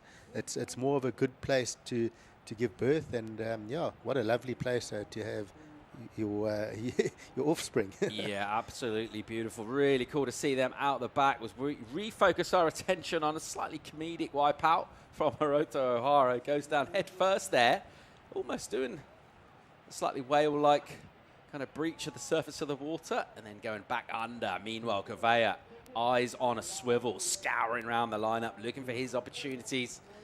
Two nuggets really out there, both sort of quite short men. That classic low center of gravity, which in surfing we tend to associate as a good thing. Let's see how he goes here. On the backhand, little double up bowl, quick whip off the bottom, heavy section, nice and vert, very nicely done from him. He gives it a little jiggle just to show he rode out. It's quite close to the rocks. He's fine. It's going to be a good number. Yep, if anyone wants to prove my theory wrong, it's going to be Ian Gouveia, and I like it. But what I'm noticing, and you just mentioned it, is how he's scouring that lineup. He looks very alert. He's looking for the opportunities, and he's picked up on probably what I'm saying, a little bit trickier for the goofies. So what he's done is he's trying to get ahead of those sections. He's watching carefully and getting ahead so he can attack, just like that. And this turn to the judges would have looked nice and solid over that section. So that's going to put him into a good position. Hiroto is going to have to be careful here. He doesn't get left behind, because Ian's going to want to build that scoreboard pressure early and sort of attack that lead.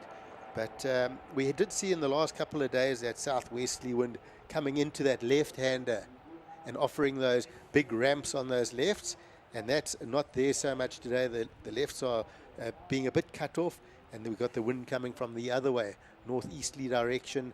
So now it's coming into the right. So it will give that opportunity for the bigger launch pad on the right. We're shuffling the pack here in terms of our top 10, as we see Gouveia in 5th. A great opportunity for him. So no surfers around him from that top 10, still alive in competition at the moment. And a really big opportunity to go deep here. Looking up that leaderboard, Gouveia, he'll feel he's very much worthy of his position. He's got a couple of 5ths so far. That's why he's sitting in 5th. But we will be stirring the pot, mixing it up. Here goes Gouveia again. Quick whip. That board looks alive and electric, putting lows into these turns. Knifed it a couple of times. A quick click to finish pretty close to those rocks as well. Has a quick look at the nose of the board.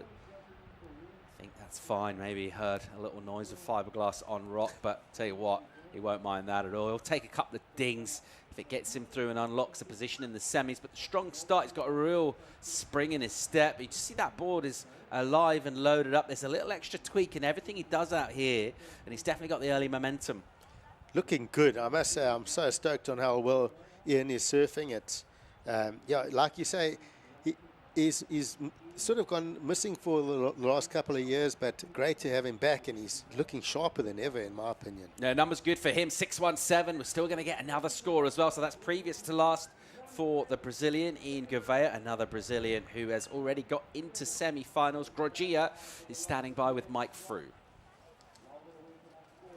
Edgard, that was massive. It's the highest single score for an aerial maneuver in the Ballito Pro so far. I can see you've waxed your board right to the front. You were intending doing that in those heats. Talk us through that aerial, the full rotation. Oh God, I don't believe this one, and this week so super hard. I was sick, so, but God bless him in this week, and this heat so super hard because the wind so strong right now, and it's hard but so good to airs, and got my old board. This broken the nose, but it's a magic board. So yeah, incredible.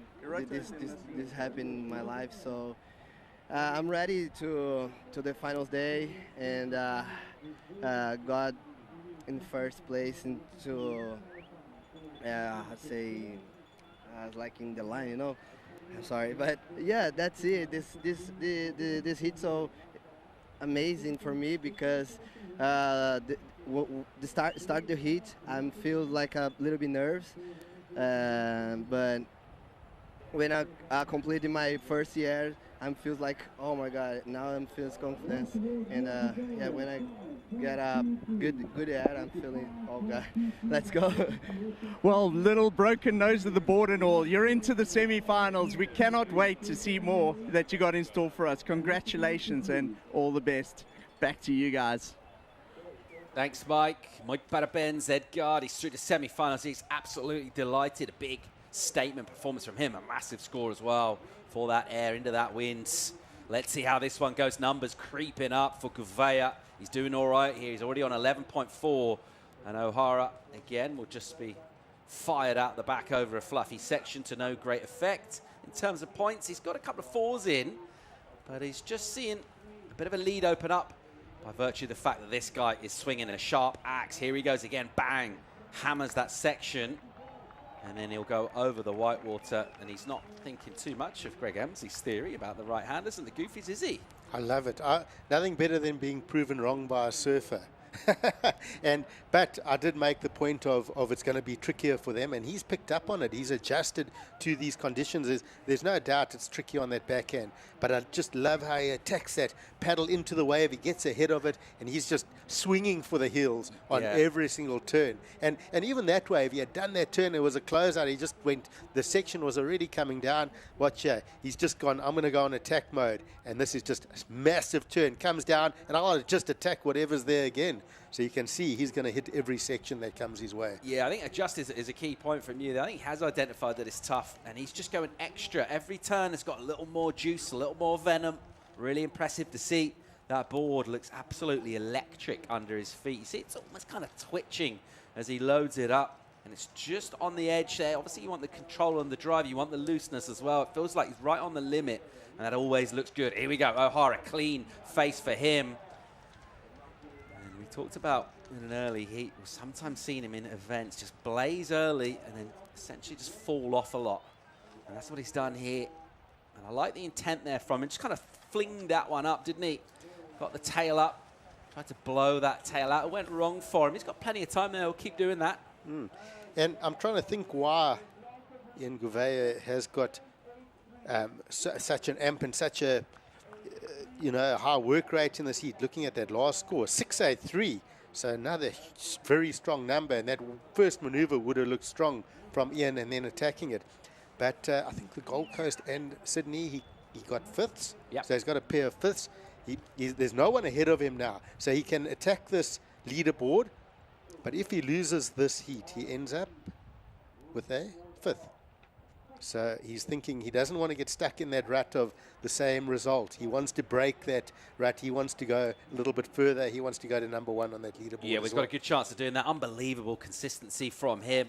And you sometimes see those results match up a bit in Australia. It's two events on the same coast, same country, back to back, but a little bit of a pause since then. We're in a different ocean, different part of the world to bring that form back. Just keep hammering away. It's what he's done here, and he'll keep going. He's up here and swinging this one, a weird section. It just sort of creases on him in that rip, but he's already built up decent. He's got 13 points from here. You're thinking, how's he done that? He's not caught incredible looking waves, but he's maximized the scoring potential out of everything that come his way.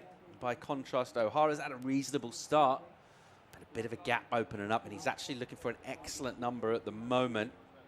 Of course, plenty of time to get a couple of sixes going.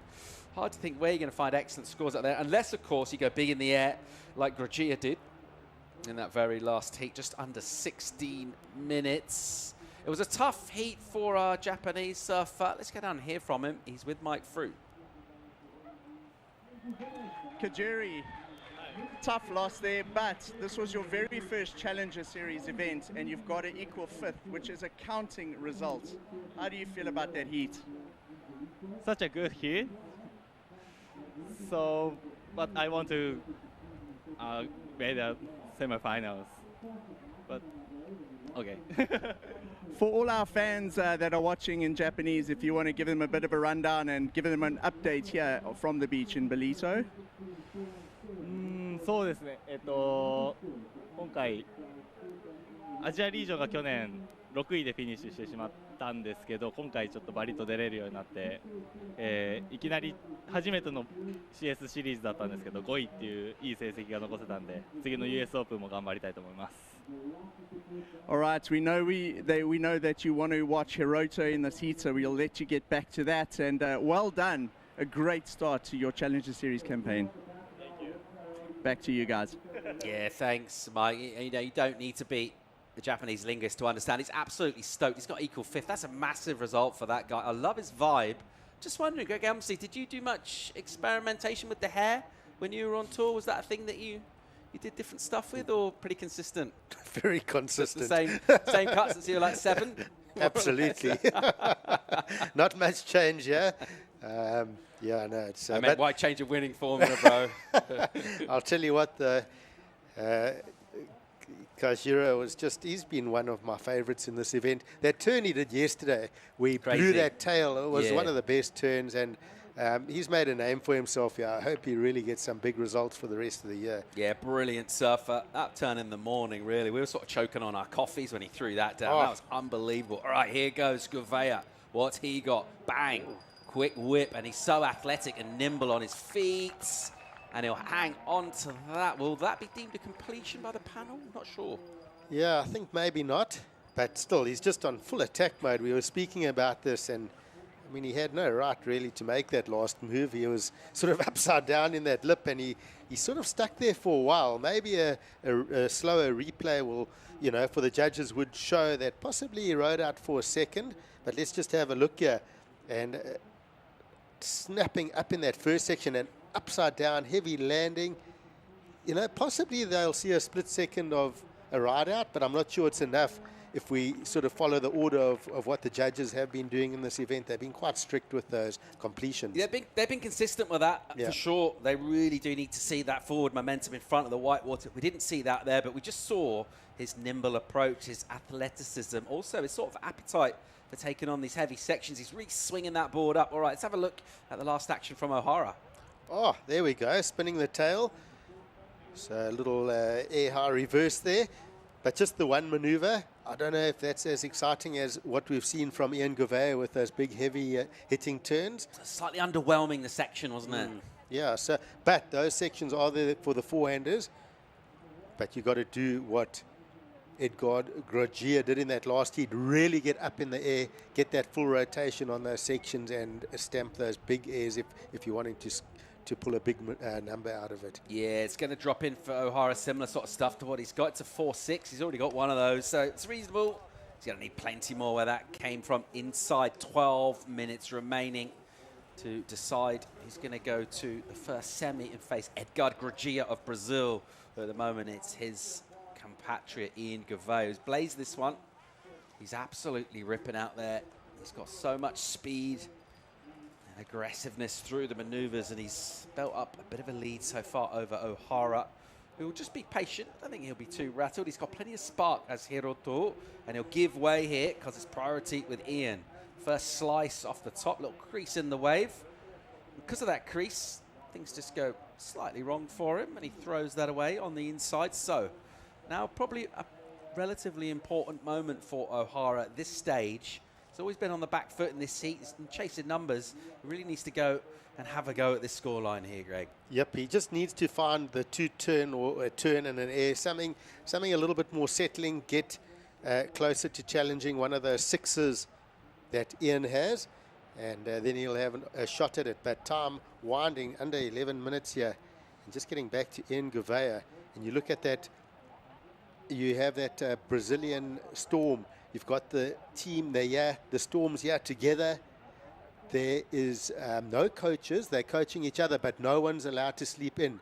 So the further you go into competition, the more coaches you get, because all his mates are now his coaches, carrying the boards down, helping each other. And I love it. And they're having a good time, and it's really cool how they support each other. Great squad energy from the Brazilians. They just sent one of their members through to the first semi-final, Groggia. At the moment, it's Ian Gouveia that will be coming up against him. That is, unless, of course, Hiroto O'Hara can come back. He needs an excellent number at the moment. He needs an 8.37. More live action from our second quarterfinal for the men when we come back from break.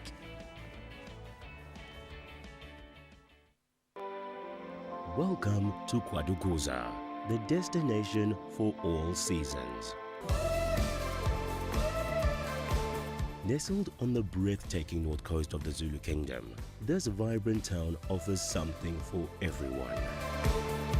Quarterfinal boasts several beaches that have been awarded the prestigious blue flag, guaranteeing cleanliness and safety for all visitors.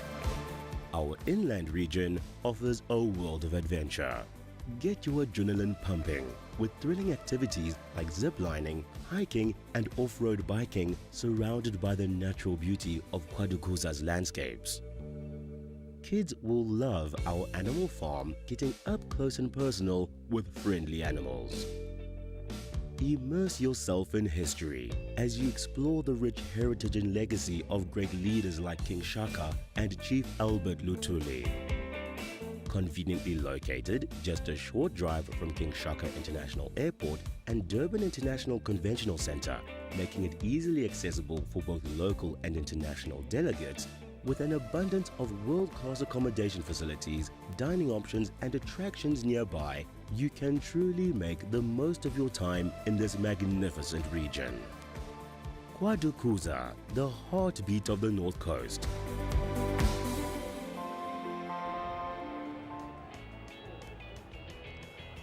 Welcome back to Ballito out on the water. It's as we were. It's still Ian Gouveia with a good lead in this. The only significant shift is the fact that O'Hara's coughed up priority, surrendered it meekly as well. He threw it away for a 3. That's not going to help him. With 8 on the clock, pretty much a stranglehold from Ian Gouveia at the moment. That number's huge, the requirement for O'Hara. 837 is the number. Greg, is that what he's aiming for in a wave? Is he trying to get 2 6s? Where's he at in his headspace?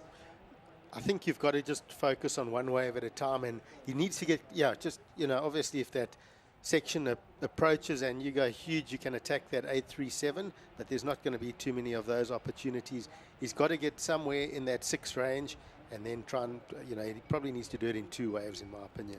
All right, having a little look there, but never overly enthused by that. Just looking at the moment like he's a little bit out of sorts in terms of the rhythm of these waves coming through, and he's had to try a couple of attempts, sort of speculative attempts at airs. Let's see what it gets done here. It's another quick section, but you know what? I suppose he will be liberated, not with the priority at the moment, and just be able to do that. And when we do have a little bit of a crossed-up lineup, the wind blowing in, a bit of rip, bit of chunk coming up the face, you never know when a section might suddenly just pop up. You get that little double up in the thick lip line. Trying to stay positive here for Hirota O'Hara, because that's what he's going to need to do. He's on his way to his season best result, equal 5th. He did get that 9th, but when you get this far and you get to quarterfinals in an event, you've made that many heats, you got to be thinking about going all the way.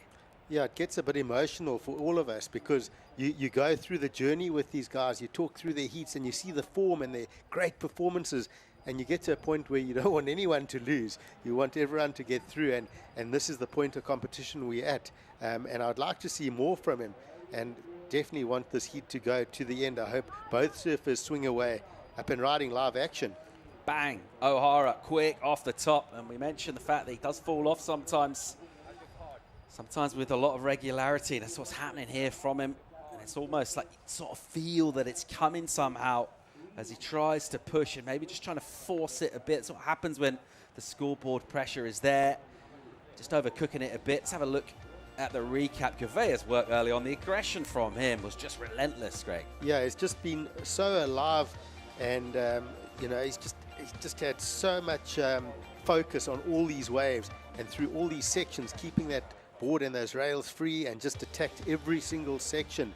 He's just been so strong, and O'Hara always looking good. Gets that little pop rotation there, not quite high enough for a biggish score, so he needs to get more. But as we mentioned, he's not going to die wondering. He's going to go and swing for the heels on every section he gets, and it's either going to work for him or it's not. It's been a little bit one-way traffic in this one. Gouveia has competed really well. The Brazilian squad watching on.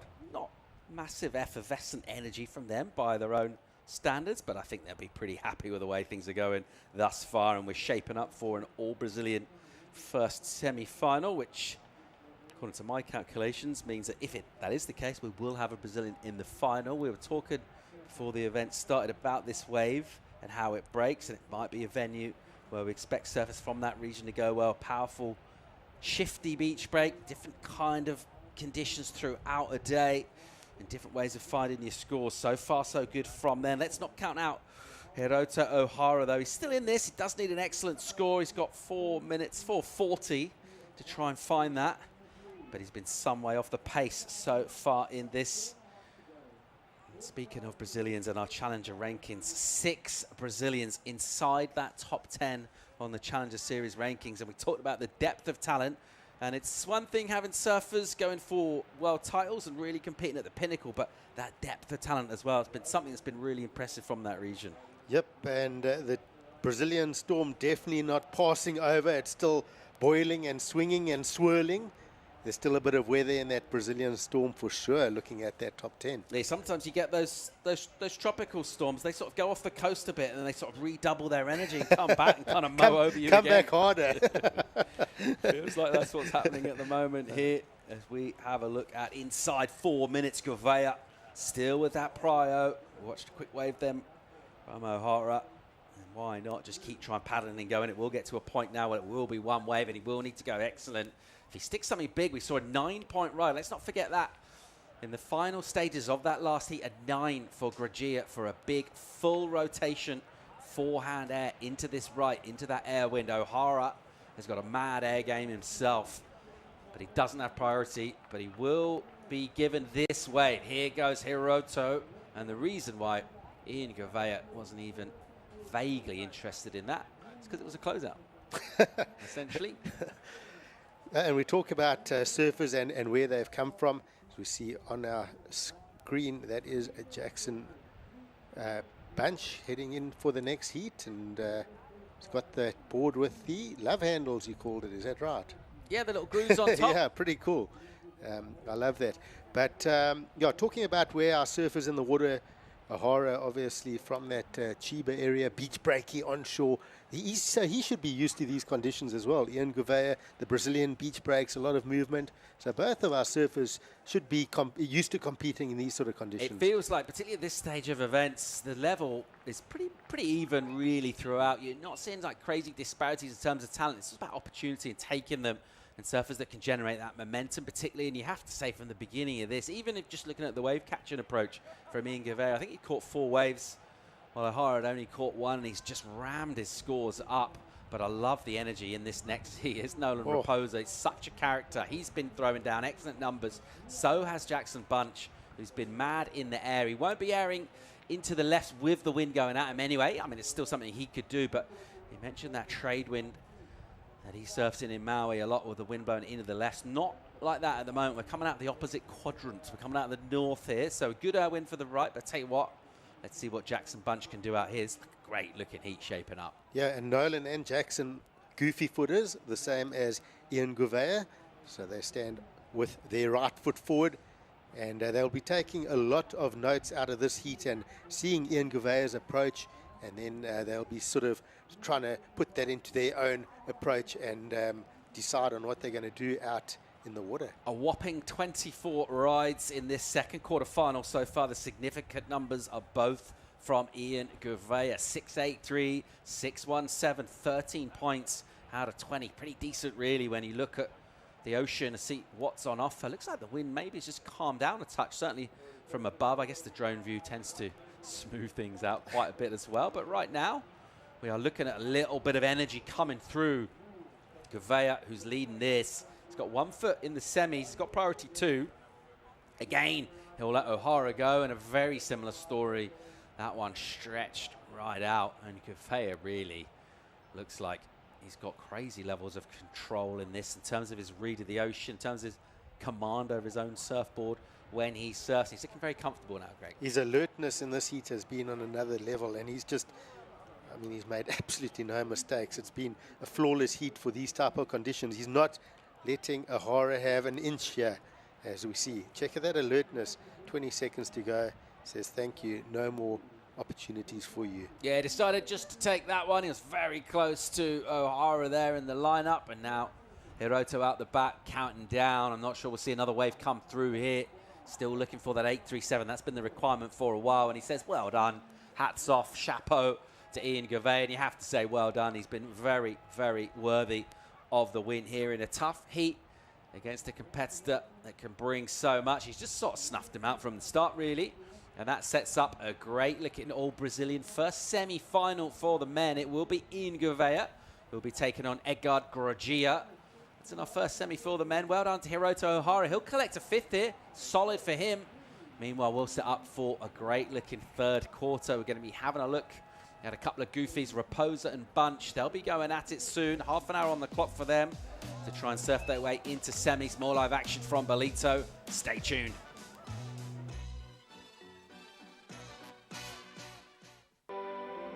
Welcome to Quarterfinal, the destination for all seasons. Nestled on the breathtaking north coast of the Zulu Kingdom, this vibrant town offers something for everyone. Quarterfinal boasts several beaches that have been awarded the prestigious blue flag, guaranteeing cleanliness and safety for all visitors. Our inland region offers a world of adventure. Get your adrenaline pumping with thrilling activities like ziplining, hiking and off-road biking surrounded by the natural beauty of Quarterfinal's landscapes. Kids will love our animal farm, getting up close and personal with friendly animals. Immerse yourself in history as you explore the rich heritage and legacy of great leaders like King Shaka and Chief Albert Lutuli. Conveniently located just a short drive from King Shaka International Airport and Durban International Conventional Center, making it easily accessible for both local and international delegates, with an abundance of world-class accommodation facilities, dining options and attractions nearby, you can truly make the most of your time in this magnificent region. Quarterfinal, the heartbeat of the North Coast.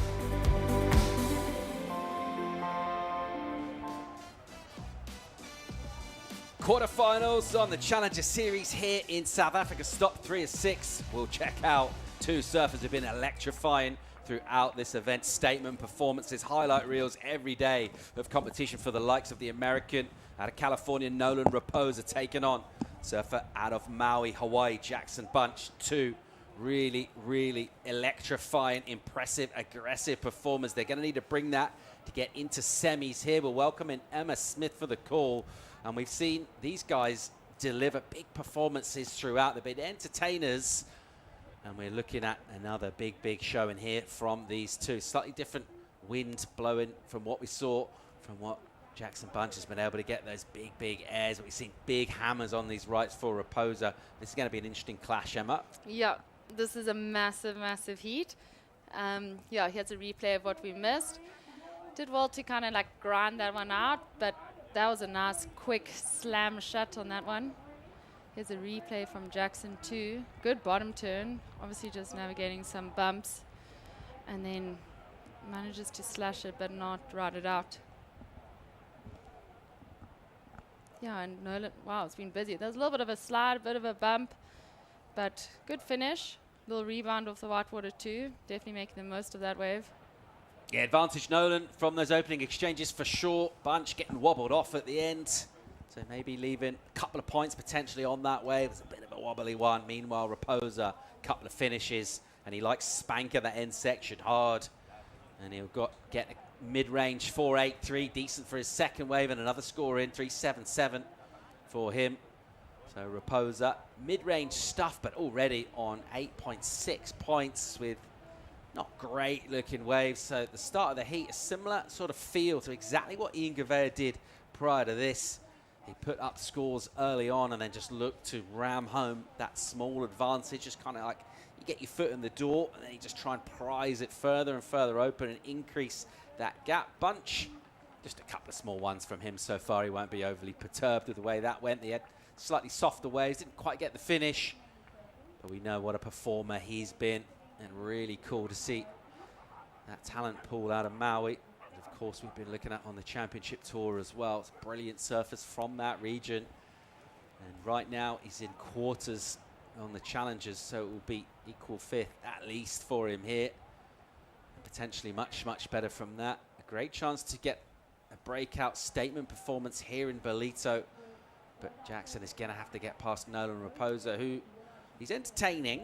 He's got that effervescent personality, but he's quite intense with the way he competes as well. And that's quite a potent package, Emma. Yep, that's a potent package for sure. I think you need the balance of all of those. But I mean, Jackson too, I've been so blown away by his surfing.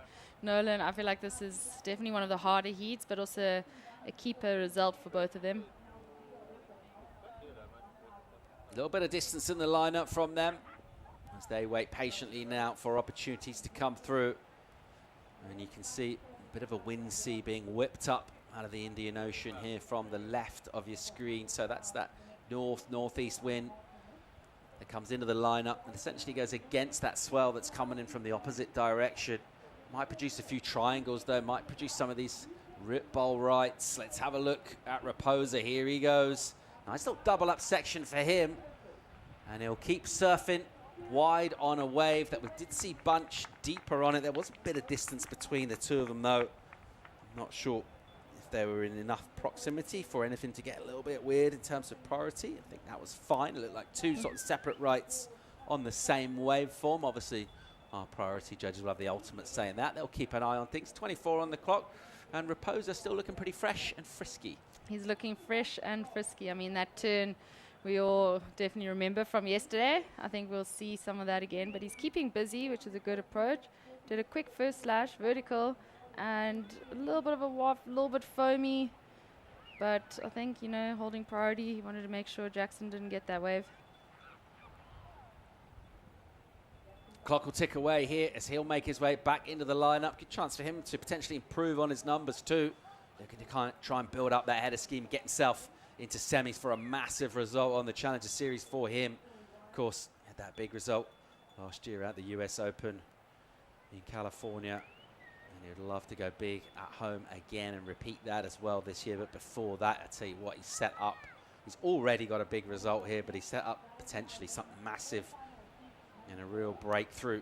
It would be to go deep into this, get yourself into semis or a final. And then you're really talking about a platform for qualification. Obviously, depending on the way things go the rest of the season, plenty more events yet to come. 3 after Ballito. Meanwhile, trying to get over some flat, deep water. And not really doing that. By the time he did get there, that wave had run away. Priority will be with Bunch on the peak here. He needs to make a move. He's got a 4.17 for his last effort as Jackson. And let's see where Nolan Rapoza's previous to last effort. The last effort was a throwaway, but before that we saw him cut the cracks of the whip. And he may well improve his position. He's not going to hang around though, so busy.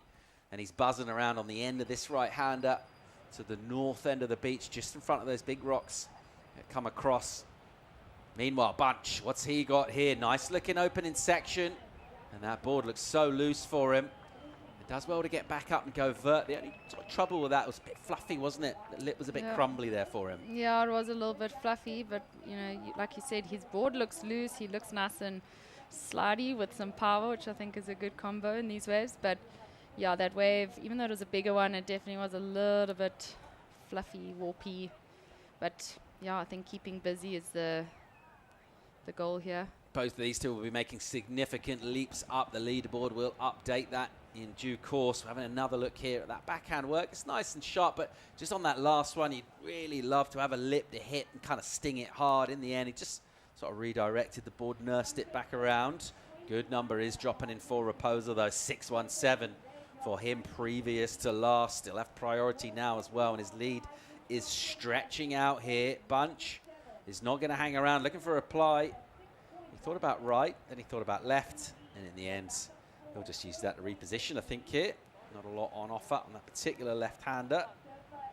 And right now, he's chasing the number 6.83, that requirement. So Rapoza, this is his last number, just ramping up the pressure, just kind of turning it up a bit, dialing it up. 6.17 for some sharp backhand turns, and he looks on.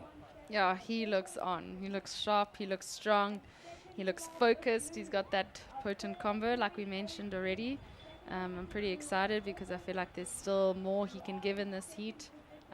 Obviously Jackson too, but he is looking strong and he's been building.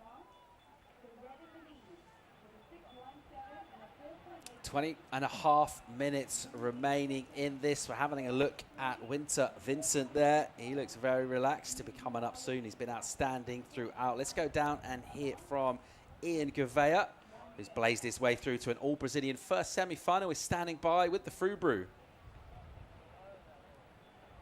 Ian, parabéns. That was an awesome heat. You've moved up 3 places to number 2 in the ratings now. We expected it to be a heat full of airs, but it actually turned out to be a heat of turns. Yeah, I know. That was a tough heat. I knew against Hiroto I would have to start strong because he's capable of do really good scores in these conditions. I mean, I think that was the first time that I beat Hiroto in my life, so he's a tough guy to compete against. And so I pedal out. I wanted to get as much as a wave as I can and put some scores on the board.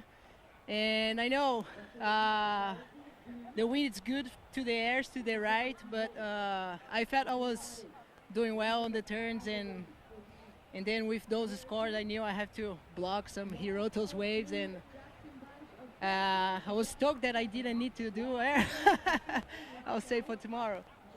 So your best 2 results are a 5th in Australia in both of those events, and now you've already got a 3rd. You're 1 heat away from the final. Yes, stoked. I never did a final in a challenge before, so yeah, I'll do my best to be on the top tomorrow. All the best as you prepare for semi-final. Back to you guys. Thanks, Mike. And a very stoked Ian Gouveia. It's just a ball of energy.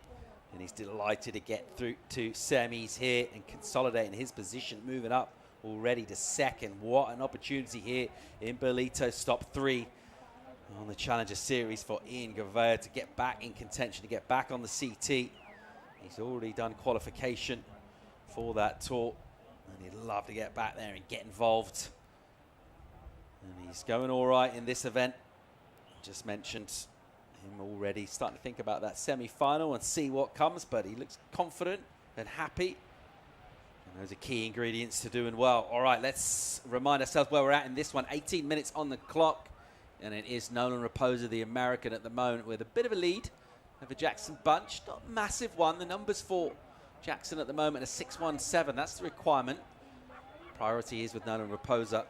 So if he can get an improvement there, things could get trickier for the surfer out of Maui, but at the moment, he'll be looking around and just thinking, you know what, I can easily get a 6.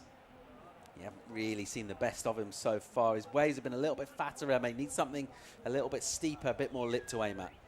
Yeah, I mean, we know that he's already scored some 8s and 9s in this event, so we know what he can do. But the waves definitely are getting a little bit trickier as this wind and tide kind of changes. I think he's going to need something with a bit of punch. Rapoza likes to look at this. He's firing up here. He's got priority. He's going to use it. Here he goes. He stands up into this bowl. And this is why I like the look of it. This section, crack. Here's another one. Beautiful bowl. Wow. Oh. Hammer with hang time. Very good surfing indeed from Rapoza. I tell you, he identified that wave and motored towards it. Meanwhile, the reply in his face. Bang. Super steep vert hit. And another great crack. And he will hang on here. So a great exchange from the 2 goofies there. The best exchange by far that we've seen in this heat. And you reckon for sure Rapoza has a really good chance of improving. Jackson Bunch as well. Looked like his best stuff. Yeah, that was definitely the best we've seen. That was exciting. Both of them just cracking it off the top. Nolan's wave really stood out for me. But I guess, you know, with both these guys with such strong backhands, this is where those backups are important. Those little extra 0 point. I mean, they're both actually sitting with a 4 point. Oh, no, sorry. Yeah, 8-3. Both of them with the same sort of score. So, yeah, that's where it starts to get tricky. Yeah, well, that'll change, I reckon, when these numbers come in. 16 on the clock. We'll get another look here. This was Bunch.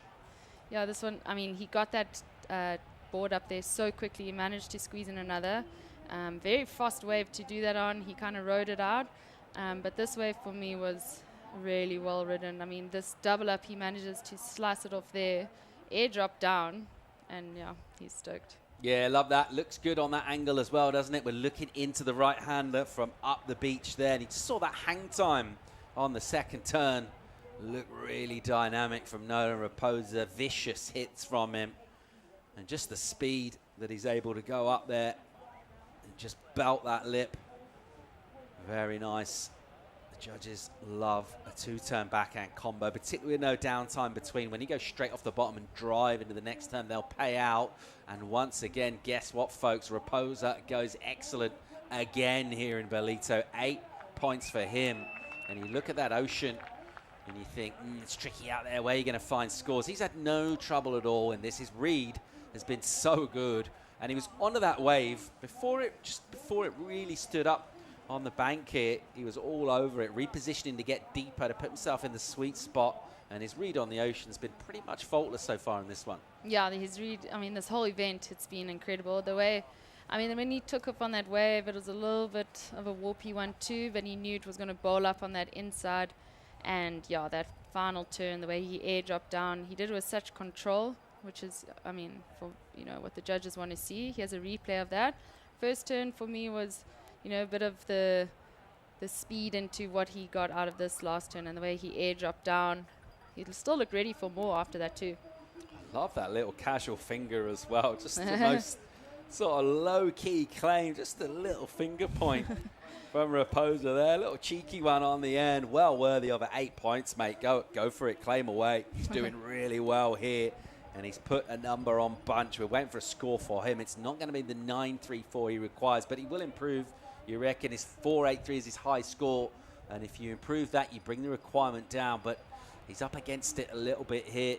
If we get something around about that mid-range, think of Rapoza's low score of a 6, then if it were to be around, then he'll be looking, trying to match that excellent number from Nolan that he just dropped. It's still with the judges right now. Those two waves come in close succession. So they're having a look now at Jackson Bunch and trying to nail this score and see exactly where he needs to go. There's a good chance he'll still need something around the excellent range. 13.5 on the clock here. The American Nolan Rapoza has been great value throughout this event, has gone excellent again in the quarterfinals. He's looking all right so far to get into semis. Let's see the comeback from Jackson Bunch. That'll be coming on the other side of a quick commercial break. It's quarterfinals for the men here at the Ballito Pro. More live action right after the break.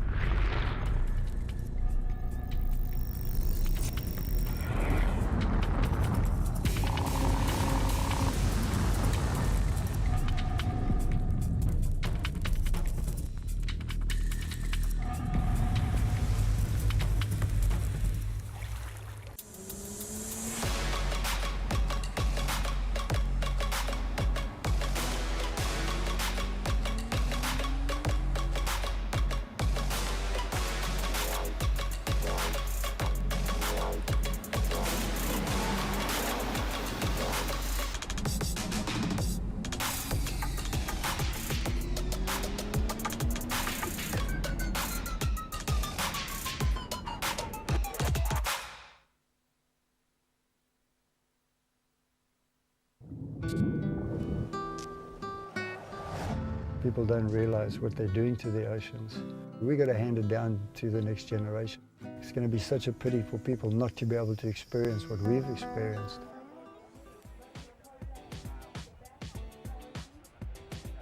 Quarterfinal 3 is out in the water right now, and we're having a look at Rapoza with a bit of a margin over surfer out of Maui. Jackson Bunch, a small number came in for Bunch.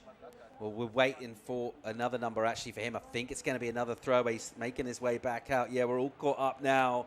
So Bunch speculating, but not really accumulating at the moment. He'll get a couple of throwaways to fill in the scoreboard. It's as we were. His requirement at the moment is monstrous. 9.34 he needs now. We're just over 10.5 minutes.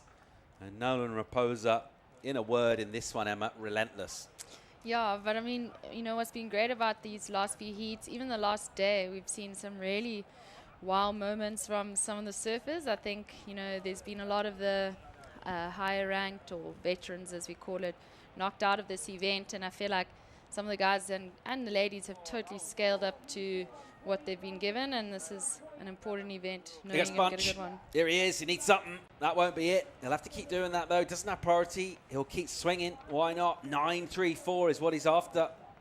And he knew that wasn't coming there, but he'll just keep trying to catch waves, and he'll keep asking questions of Rapoza. If he buzzes around him enough, then he can maybe force Rapoza to take it a wave. And then if he doesn't add to his total with it, Rapoza, then it'll be Bunch will think, all right, I've sold something there. Now is my chance. But 9.34 feels absolutely huge. You think that full rotation on the forehand for Groggia, first quarterfinal, that was good enough for a 9. He needs to go better than that. And it does feel that wind is whipping up more.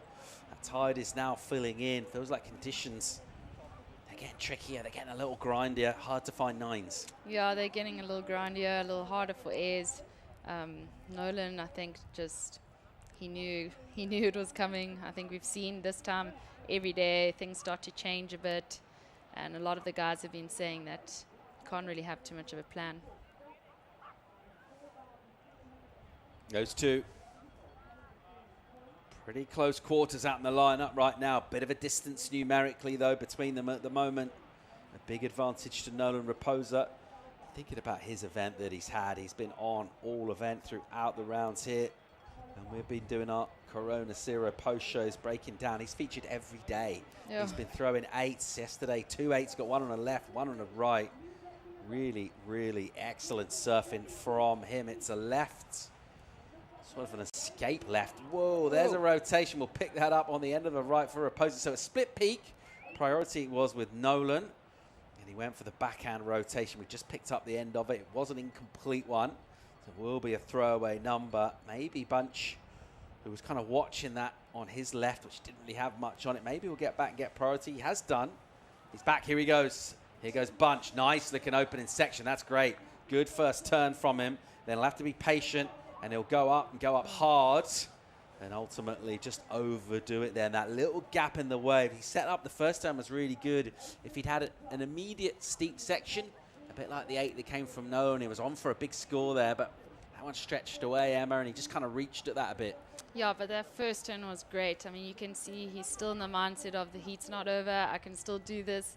Let me just scale up. But yeah, that first turn was really good for me, but just unfortunately not able to finish it. I think that would have really helped his situation. Yeah, he has a replay. I mean, it looked similar to Nolan's wave, that little bowly wave. He managed to get the 8, but it's just a pity he wasn't able to, finish that. He got a bit of a little high-tide wobble on that. Yeah, went through it, didn't it? Halfway through the wave, just kind of doubled up, but not in a good way. It just stretched a bit out to sea, so it will be priority again with Rapoza, and everything seems to be going his way at the moment in this heat. Here we go. He'll use priority here. And he's swinging quick off the top with not loads in that way. Yeah, good sell there from Bunch. So we'll get priority back here. And with 7 minutes on the clock, that's favourable. He's looking for a 9-3 though. That's a tall order. And Rapoza will not be showing any mercy at all as he heads back out as well. He'll look to just try and continue here. He will try and improve that 6-1-7 under the priority as well. If anything comes through, slips through, he'll try and pick it up. Just checking his positioning there back on the beach. We've mentioned multiple peaks throughout the event, but this one it's really just come down to the main peak straight out the front, favouring the right hander. There are still scores out there. You know, you look at the ocean and you think, okay, it's not classic Ballito compared to what we've seen some early mornings, but still excellent scores going down. Yeah, and the waves, I mean, there's still punch to the waves, even though it's pretty small. There's still a bit of power. You know, that sandbag we've been speaking about for that closeout turn, it's still there. We'll probably see the guys kind of selling each other onto waves quite a bit, especially as it ticks down. But I mean, I think that's what you got to do, especially because we know what Jackson can do. And we saw a little taste of it on that last wave. Under 6 minutes now in this third quarter. As we see a wave stand up, bit of a bigger one. Is Rapoza in position? He is not. Both of these two just make their way out to sea. And then maybe look and see what's right behind. Bunch has priority now. Will he use it here? Not on this wave. Rapoza will duck dive under it as well. So much bigger, about twice the size of anything that's come through. But actually, it's not necessarily a good thing because it's kind of feathered and broken out the back and really shut things down. Bunch might spin here. He'll have a look. He sort of made a late decision to paddle. Just over 5 on the clock. It looks like he's hanging on to priority there. Rapoza's having something to say about that, is he?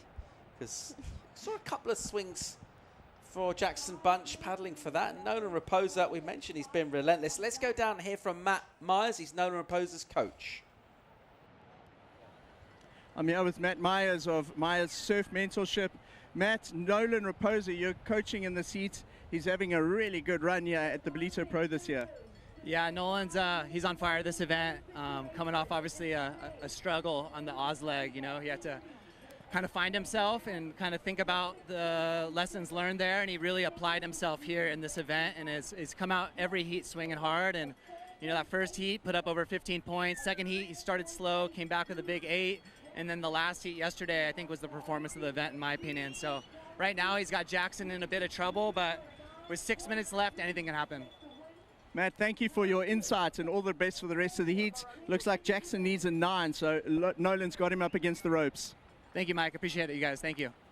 Back, guys. Yeah, great stuff. Thanks, Mike. And Myers, so far, so good from him. Rapoza's got his opponent looking for a 9-3. We're under the 4-minute mark here. Priority will remain with Jackson Bunch.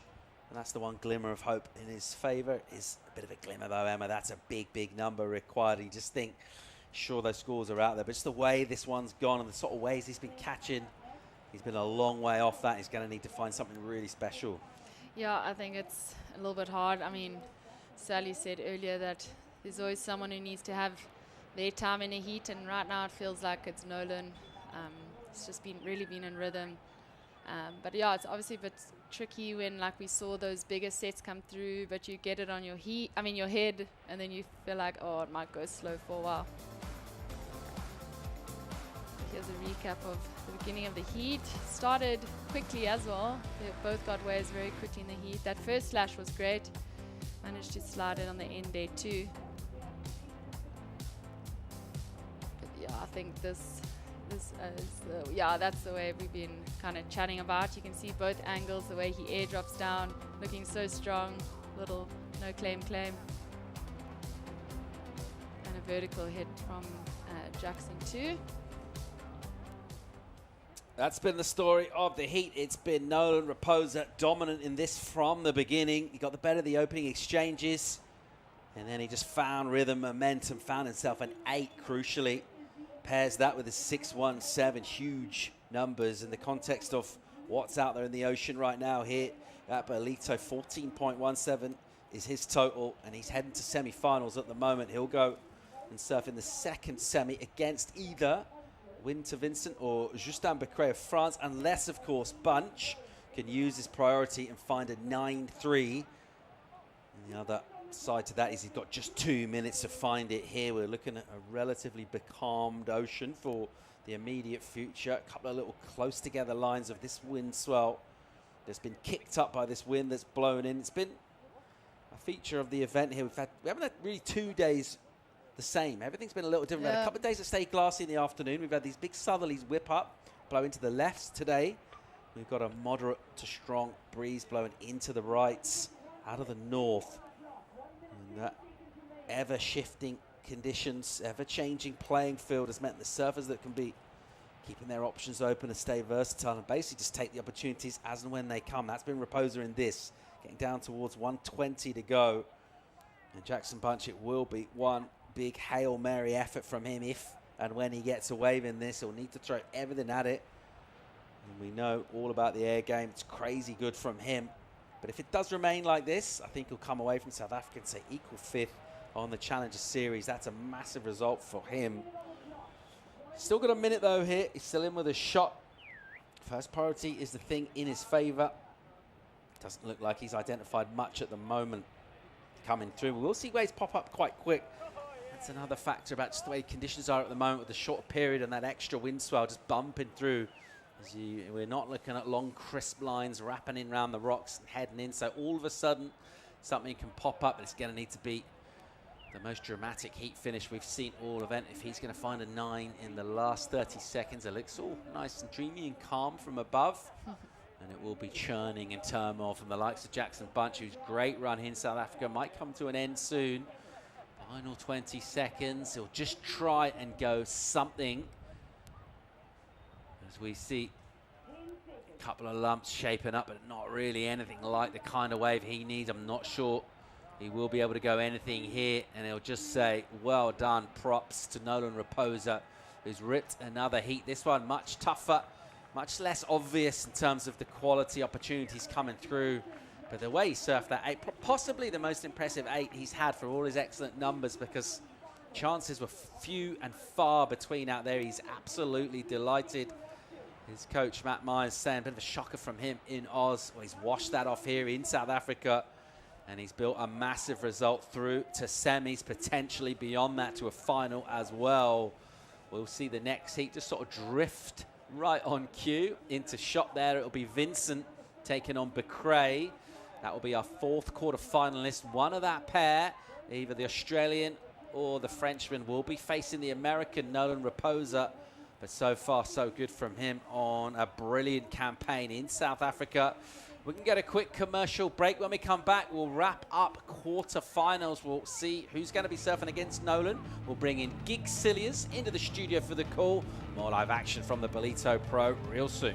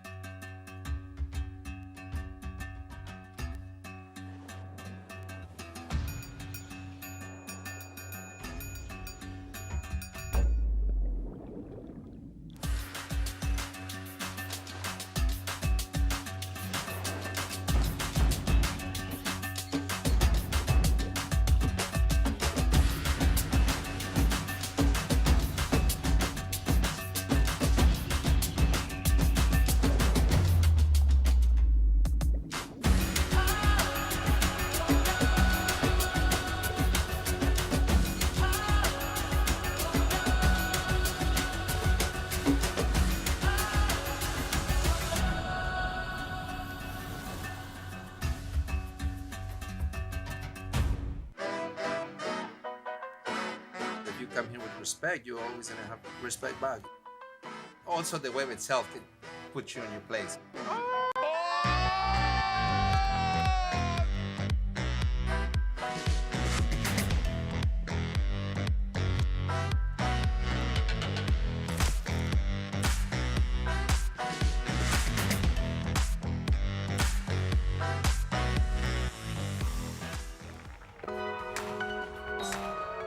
The Ballito Pro presented by O'Neill is brought to you by Quarterfinal Municipality, by O'Neill, by Monster, by SMG Yamaha, and by Corona. This is living. The Ballito Pro. This is the battlefield.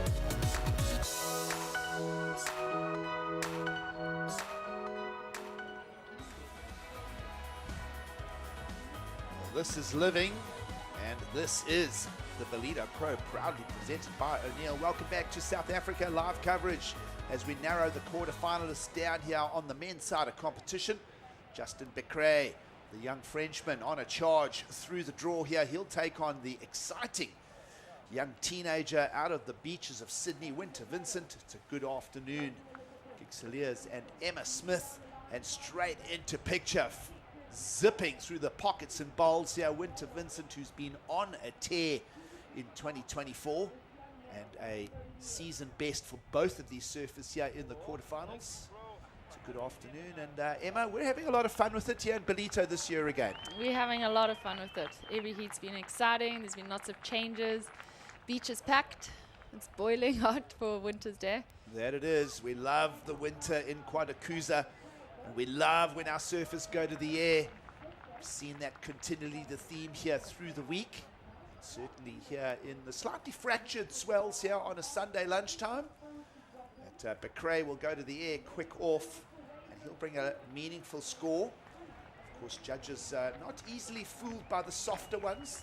They have been allocating everything from 4s all the way to 9s for airs. That's how much range we've seen in single maneuvers.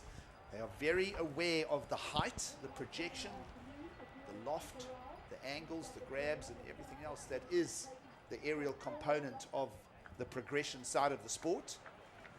We love bringing it to you here from this beautiful region on the east coast of South Africa. Crystal clear waters, continually fed by this regular wind called the nor'easter. Of course, very similar to the east coast of Australia.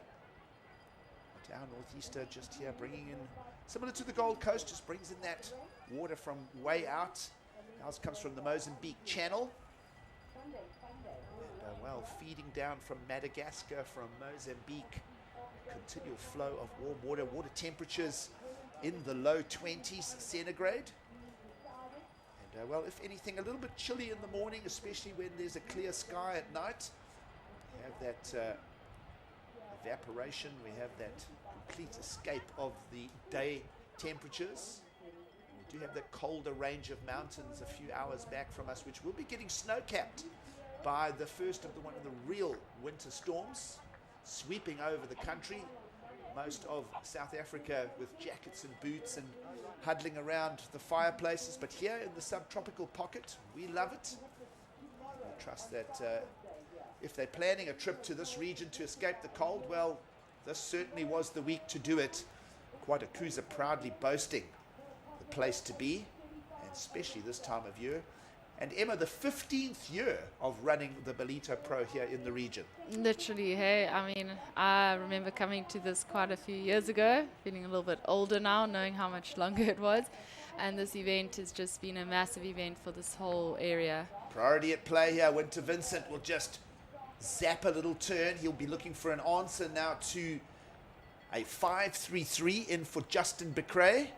We'll try to pull back the tape for a replay of that building block score for our Frenchman. 5.33 in the lineup is a meaningful score, considering the conditions on hand here now as we move into the afternoon part of the day. Yeah, I mean, he definitely, you could see when he took off, the focus was here. I mean, that was pretty good projection as well, no hands. But like you say, we've seen such a range from 4s to 9s with airs, and judges kind of went a little bit in the middle there. Yep, happy with the 5.33 will be Justin Becrae. Medium, lofty approach to that. We saw an incredible 9-pointer from Edward Groggia, who has become a semi-finalist here in 2024. Meanwhile, live action will go and fly over, and we'll get a view of Winter Vincent. Will quickly huck the tail himself. Should get quite rapid fire. We saw the wave count go quite high, Emma, in that last heat, due to the smaller swell here on the inside sandbanks. Yeah, and I think Nolan's approach to that last heat of keeping busy definitely paid off. You know, started out just trying to get those 2 turns, and these guys were obviously watching that, but it's been great to see both of them go to the air straight away. I'm sure Winter saw Justin's there and thought, let me give it a crack. Well, no strangers to the air, both of them. Yeah, I mean, it's, yeah, that was a pretty good air from Winter. Love how high the tail goes here, Emma. Yeah. All the way around. And, well, we'll wait for the number. We'll wait for an official number to plaster itself to that replay of Winter Vincent. In the lineup, a 5.33 and a 4.33 is the heat leading score for his opponent. Of course, the young 22-year-old Justin Becrae out of Seignos in France. Of course, we're just weeks away from the Paris Olympics getting underway, and the French will be just loving hosting such a massive event as the Paris Olympics of 2024. And it's a world record for a detached event from the Olympic site itself. And of course, record distance between Paris and Teahupo'o in Tahiti, where we get to host the surfing. Start that on the 27th of July. Meanwhile, lots to talk about in this heat. Winter Vincent's going to fetch a 6.83 in the lineup, and he'll be inspired by the winner of that last heat, Nolan Rapoza. Let's go down and hear from him, and he'll be a popular winner of that last heat as well. Nolan, you're one heat away from the final here at the Ballito Pro. A great heat. It's your best result by a long way, and you've been on fire through this event. You know what I really want to ask you, though, is tell us about that claim yesterday that went so viral. Yeah, that's Antonio Brown's a famous American football player, and that's his dance move / song, and he ended up reposting it and commenting on it, so that was pretty crazy. Into the semi-finals now. It's really to the real business end of the event. What does the preparation look like for you between the quarters now and the semi-finals? Just the same formula. I keep doing what I'm doing. I've been on like a really strict routine, same thing every single day. I'm stoked on the board choice I had today. I don't mind if it gets even smaller tomorrow. So yeah, I mean, I'm ready for anything, and I've had this result before in past events, and like, not satisfied at all with what I have right now, so I just want to keep it going. Looks like the advice and coaching that Maddie Myers is giving you is certainly paying off. Tell us a little bit and give us some insights on the relationship there. Oh, it's amazing. Yeah, me and Myers are always just like connected every single contest. I'm actually one of the most like dependent on like, or I'm the most dependent athlete on a coach. I feel like with him, I look in every like minute and a half just seeing like, what should I do, coach? And yeah, he's pointing me where to go, what I should do. And I mean, we both had the same mindset. I mean, we'll go back and review the heat, and he'll tell me like what he was thinking, and we'll be thinking the exact same thing. So I feel like it's perfect little combo we got going. Nolan, you've been in incredible form in this heat, and we look forward to seeing what you have in store for us in semi-finals. Back to you, Giggs. Yeah, thanks, Mark. A popular winner in Nolan Rapoza. Of course, that quarterfinal number 3, the pick of it. 2 exciting goofy footers going at it in Nolan Rapoza and Jackson Bunch. Kind of figured one of them would get this far and perhaps on to a win here at the Challenger Series. It's been exciting surfing from both of those goofy footers, but Rapoza over Jackson Bunch, and he is into the semi-finals to take on the winner of this heat out in the lineup. Quarterfinal number 4 being decided here. If you're just with us, a little under 19 minutes still to figure out. 2 surfers in very good form here in the draw in Ballito as well, Justin Becrae and Winter Vincent. Winter Vincent, meanwhile, has found the highlight score thus far at 6.83. Both surfers just inspecting opportunities here. And Winter Vincent let Justin go on this one. Softer end section. Vincent was looking through the takeoff zone all the way down the line and just decided, nope, I'm not going to allow that to be a threat. I'm going to hang on to the priority. And Becrae will return to the lineup. The heat leader, but not by a big margin. Winter Vincent chasing a small number now to steal the lead here in the quarter. Easily to the air again is Winter Vincent. Just a 2.83 requirement, Emma. Yeah. We figure that even though that was a softer punt, it hasn't been the most radical one we've seen, he could just nudge into the lead here at the 17-minute and 45-second mark. Yes, I think you're right. I really loved his approach to all the ways he's taken off on. He just looks smooth. He's really focused on speed. You know, the judges want to see speed, and it's paying off by being able to go to the air and end it. But yeah, he's definitely had a real smooth, calm, collected approach to all his heats. Well, judges' scorecard open for both. You saw Becrae go under the priority of Vincent just for a smash into a whitewater section. Wait for a number for that. It's going to be a 257 inconsequential score. And we're waiting for this number, Ems. Yeah, I mean, straight to the air again. Quite similar to his first air, maybe a little bit softer. Didn't project as much as that one that we saw. But, I don't know. The judges might have to replay both of those. They look pretty similar. Oh, big lumpy wave here for Becrae. He'll go in and out. Probably hand over the priority as well. Meanwhile, still, as we say, expecting that number. Winter Vincent just chasing the 283. Looking at Winter Vincent's run through the Ballito Pro here, Emma. Round of 16 before this got the win over Jacob Wilcox. Go back in the draw to the round of 32. Both these surfers were actually responsible for Georgie Pitar and Shion Crawford falling out of the draw. We think back to the round of 32 for that. Winter Vincent getting the heat win. Justin Becrae getting second. Just having a look at Winter Vincent. He's just inspecting that equipment. And we spoke about the informed surfing of the two goofy footers making up quarterfinal number 3. Rapoza got the win over Jackson Bunch, but stellar performances here in Ballito. Let's go down and hear from him. Jackson, great run here at the Ballito Pro for you. We've seen you in a lot of heats over the last 2 weeks. Give us your feelings on the event, and also you've jumped right up the ratings, right up to 17th. Yeah, I'm stoked. I'm stoked on the way I performed in this contest, and yeah, nice to get some heats and some heat wins, and yeah, just getting used to this tour, and it's just like a nice practice for me. Tell us, what does the next couple of weeks look like for you as you move from South Africa back to the US, and with the US Open on the horizon? What do you got in store for the next couple of weeks as you prepare for that? Yeah, so I'm actually going to Tahiti after this.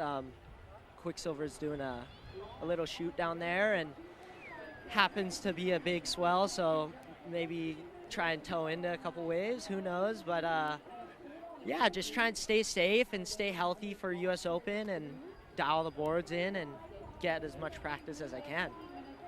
5th place at the Ballito Pro, a great counting result. Back to you. Yeah, thanks. Great to hear from Jackson Bunch. Saw him burst into limelight, runner-up to a World Junior title a season back, and certainly making his mark known here in Ballito. Campaigned well at the QS 1000 as well. We've had a board switch from Winter Vincent during that interview. We're just getting information from the pits that Winter Vincent, there he is, he's back on that board. He's been riding up until today. So we see an equipment change. We saw him flip it over and have a look at it just before we went and heard from Jackson. Yeah, we did. I mean, I might be wrong, but I'm pretty sure Winter mentioned at the beginning of the event he was riding the same board he rode in Nias, which is kind of hard to believe, but I might have got that wrong. But I'm not sure why he kind of switched it out. That has been a magic board for the previous heats. Maybe he felt like it wasn't quite responding the way he wanted, or maybe on that last wave, that closeout section did come crashing down on him. Hopefully nothing happened to the board. Well, a stellar performance from that young teenage surfer from Australia in the QS 5000 edition of the Nias Pro. Go and look it up, folks. An exciting final. What an event, with Josh Kerr in that final as well. So great storyline for 2024 for Winter Vincent. Nothing really from his campaign here in the Challenger Series framework. 33rd and 65th from the first 2 stops. A much better journey for Winter Vincent ahead here, as the worst he can finish is 5th here in Ballito. So he'll be rocketing up that leaderboard. Of course, crunch into all of those numbers in the post-show when we get there. But great stuff from Winter Vincent, an outstanding performer.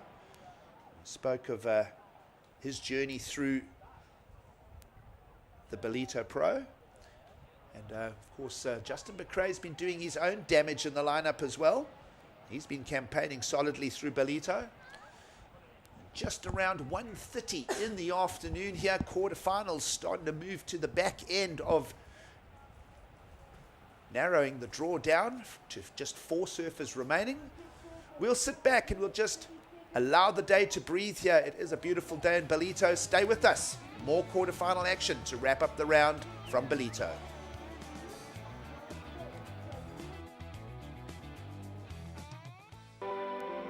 Welcome to Quarterfinal, the destination for all seasons. Nestled on the breathtaking north coast of the Zulu Kingdom, this vibrant town offers something for everyone. Quarterfinal boasts several beaches that have been awarded the prestigious blue flag, guaranteeing cleanliness and safety for all visitors. Our inland region offers a world of adventure. Get your adrenaline pumping with thrilling activities like ziplining, hiking and off-road biking, surrounded by the natural beauty of Quarterfinal's landscapes. Kids will love our animal farm, getting up close and personal with friendly animals. Immerse yourself in history as you explore the rich heritage and legacy of great leaders like King Shaka and Chief Albert Lutuli. Conveniently located just a short drive from King Shaka International Airport and Durban International Conventional Centre, making it easily accessible for both local and international delegates, with an abundance of world-class accommodation facilities, dining options and attractions nearby, you can truly make the most of your time in this magnificent region. Quarterfinal, the heartbeat of the North Coast.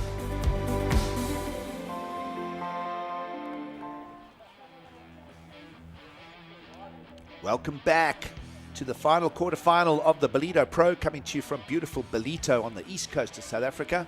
The Quarterfinal region playing host to this here, the third Challenger Series stop. And we trust that you are enjoying the show with us. And a big post show coming our way as we have taken both women's and men's field and cut them in half again, and we'll end up with just 4 surfers in around 11 minutes time. Still remaining in the draw. Semi-final number 1 already staged. Edward Groggia taking on Ian Gouveia in semi-final number 1 when we get there. And here we are deciding which of this 2 quarterfinalists in the lineup will take on Nolan Rapoza. And it could be either, because they've both been bringing scintillating form to Ballito. Both personal best results here unfolding for both Winter Vincent leading over Justin Becrae. Good afternoon again from Gig Saliers alongside the lovely Emma Smith-Deal. And we are enjoying every moving part of having the International Challenger Series come through the small town, the beautiful jewel of the North Coast, Ballito. Of course, an exciting year as well. The Olympics get going. Once we wrap up here in Ballito, the world gets to showcase the sport of surfing in the Olympics. Interesting year in the Olympics as well. If we look at sports being removed, baseball, softball and karate are out of Paris 2024. Slalom canoeing is in. So some changes happening. We saw the changes for Tokyo 2020, which ran in 2021. Sports like surfing and skating being added. And we love it that we are able to showcase surfing to the world. Looking very forward to the Olympic Games of surfing coming to us from Chopu. We heard Jackson Bunch in that interview. He's on his way there.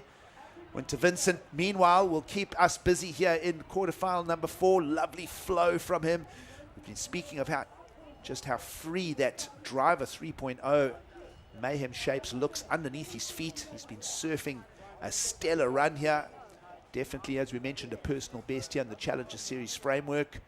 Mentioned just prior to the break that QS win over Josh Kerr in Nias. And of course, is he going to be part of maybe getting 10,000 points here in Ballito? That's going to see him massively rocket up. Does Justin Becrae find his way to the semis and all the way to the final? We know that we will have a Brazilian finalist, because on the other side of the draw, 2 older, more mature surfers in Ian Gouveia and Edward Groggia. But on this side of the draw, 2 very young upstarts, 22-year-old Justin Becrae, 18-year-old Winter Vincent. It's a nice disparity, it's a nice balance when we get to the finals, when they get to us. Yeah, it's definitely a nice balance, and I feel like Ballito's always that event. You know, I think the combination of the mid-year mark, maybe the pressure of, you know, you've had a good beginning result or you've had a bad beginning result. But I really feel like we see some pretty incredible breakthrough moments for a lot of surfers. I always find Ballito's a memorable stop on tour because of that. Maybe some guys you weren't as familiar with, you know, for the rest of the year, you start to follow them a bit closer. And both these guys, you know, being those guys. Well, Winter Vincent leading with 7 minutes to go. Justin Becrae chasing a 6.51 in the lineup. Very achievable score, we feel. We know we're looking for a wedgie type situation. Becrae does hold the priority. Both surfers just looking at every moving lump here, scanning it backwards and forwards, measuring up each swell. We do have an incoming tide. And we saw that onshore roll in. It's been usable, it's been fun, and either way we are going to get to the end of the quarterfinals. We're waiting official update if we are going on to the semis or not. We are expecting that call very shortly as we slip down to around just under the 6.5 minute mark here, Emma. Yep, and like you said, that win definitely has picked up slightly, but we've still seen excellent scores for both the men and women. So yeah, we've still got some action that we've been able to watch, important heats, and like we've been saying all day, most of the guys and girls best results. So it's exciting stuff. It is. Winter Vincent, part of a strong Australian push in 2024. Think of names like current world junior champ Jarvis Earl. Great performances last year and again this year from Joel Vaughan in the lineup. We saw a win from Mikey Madonna for that first event at Snapper. Of course, he was injured here and didn't manage to fetch his numbers. Geordie Lawler's got a win from the Australians. Let's have a look at the heat recap here. Justin McRae was quick to it, fetching a 5.33 in the lineup early on. So a number of scores coming from the air. Well, Winter Vincent just lifting the level of those maneuvers with a 6.83 of his own. And McRae and Vincent looking for backup scores very similar as well. Winter Vincent backing himself up with a 5-point ride to be the heat leader here in quarterfinal number 4. McRae trailing, looking for a 6.51. And just like that, we're down to 5 minutes to go. Yeah, just 5 minutes to go, but you know, Justin's air that he got that 5.33, maybe if he just lifts that slightly like we saw, you know, Winter did on a pretty similar air, you know, the scores are possible, the scores are there, and we saw in that last heat some of them hit that bulk pretty nicely where you're able to squeeze in 2 turns. Well, priority with Justin McRae. The gate is open to fetch the requirement of a 6.51. Meanwhile, Winter Vincent, who's just surfing flawlessly, hardly catches a rail the way he just moves through the broken water, has been very impressive. And Winter Vincent, for him to just nudge his lead slightly ahead, must improve on a 5-point ride. Sit back and ponder as we're getting to the tail end of it. Did he improve on that? What do you folks think at home? Oh, I mean, I would like to say yes, and he got that without priority. Not a full lip line to that, slightly broken water, a little bit of a cushion on it, but an incredible amount of amplitude and spring out of a broken lip. It's amazing. Testimony to Winter Vincent's flow and the way he just positions his board in the lineup. Yeah, and definitely, and he said a few times over the last few days he just wants to surf, he just wants to keep surfing heat, so you can see he's feeling good about his surfing, he's feeling confident in all conditions. He was kind of stoked when he heard it was going to be bigger. He kind of said bigger is better, but if it's not, that's also okay. So I feel like that's a pretty good position to be in. Well, the Challenger Series for 2024. Surfers looking for a top 10 finish to move up to the championship tour for 2025. And, well, Winter Vincent, we hung the question mark on it, but judges seeing how much spring and coil came out of that. A 6.7, not quite his 6.83, but he's done the objective under the priority. He has improved a score and he's stretched a bigger requirement on his opponent. Young Winter Vincent looking potentially that he could be a winner here. You'd have to get past Nolan Rapoza when we get to the semi-finals if he is to win this quarterfinal number 4. But 6.7 stretches the requirements, Emma. Now an 8.2 is required from the Frenchman in the lineup. Yeah, it's a hard position to be in. I think, Justin was sitting with priority, but we've seen throughout the heat and in other heats, you don't want to get sold a lemon, so you don't want to, go on a wave just because you have priority. But then, Winter took it under priority and then dropped to 6.7, and now Justin's has 8.20 to get, which is quite a big ask. Well, 2 natural footers in the lineup as we come up to the 2-minute warning. And the reality is, to fetch an 8.2 in the lineup, it's very simple. They're going to have to go on a right-hand bowl and a massive punt. We saw Edward Groggia a little earlier on, now a semi-finalist. He punted a 9 out of the lineup, doing exactly that one maneuver in the bowl. The tide has come in since then. Is there enough lip line energy for Justin McRae to launch to the air and find his way to the semi-finals? We'll know in around 90 seconds. Of course, we mentioned Justin McRae and his campaign here in Ballito. Had a stellar run of his own. Got past Dylan Moffat in the round of 16. Now up against Winter Vincent here in the quarters. You look back to a heat where both Winter Vincent and Justin Becrae went up in a four-man format, and they got rid of Georgie Patar and Shion Crawford. And you think back, Justin Becrae was the heat winner in that very controversial look back to the Ian Gentile, Luke Thompson interference heat. And Dylan Moffat slipped quietly through that heat result. But Justin Becrae, all the way from the round of 64, came in with a moderate seeding, is rocketing up the Challenger Series leaderboard. And we're down inside the final minute, down to 45 seconds. Do we see an 8.2? It starts with the opportunity as we just hover over the lineup here, that warm Indian Ocean. And that northeast wind just ruffling up the swell. And we do have an official call in our ear that this will be the last heat of the day. So we're looking forward to the Corona Fierro post-show. Around 20 seconds now to go. My apologies, 20 seconds. We're into that final part. Here's a little bit of wedging edge energy. We spoke about what would be needed. And the clutch moment, Justin Becrae down the line. Soft cushions. Is there a lip? There isn't. It's a soft alley-oop, and he'll just exit. And we write the story of the second semi-final here in Ballito. Winter Vincent is on his way to a personal best in the Challenger Series jersey. 33rd and the 65th, as we mentioned, from the first two visits, and this is steering him into a direction. And we speak again of love that stuff, but two Australian winners out of the first two stops. Winter Vincent will be putting up his hand saying, let's keep the momentum going for stop 3 here in Ballito. It's been an entertaining round of quarterfinals, and there is the official result. Justin Becrae will finish 5th here in Ballito. Didn't manage to unlock the score in the end, but flawless surfing on the rail, easily to the air for the teenage surfer from the beaches of Sydney in Australia. Winter Vincent, 6.83 and a 6.7, two similar range scores for the young Aussie.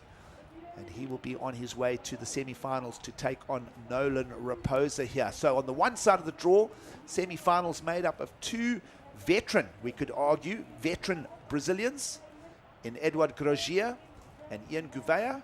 And on the young, sprightly side of the draw, Winter Vincent will take on Nolan Rapoza. And that is the story of the quarterfinals. We've narrowed the field down on both men's and women's side. Do not go anywhere, folks. We'll drill into it. We'll tear it apart and put it back together. We'll be bringing back Paul Evans for the Corona Fierro post show. Stay with us from beautiful Ballito in South Africa.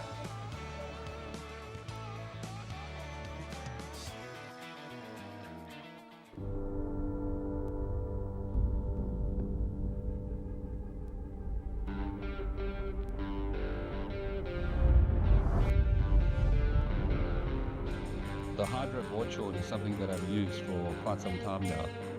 One of the main key factors still is the no-tar fly. It's comfortable, it's convenient, and it works. Ultimately, what I'm looking for in a board short would have to be comfort and then convenience. If you add those two things together with a spice of color, you've got the perfect board short.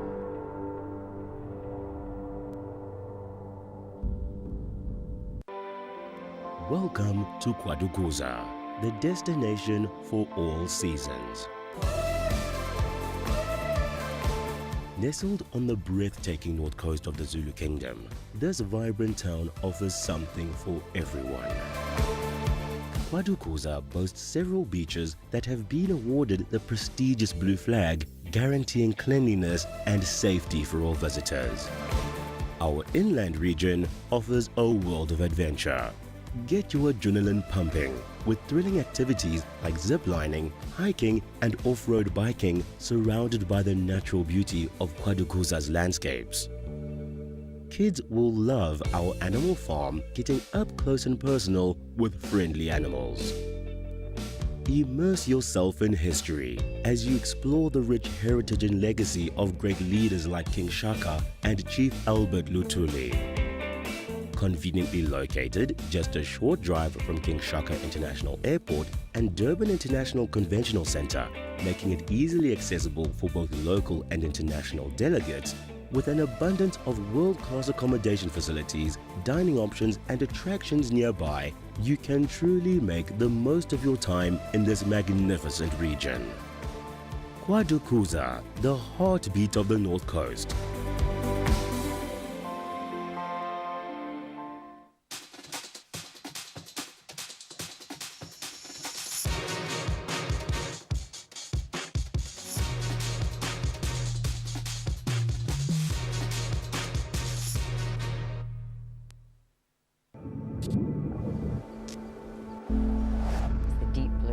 Mystery of what happens underwater is out of sight and out of mind. We're now aware that plastic in our oceans is at an all-time epidemic.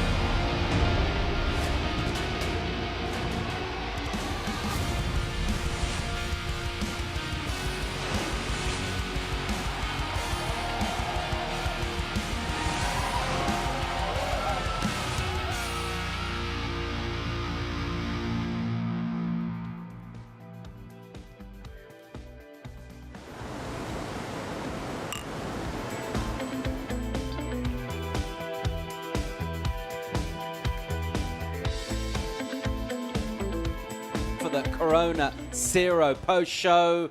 A lot of big talking points from another action-packed day of competition here on the Corona Zero post-show.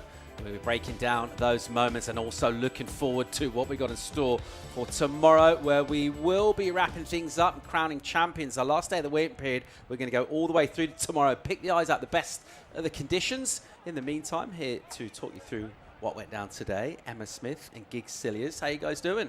Good. It's good to be back with the big boys. And yeah, it's been an exciting day. I feel like full of lots of surprises. It looked like the waves weren't going to be great, but we had some good moments. It's been good. Swells dialed down a bit, Gigs, but performances, they were still right up there. Well, it's the first morning. We haven't started at 7:30 sharp, so we had to sit out that little hour. Tours and competition, just letting that tide turn over, and it proved a good call, because as the tide fell out, bowls and opportunities, we've seen some good numbers again come from quarterfinals on both men's and women's sides. So another good day in the bag for the Ballito Pro.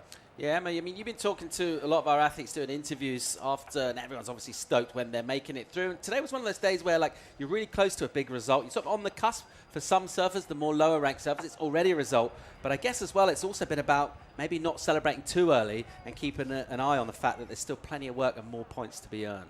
Yeah, there's definitely more work, and you know, the classic surfing, I think Sally actually summed it up well. She's like, surfing is full of these endorphins where you get, you know, your breakthrough heat, you feel like you're on a run, and then either the very next heat or next event you kind of like, oh no, chasing again. So lots of that. Yeah, we did see some big performances today. Gigs, this event's been iconic down the years here, really well-established stop on tour. And the crowd today, again, I mean, it's a sunny Sunday. We expect big crowds anyway. South Africans love their sport, but great numbers, great energy down on the beach here once again. Yeah, absolutely. It's a cultural highlight for the area. Of course, the Olympic year this year, so no official championship tour stop at Jeffreys Bay. It really pulled all the energy into this zone. We did have the speciality event in J-Bay, and it was fun, but the business side of surfing, it's all dropped in on the focus around Ballito again this year, Paul. Speaking of business, let's dive into our highlight heat of the day from the men, and we'll have a look at what went down. But it's been a couple of surfers have obviously been amazing throughout the event, but one in particular in conditions where maybe there's a little less energy from the Indian Ocean. It was Nolan Rapoza who found plenty of his own, Emma. Yeah, Nolan has, as we know, been an absolute standout this whole event. Jackson too, I feel like this heat was one of those heats where it could have gone either way, but Nolan definitely had the upper hand here. Yeah, great performances in all the quarterfinals, Paul, but this one we did have it as a pick when we sat yesterday looking at the draw. and both of these goofy footers with season bests thus far with the trip to Ballito. But there was just an extra spice and energy from both of these goofy footers. It was always going to be one of them potentially a finalist. Yeah, and we've been looking at Nolan in terms of that spark that he's been bringing every day. I think he would have potentially been someone I wouldn't mind if he had kept going, because he's got to come back and do that tomorrow. Of course, we are set up for our semi-finals now, so just 4 surfers left in the men. One of the talking points, of course, from these semis, and we'll have a look at the names there now, but in terms of that established top 10 coming in here, it's only Ian Gouveia who came to South Africa inside that top 10. Yeah, absolutely. Big movement on the Challenger Series leaderboard here. Guys like Edward Groggia rocketing up. Hirota O'Hara, another steady climb for him.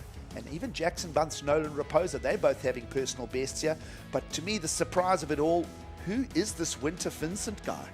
Absolutely, yeah, he's been a real surprise package. He doesn't look surprised himself. He's taken everything in his stride. I mean, you've been interviewing him. He's so casual and kind of dialed back, and every time he makes a heat, you know, it's a big moment. This is a really top event, and he just kind of cruising. I'm not saying he was necessarily expecting it as such, but he's definitely not overawed by the occasion. No, not at all. He's almost like fiercely casual. I think when you interview him, you kind of like, yes, this is it. This is your, you know, this is going into your best result. And he's just, you know, cool, calm, just answering, just wants to keep surfing once more. So we're all set up here with semi-finals. The all-Brazilian clash at the top there. Groggia, Gouveia, very impressed with the way he surfed, particularly today, where he just came with that momentum. And as we just mentioned, Rapoza with that spark taking on Winter Vincent. That's going to be a clash of styles and approaches, and that's going to be really fun to see. Of course, tomorrow is the last day of our waiting period. We're also set up and remind ourselves what went down today with the women and our top heat of the day. From that as a pick, it's quite a bit to pick through. We had to finish off the round of 16 actually today before we got into the quarterfinals. We actually pulled the plug on the round yesterday, Giggs, and that wind just whipped up. We were talking about these changing conditions. That big south came yesterday. We actually had to come back this morning and finish off the round of 16 for the women. Yeah, we had those 2 heats to get through. No surprises though as we teed through to the quarterfinals. And as I say, it's been a big day for both men's and women's side of the draw. Great performances from both of those topics, by the way. I mean, some solid scores. I mean, I just think back, and we'll get to the highlights shortly, but we've been getting excellent category scores from both fields. Well, we had Sally Fitz in the studio for the call, and she was great fun and good insights as well. She's been surfing brilliantly. She featured, actually, in our top heat of the day, women's quarterfinals number 3, and this was Sal looking smooth as ever, super polished. Yeah, Sally is looking on it. She just wants to keep surfing, but Tessa, I mean, that closeout turn was unreal. That was something of world-class level, and for Tessa, she needed this result, she needed this score, but super close. I mean, Sally as well, going for it at the end there, and this heat really came down to like, I think it was like 0 point something, you know, so hard one. Well, considering that Tessa Tyson, you could have argued, was the underdog in the heat there, Paul. You know, 2 third-place finishes for Sally. She was coming here looking for foot in the corner, another, you know, perhaps semi or final this time, just to keep that forward momentum. She spoke about the ups and downs of the emotions. Look, still a 5th place. She'll be remaining in that top 5 picture. So, yeah, an exciting heat, but all credit to Tessa Tyson. Yeah, the backhand attack from Tessa, the powerful goofy foot, absolutely belted that. Let's have a look at what we're remaining here and looking at that first semi-final. There's a couple of big names in that. Fierro, finalist here last year. She went massive with the numbers here this morning, Emma, an 8 and a 9. She was blazing, but you know what? Sophie Medina will be thinking, tomorrow's a different day. It's true, but Verheen, I mean, she blew me away. I feel like the 2 heats before her, the girls made it because they're keeping busy. She took 10 minutes to get her first wave and then drops an 8 on that wave. But like you said, I mean, Sophia's been absolutely cracking those closeout turns, and it's another day, and she's looking, you know, confident. Yeah, she seemed quite emotional, and she was absolutely stoked to make it this far. I think, you know, she'd be over here tonight. I think she'll just sort of take stock of that and go, I've got this far. That's awesome, but I'm in shot, within reach of a massive result. Everyone obviously is coming into semis will be hoping for a win. Let's speak to our most recently minted semi-finalist. Winter Vincent is standing by for a chat with Mike Frew.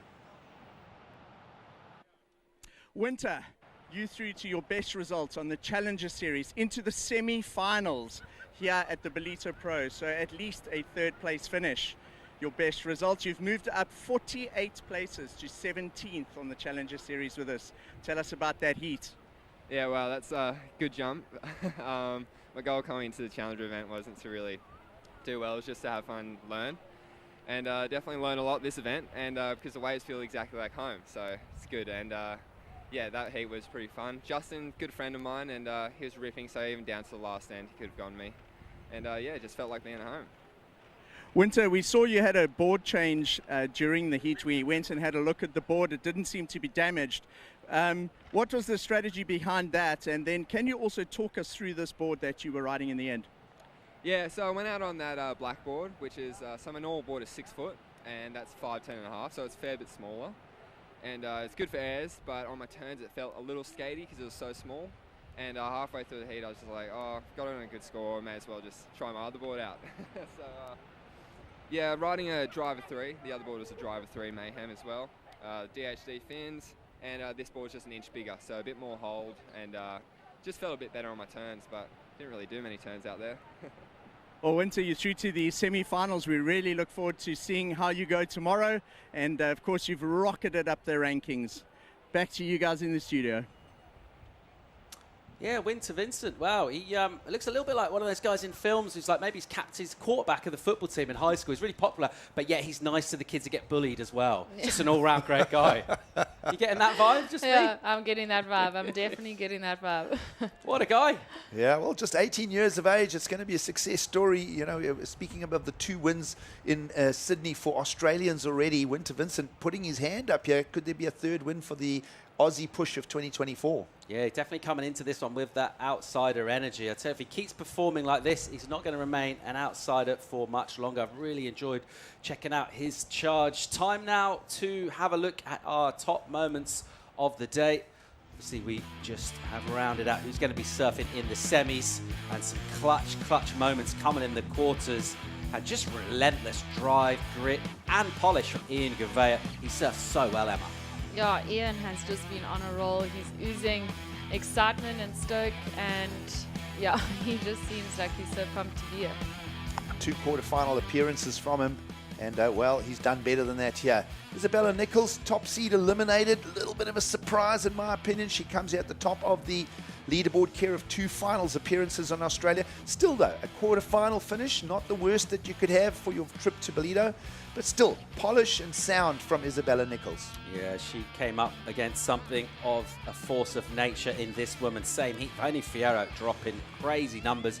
Brilliant on the backhand, Emma. Yeah, and Vaheen's focus is just she wants to rip not only in big barrely waves but in small grindy waves too, and her backhand has just been so on point, getting vertical and yeah, just nailing those closeout turns and keeping calm in a heat, you know, waiting a bit.